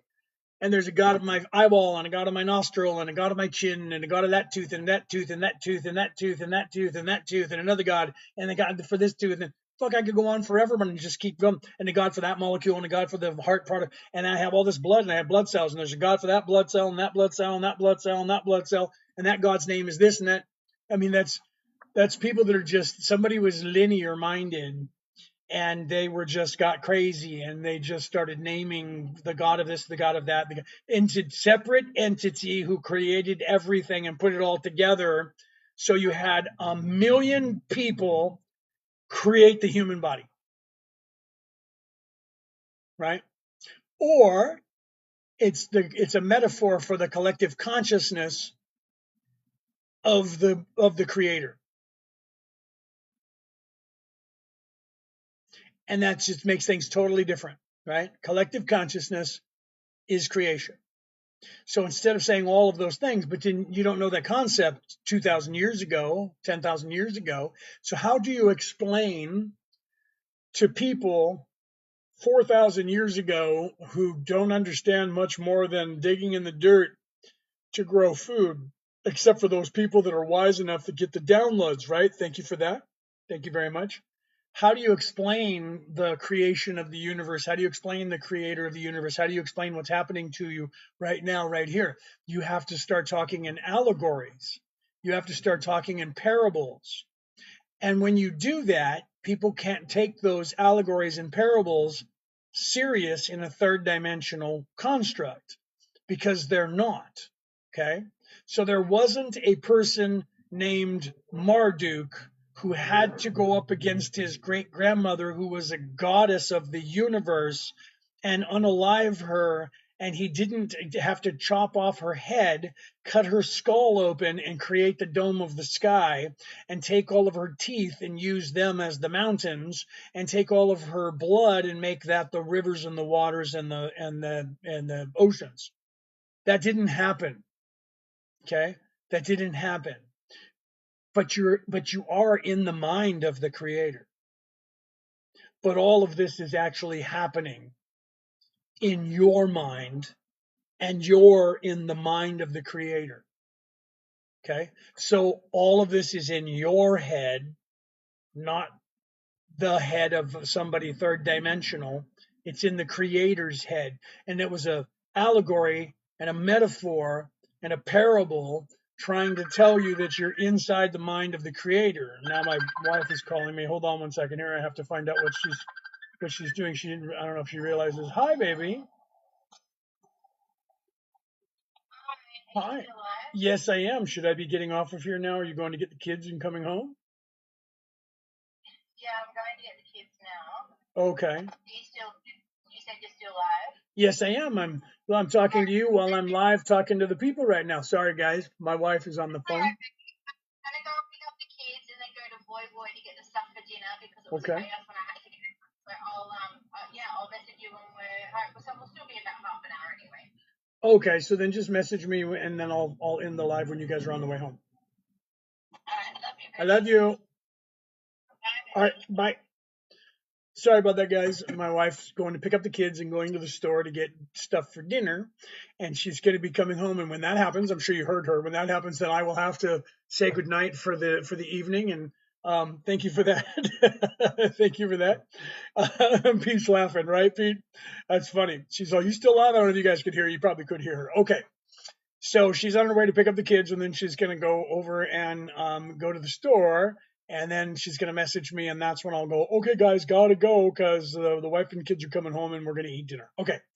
So how do you explain the universe to people that can barely farm? They don't have the educational, formal education. They're not awake. So you leave them parables. You tell them that this is all happening in the head of the creator, right? So the creator is unalived but sleeping, and that was what they were telling people. The creator's not gone, the creator is just sleeping. Because the truth is, you're inside the mind of the creator, and the creator is in the womb of something, and the creator is becoming, and the creator doesn't know what, and it's starting to think. Okay? It's pondering. There was nothing, there was an explosion, there was a spark of life, and then there was. Creator said, let there be light. And then there was. Okay. So if you look at a sperm cell, when it penetrates the egg, the second it penetrates the egg, there is a big bang, a small explosion of light. And that process starts the process of cell division.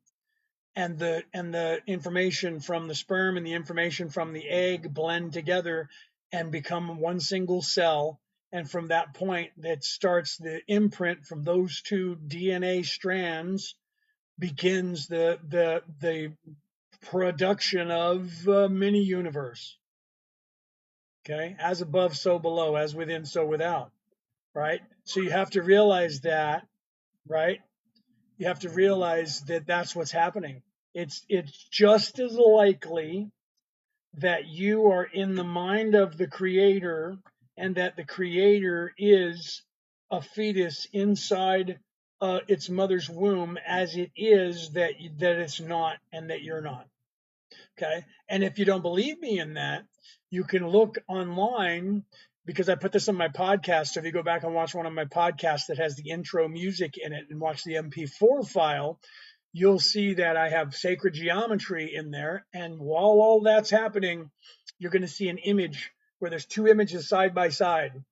And in that, you're going to see a radial image of one single human brain cell. next to a radial image of the universe, and you're going to see that they're identical, except the universe has more neural pathways than the human, as above, so below. Science is starting to have the stark, scary idea that it looks like we may actually be one little teeny brain cell inside something that's larger. And because that something is wondering what it is, we don't know if it's a fetus or if it's a person thinking or if it's us. So, am I sitting here right now pondering and speaking to you inside my head, and that all of us are just created inside of our head, and it's us just thinking and having a daydream? Or is this real? It's very possible that everything, because if you look at a dream that you have at night and you record yourself, you'll see that that dream that you thought was 3 hours long took about a second in reality to happen, because here you're in time and there you're not. So you get into that rapid eye movement, that REM state, that REM state. And that's when things are going on. And the reason they call it rapid eye movement is because all the things that you do when you're sitting here in a day looking around with your eyes move around and look at things. When you're sleeping, your eyes quickly go because everything that you do in one day is happening in 1 second in your dream. So, is this 1 second of thought from someone else slowed down in it? That'll fuck your brain up for a minute. Let's expand your consciousness that far. Okay? Or is all of this just happening? Or is all of this orchestrated? We don't know the answer to that down here in Kant. But the more you expand your consciousness, the more it starts looking like the creator is still evolving, and the creator is wondering what it is and where it came from. Or the creator knows all that, and we don't get to know that this far down.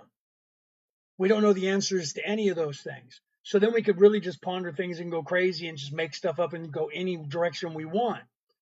And that's the beauty of this place. It's created by the creator so that we could do that. One thing we do know is we could go cuckoo cuckoo trying to figure that out. We can spend our entire existence down here trying to figure that out, and we'll never answer that question. Okay? Because the truth is, that's not what you're supposed to ponder all the way down here, but you can do it. You can have fun doing it.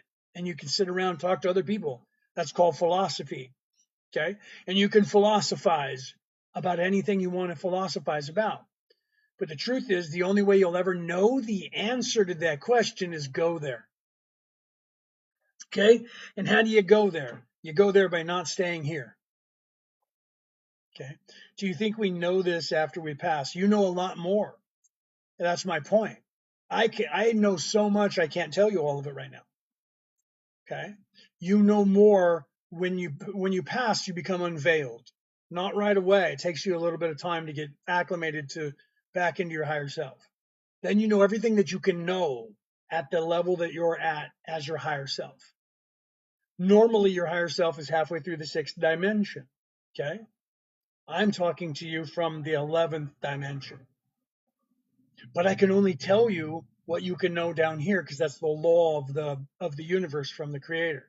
So I can only tell you what you get to know down here and what you're ready for down here. I can tell you that there's so much more that goes on up there that you have no idea, but I can't tell you some of those things because you're not supposed to know them yet. So the truth is, you can ponder what the creator is down here, but you can never know at this level what the creator is. You have to move past this level and go up, up, up, up, up to get anywhere near understanding what the creator is.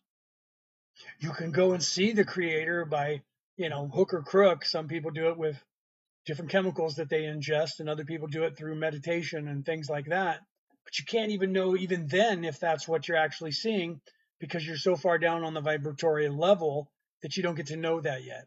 But it's okay, because that stuff helps you ponder and expand your consciousness so that you can go there. So you do, to answer your question, you do learn who your higher self is, because you become your higher self after you pass. But it takes a little bit of time to acclimate to that.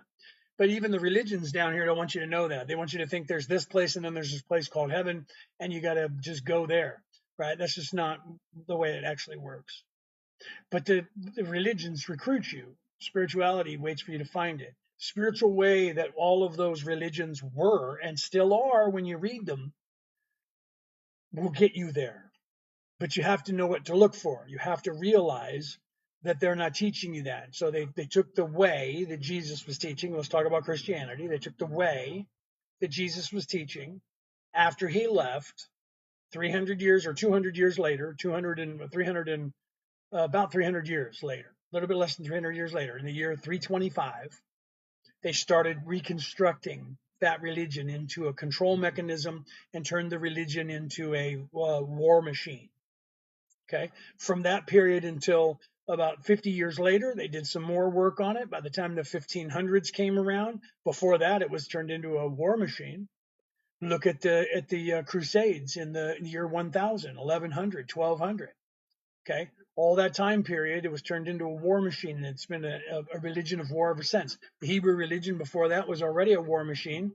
The Romans got a hold of the Christian religion, Romanized it, turned it into Rome, and that's what you're living now. They're teaching you the book of Romans, and you're sitting down waiting for God to come back, because they changed it and told you that Jesus, who said when he was here, Matthew, Mark, Luke, and John, I am the Son of Man.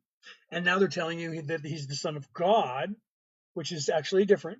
Man is the beast, the collective consciousness. Now, no longer the collective consciousness, single entity, caste system, one person named God. Okay. And Jesus is that person in Christianity today, because they said, well, Jesus was the voice of God. Therefore, here in the beginning of the Old Testament, it says that God used the voice to create the world, and the voice was with God, and the voice was God. So instead of interpreting that was God's voice, they say, well, Jesus was the voice, and Jesus was with God, so Jesus is the voice of God, and therefore Jesus is God. In nomine Patri, Filii, Spiritus Sancti. Now all of a sudden you have the Trinity of the Father, the Son, and the Holy Spirit. Okay? Now Jesus is God, not was. Okay? Jesus is God now, and that's what they're teaching you. And then, because God said, I will come like a thief in the night, now they're telling you, wait here. God said he was coming back for you, but you don't know when, so get packed and get ready. And that's what they're teaching you. And that's just untrue. Jesus was teaching you the way to get out of here. And he said, the way to heaven is through me.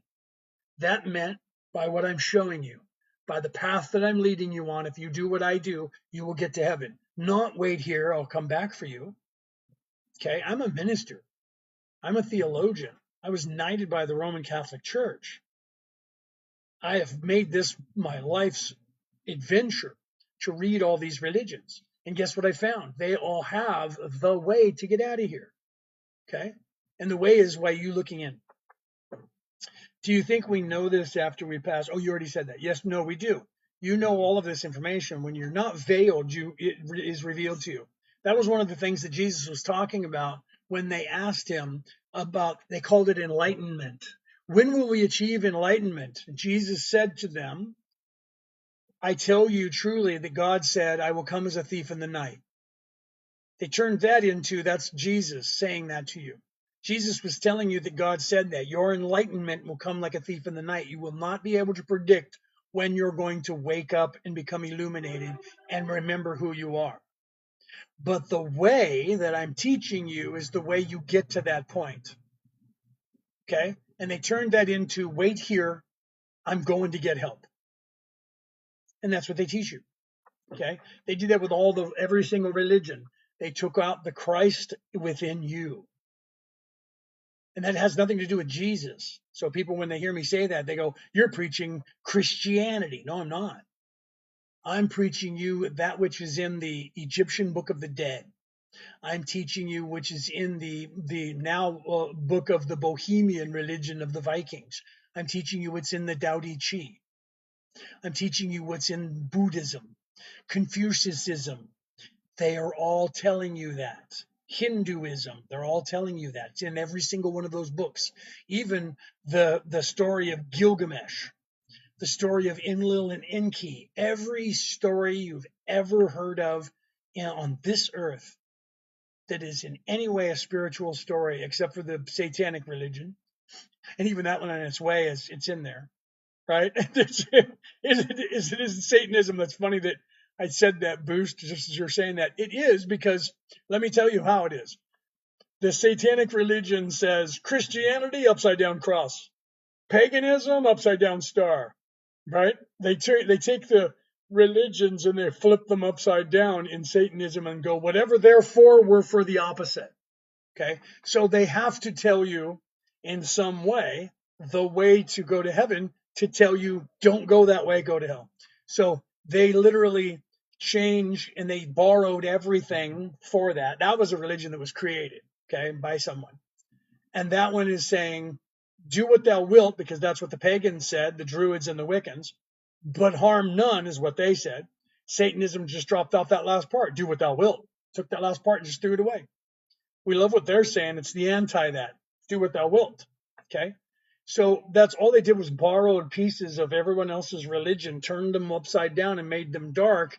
And then they said that. Then they're the ones that are trying to teach you that Satan is equal to God, and he's sitting on another mountaintop, and the two of them are vying for control, and everybody on the God side is just made up and created, and it's crap.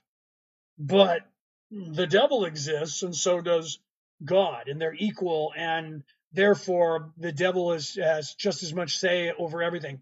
And that whole entire endeavor was a metaphor, again, one of those things that you're trying to teach children, and that is the story and dichotomy of your ego and your conscience, and the struggle within your mind to decide whether you are self-serving or in service to others. There is no Satan. There is no Lucifer. There is no collective consciousness of all the evil that is equal to God, that's sitting on a mountaintop playing chess for the control of the human existence. That is a construct that is down here in third dimension, and it was constructed in third dimension for third dimension people, and it was not to be taken literal. Okay? All of the Bibles on the planet were not to be taken literal, except for those who were teaching you the way still. Taoism, Buddhism, Hinduism, they're still teaching you the way. They don't ask for anything. They don't ask for your obedience. They don't ask for your worship, and they don't demand that you do something. Okay? So if they demand and order you in any way to be subservient to your God, they are false. Or they've been controlled and turned into the caste system, which is what most religions have been done. You will obey your creator. You will obey God. You have to serve God. You have to worship God.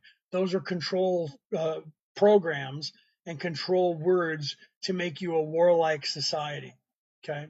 So anytime they start telling you that, that's not what Jesus said. Jesus never said anywhere, you have to obey. You have to worship. You have to do anything. Neither did God. Okay? So anytime you hear that, that's when you hear things. So when people say, well, when Moses, God was saying 10 commandments, remember Jesus was saying the stuff that you heard that are telling you that is false. It's not real. So Moses gets 10 commandments from God. Don't be stupid. Don't be a dick. Don't cheat. Don't steal. That was the 10 commandments, right? Don't be gluttonous. Those were the 10 commandments. That's commonsensical things, right? Don't rape, don't pillage, don't have sex with your brother's wife, don't lie, don't cheat, don't steal. Okay, those are commonsensical things. God said that to Moses. Go tell them, don't be dumb. He came down and he said, God said, don't be stupid. And then the Hebrews made 6,000 laws out of it. Okay? And every religion has done that. Don't cut the hair at the sides of your head. See, that's why I love when I have tattoos and I show you a tattoo and somebody says, you're not going to heaven because you have a tattoo. You have ink on your skin, therefore you're not going to heaven. And I say to every single person that says that to me, you believe that? What passage is that in the Bible? And they'll go, well, that's this passage. And I'll say, have you read the rest of it? What's the next line? What's the next line? The next line is don't cut the hair at the sides of your head. You ever got a haircut? Okay, so if you take that Bible literally and you take that part that was written right there literally, it says, don't draw a picture of me, don't say my name, don't eat pork, don't get a tattoo, and don't cut your hair. beard and hair in your head. So if you've ever gotten a haircut in your entire life, there's your oar right over there. Sit down next to Snorri and you row when that kid hits the drum, because you're in the same boat that I'm in, pal, and you've already been guilty before you even had a choice. And that's the guilt that they use in these religions to rule you. Do as I say, not as I do. Caste system. You're a sinner from the time you just admit it. You're a sinner. That's Christian everywhere. You're a sinner. I'm a sinner. We're all sinners. We suck. We're bad. And we need repentance, and we have to worship God and beg for his mercy. That came out of the religion that religion was based on. It came out of the Hebrew religion. Ask anybody who's Jewish. They'll tell you that their entire societal structure is set up out of guilt. It's a control mechanism. Okay? If you are in fear, or they're teaching you to fear, or they're teaching you to be violent, or they're giving you guilt trips, you need to resist that. Okay? Because it's not the way. The way that Jesus was teaching was love and how to get to heaven. Not wait here, I'll come back. Not go over there and unalive those people because God wills it. Okay? But in the name of that God, in the name of that Savior, in the name of that prophet, people are ordering other people to go and do things and unalive people, and they've been doing it for 1,000 years. And in those old dusty tomes, you heard this verse that said, "And the devil shall rule the earth for a time." I'm here to tell you that that time is over. Okay? A time means a beginning, a middle, and an end. A time, not all time, not forever and ever, amen. A time, finite. That time is over. Okay? They know it, and they're fighting desperately to keep that time. Okay? Blood sacrifice, that's what war is. What that is depopulation and control. That's what that is. Okay? As soon as people in the old days, as soon as people started talking like me, they got rid of them. Can't have that. If women started thinking for themselves, they pulled out the witch's hammer, read from it, and accused them of witchcraft and unalived them. Can't have women thinking freely. You can't have the sacred feminine. That would balance out the masculine, and all of a sudden people would become peaceful. Got to shut those women up. Okay? And that's what they did. And that was to control the population. So war has been orchestrated every single time to lower the population. Or one person, one man wanted to go over there and take what they all had, and then he went over and unalived as many people as he had to get what he wanted, over and over and over. Most of it is designed, like I said earlier when I was talking about this, most of it was designed by people to make money. You manufacture a thing, right? You get people to say, we need to go over there. You tell them, we need to go over there and we need to get those people. We need to go over there and we need to get those people. Those people want to come in there, want to unalive us. We need to go over there and do that to them before they do it to us, because they were here before 20 years ago and they did it to us. We need to go over there now and do that to them. They get you all pumped up and ready to go. Let's go get them. Okay. And in the modern day, they turn that into a world war. Most of the time, it's one cousin attacking another cousin because one cousin's tired of waiting for the other cousin to kick off so they can take control of the earth. And so they're like, it's my turn now. And the guy says, no, it's not. Yes, it is. Mom said, I get a turn. I don't care what mom said. Mom's gone. You don't get a turn because it's my world. No, that's not right, bro. I'm supposed to rule from this date to this date. I don't care what you're talking about. This is my planet. And then the brother or the cousin then starts plotting. It's Game of Thrones in real life. Then they start plotting to figure out how to get themselves an army so they can go and take what they want. And that's what they do. And then that cousin offs that cousin and says, I'm in charge. And then somebody else goes, no, you're not, because I'm stronger and better than you. And that's what causes the world war. Sometimes they just go, you know what? We need to lower the population. So let's get this country to attack that country and get those countries all to attack that country. And these guys will back that country and we'll get them all to annihilate each other. And we can lower the frickin' population. But while doing that, we're going to destroy all the landscape and all of the buildings in those countries. We're going to unalive 3/4 of their people. And in doing so, we're going to have a war machine. So we're going to need the tools, the weapons, the war machine, and more people. So therefore, we'll take the citizenry of all those countries and put them to work manufacturing all the things to feed that war machine. And then we'll unalive a bunch of them and keep that going for a while. And then when it's over, we'll stop and have a ceasefire. And then we'll put all of the population to work rebuilding all the things we knocked down.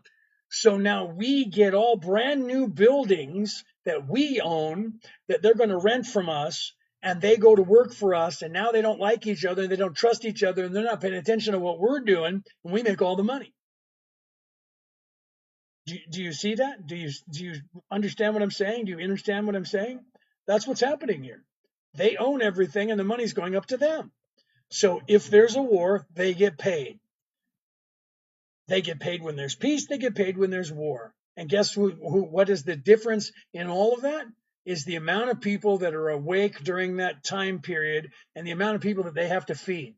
They lower the population, they don't have to feed as many people. Then they put it all back together, build it all up right again, and they sit back and all your money, this fake anyways, that you think you need to have, you have to pay for food, you have to pay for your car, you have to pay for gas, you have to pay for your house, you have to pay insurance, you have to pay this, pay that, pay this, pay that. So you got to go to work for somebody and slave for them so they give you paper that doesn't mean anything so that you can give that right back to somebody else so that they can have some paper to give right back to somebody else. And everybody keeps trading that paper and all of the numbers keep going up to the same people. And they have bigger numbers and bigger numbers and bigger numbers, and they can use that to do whatever they want because it's unlimited to them. And then when there's too many of you and you start seeing that, they have to lower your population and put people like me asleep, get rid of me so they can continue doing what they're doing. And then guess what? They still make all the money because the war machine is theirs. The oil is theirs. The hospitals are theirs. The textile companies are theirs. The manufacturing companies are theirs. And they make more money to feed that whole scenario. Then we got to build it back again.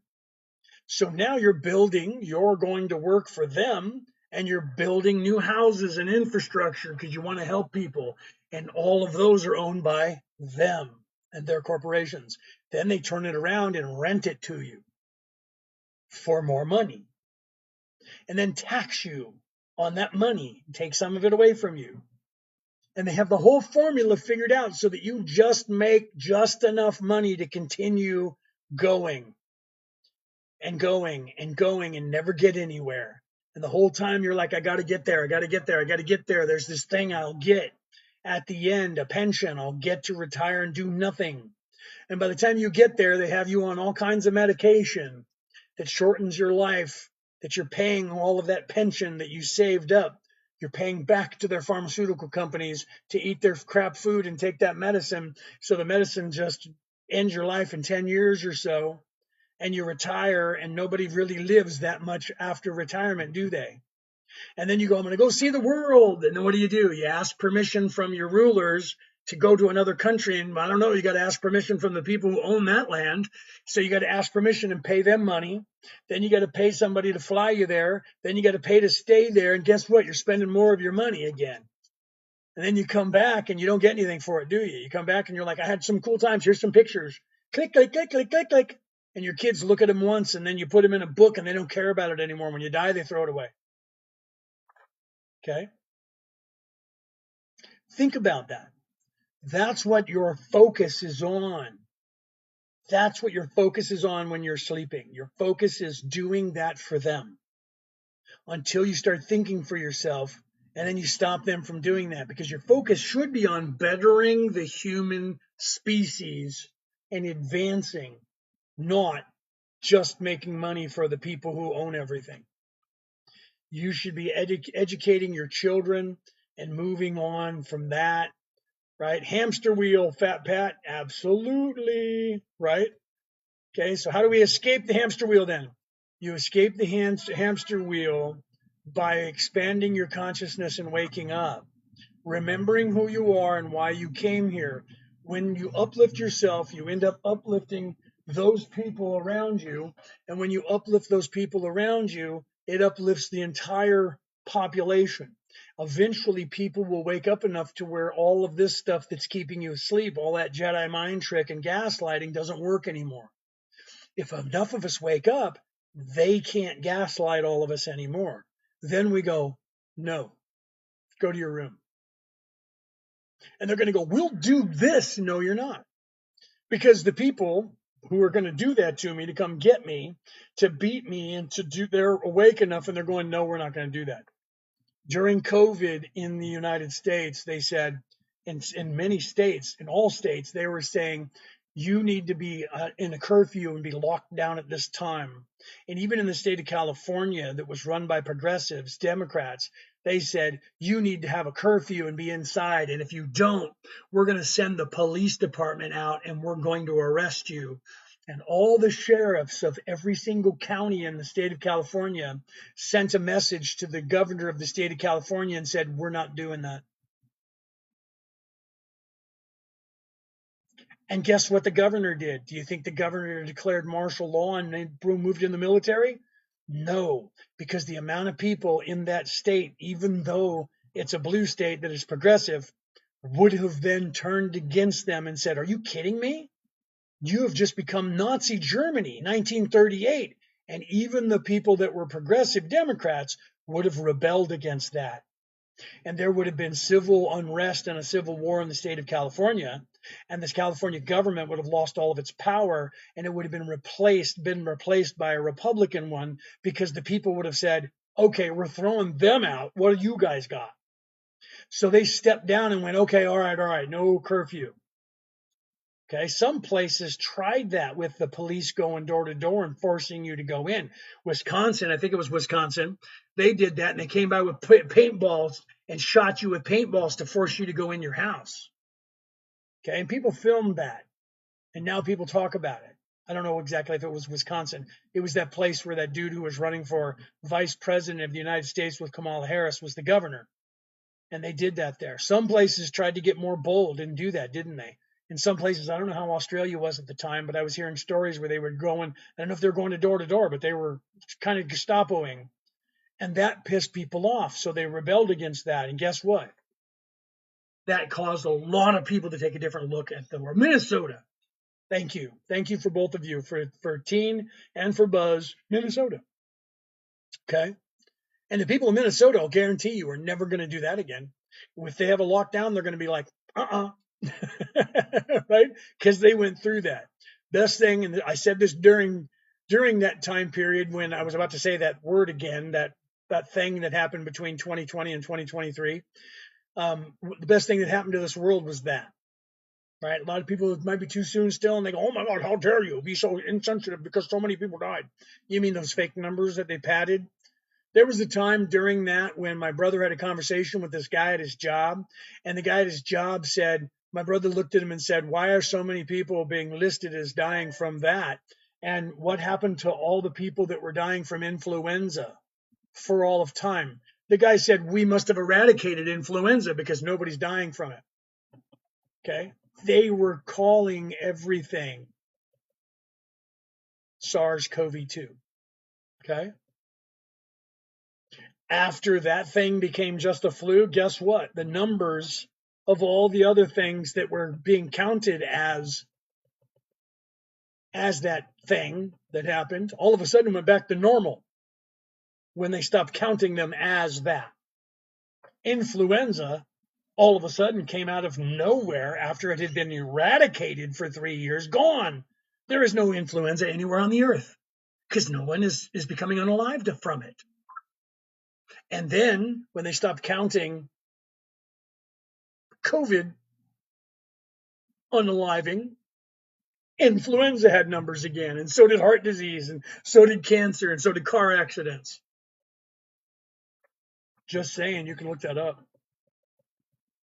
Okay? You could look that up, right? It's rational. What is it?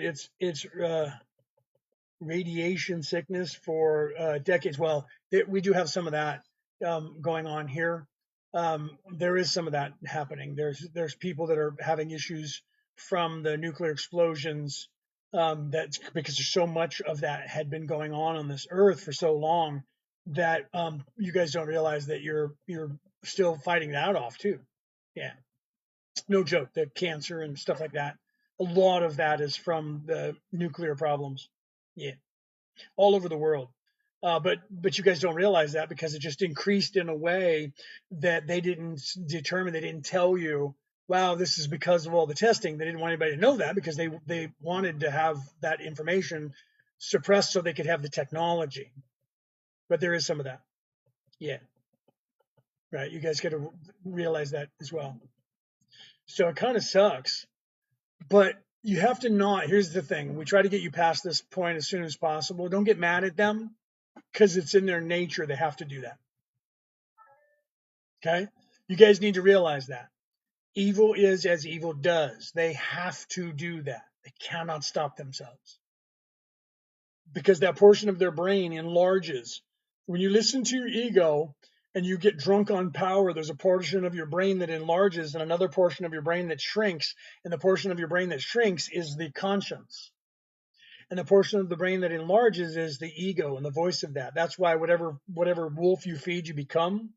So if you start going down that path, that's why Yoda said, when Luke said, is the dark side stronger? He said, no, easier, more seductive. But when you start down that path, forever it'll dominate your destiny. The reason for that is as you become more egoic, you actually hear the conscience less, and you hear more of the ego and the conscience gets quiet. The other way around. If you become more in service to others, the ego gets quieter. It doesn't go away, but it gets quieter. Okay? It's still going to be there. Your ego is there until halfway through the sixth dimension. It's going to be there. It's just going to get quieter and quieter the more that you are moving into being in service to others. Then the ego is going to be quieter in your mind, but it's still going to be there. It's designed to do that. That's what pushes you forward, is that dichotomy between good and evil. That dichotomy between your ego and your conscience is what drives us forward. Without that, in the time that we were a thing before the veiling and the ego and conscience, we knew we were the creator. And when you know you're the creator, you're not as motivated to do anything, to have experiences. And they're not organic because you know that it doesn't matter if I fall off that high wire and become unalive, because I'm just going to get reborn into another body and come back in about 20 years. I'll be the same age. 25, 30 years from now, I'll be the same age as not me because I'm 58, but you know what I mean. Okay, so you have to realize that. So because of the veiling, what helped with us to have an organic experience of what's happening here. Okay, so you have to realize that was what the decision was made by the creator, because the creator went, fuck, we're lazy. Because we were like, dude, I'm God, man. You're God, I'm God. We're all God, bro. We're gonna get there. So who cares? Hang 10, dude. Go on that surfboard, do it. That's a shark. Who cares, man? If it gets you, you're just gonna reborn. You're just gonna be reincarnated anyway, bro. So people did foolish things and didn't have organic experiences. So the creator went, I got to change something. And the creator went, okay, we got to do this dichotomy of choice, but they won't make the choice if they know they're me. So then the creator went, okay, now they have no idea. It gave you amnesia. While you're down here, you don't get to remember any of that until you're supposed to start pondering it and realize it. Okay. Yeah, right. Don't worry about it. It's only swamp gas, right, Peter? Oh my God. Yeah. So the creator had to change things and created this scenario. So there's your yin and yang. It's perfect ecosystem. Everything serves the all. There is no right and wrong. There just is experience. Okay. You just have to realize that. So you can't get mad at them. That's why Jesus on the cross said, Father, forgive them, for they know not what they do. Because the people that are third dimension are self-serving in third dimension, they don't realize that they're veiled. It's not their fault. And even the people that are in service to others that are veiled, they don't realize that it's not their fault. They're veiled because that's the way they're supposed to be. Okay. So again, let's get back to, you have to allow people to be where they are. Once you start waking up, you first get angry because you get mad that the bad guys know what's going on and they're taking advantage of the people who don't know what's going on. So you get mad at that. Then you try to wake everybody up, and then you go into that phase of yelling past everybody, yelling at them, you got to wake up. You're asleep and you're asleep and you're asleep and wake up, man, wake up, wake up. And they're not going to because they can't. So eventually you get tired of doing that. Nobody listens to me. Forget it, man. Then you start moving into that hermit phase, forget it. It doesn't matter what I do. They're not listening. I'm not going to tell them. And now you're still pouting. And then eventually you stop pouting about that and then you get the realization that it doesn't matter what you do because people are only ever going to wake up when they're ready to, and the other ones can't. That's when you fully go into the hermit stage of your existence, of your moving into 4D. You become the hermit and you go, it doesn't matter. Doesn't matter what I do. People are going to wake up when they're supposed to, and I don't affect anything that happens. And I can't affect anything that is happening. So I'm just going to be me and do what I want. And then you do things like, what's his name, the comedian did, and you just start painting, The guy that was in Dumb and Dumber, what's his name? He's, really, everyone thought he was cuckoo for a long time because he was talking like me and people didn't understand it, right? And then he went into the hermit phase. I don't know for sure, but I hear tell that he's moved out of the hermit phase now and he's back starting to speak like I'm doing. When you eventually get Jim Carrey, thank you, Buzz, thank you, Mickey, thank you for Jim Carrey. Everybody thought he was cuckoo, man's awake. He moved into the hermit phase and he's just painting, man. I'm just being me, dude. You guys do you, I'm doing me. I'm having fun. And every now and then he would speak and he was telling you things like, I'm not in the universe is in me. I'm not Jim Carrey.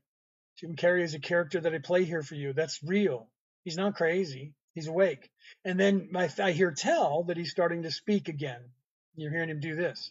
I hope so. I always wanted to talk to him and go, bro, you got to teach. Because eventually what happens is you realize that it's not just for them, it's also for you.